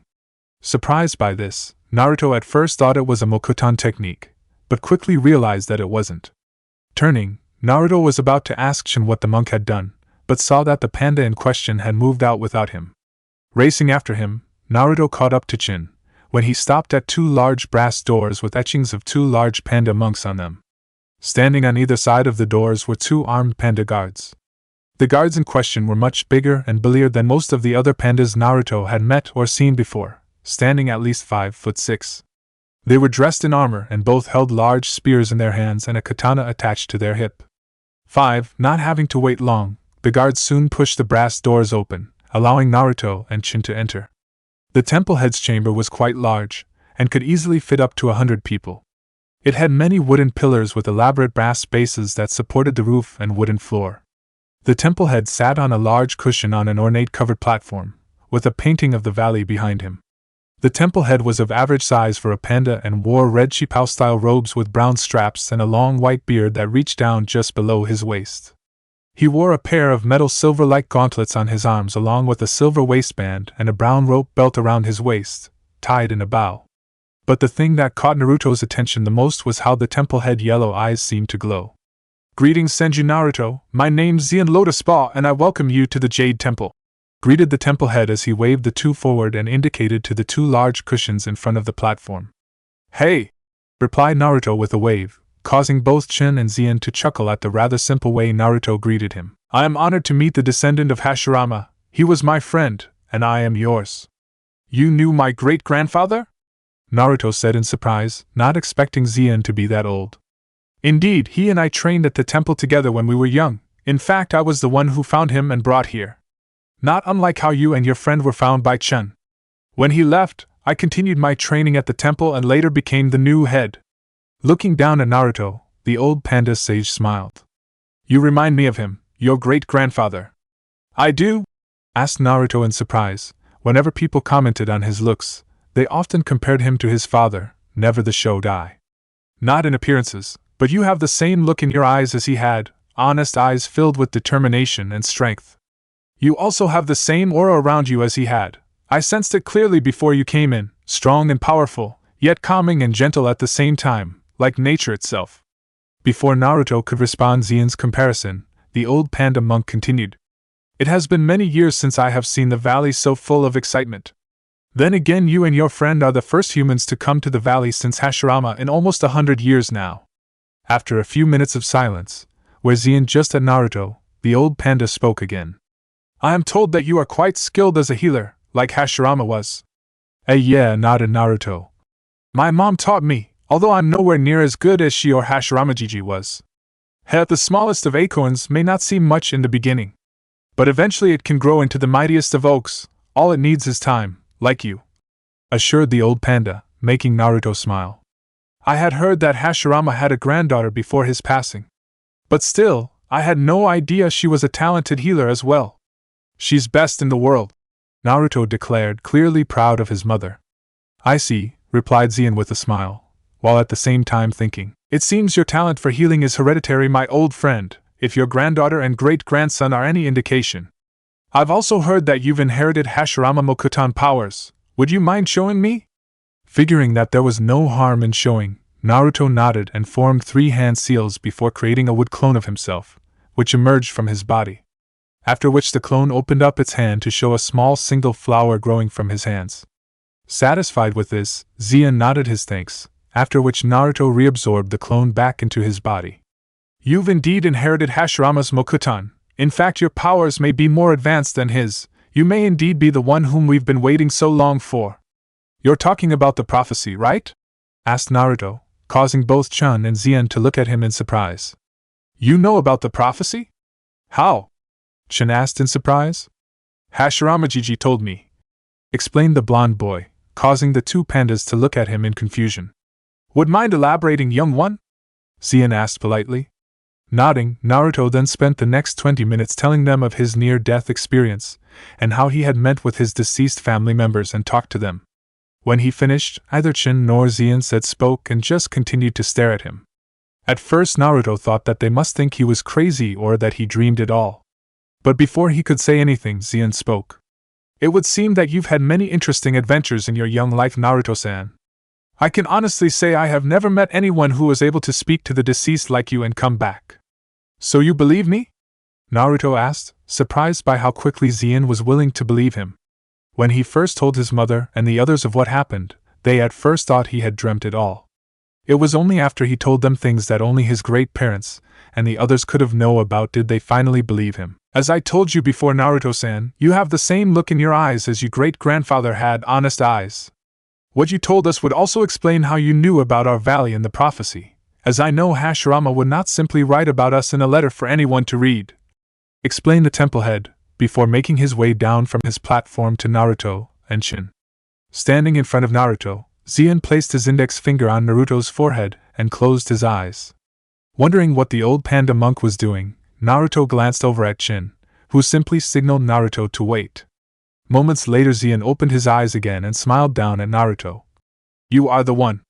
Before Naruto could even ask how he knew or what that meant, Xian walked around him and signaled for Chin and Naruto to follow him out the chamber. Making their way through the open grounds of the temple, Xian led Naruto and Chin to the back of the temple where an old wall with various writing and images carved on it stood. "What is this?" asked Naruto as he looked at the carvings on the wall. "This is the Wall of Prophecy," Xian answered as he stood at the end of the old wall. It was written long ago by one of our great sages, who possessed the ability to see into the future. Over the years he wrote many different prophecies on this wall. Some have happened, others have yet to happen. The prophecy that we believe involves you was one of the very first he wrote. What does it say? Naruto asked, given how he could not read the writing on the wall. It says, "In the age of the five, old powers shall rise and clash with the new. The Sasara shall return and threaten to engulf the world in darkness. But hope remains with Avalokiteshvara, who will battle Sasara to bring harmony to the world." 7. I don't get it, what does it mean? It doesn't mention me at all? Said Naruto. Not specifically, but it does indirectly. We believe that the age of 5 refers to now, the age of the 5 great nations and shinobi villages, who are the major powers on this continent. We also believe that you are Avalokiteshvara and will play a key part in a great battle to come that will decide the fate of this world. But how do you know I am this Avaloket guy or whatever he's called? Why not Hashirama Gigi? Because of the second part of the prophecy. Xian pointed to the carvings on the wall. On the promised time, Avalokiteshvara shall come to the Valley of the Four Winds for aid. He will come from those with 1,000 skills, born in fire, loved by nature, touched by heaven and cursed by the fox. You are a member of the Senju clan, known as the clan with 1,000 skills. Your clan's very name means 1,000 hands, which is also in reference to Avalokiteshvara, a deity with 1,000 hands. You were born in the land of fire. Loved by nature clearly refers to your Mokutan powers, which are more advanced than even Hashirama. But what makes us certain that it is you are the last parts of the prophecy. In the beginning we thought touched by heaven referred to having a divine power or ability. But now I believe it was in reference to your appearance. Bright blue eyes like the sky and bright blonde hair that shines like the sun. Cursed by the fox, well I believe that is obvious enough. Jinchuriki of the Kyuubi no Yoko, nine-tailed demon fox. At the mention of him being the Jinchuriki for the Kyuubi, Naruto froze and stared at Xian in shock. How do you know that? Natural energy gives a sage many powers. One of those powers is the ability to sense a chakra around them, much like sensor types. Your Mokutan bloodline limit hides the Kyuubi's chakra well and reduces its influence. But when I touched you earlier I was able to sense the Kyuubi's chakra, which confirmed that you were the one the prophecy spoke of and bring harmony to our world. But who or what is this Sasara person that will bring darkness to the world? And this battle you're talking about, what does it mean by old powers rising to clash with the new? That we do not know. Prophecies are tricky that way and are often up to interpretation. The only thing we do know is that Sasara is the different cycles of reincarnation, which could mean almost anything. That's convenient, muttered Naruto in annoyance. How can we even trust this prophecy? I don't believe that the future is predetermined. I believe we make our own fate. At which point Naruto remembered his conversation about fate with Niji during the Chunin finals. And you would be correct, replied Xian. The future is like water dripping down a mountain, always flowing and changing, never staying on a fixed path. It is true that some things are certain to happen, and people with the gift of foresight can glimpse into what may happen, but no one can know precisely what will happen in the future. That is why prophecies are always left open. As you said earlier, we make our own fate by the choices we make. But what if I fail? What if I do something wrong, and the whole world ends because of a wrong choice I made? Said Naruto as he started to feel the pressure of everything. That is why we have faith, Naruto-san, said Xian as he placed his paw on Naruto's left shoulder. Prophecies are simply guides to help us make the right choice, and you won't be alone when you do. We of the Panda tribe will help you in every possible way we can. Indeed, agreed Shin, who then placed his own paw on Naruto's right shoulder and smiled at the boy. Feeling more assured, Naruto smiled back at the two and nodded. Now that the more serious aspects of our talk are done, I believe it's time for lunch, Xian said suddenly. Come, we're having ramen today, so we should hurry before the dining hall gets too crowded. At the mention of ramen for lunch, Naruto cheered and took off like a shot for the temple dining hall, ready to take on anything that the future had in store.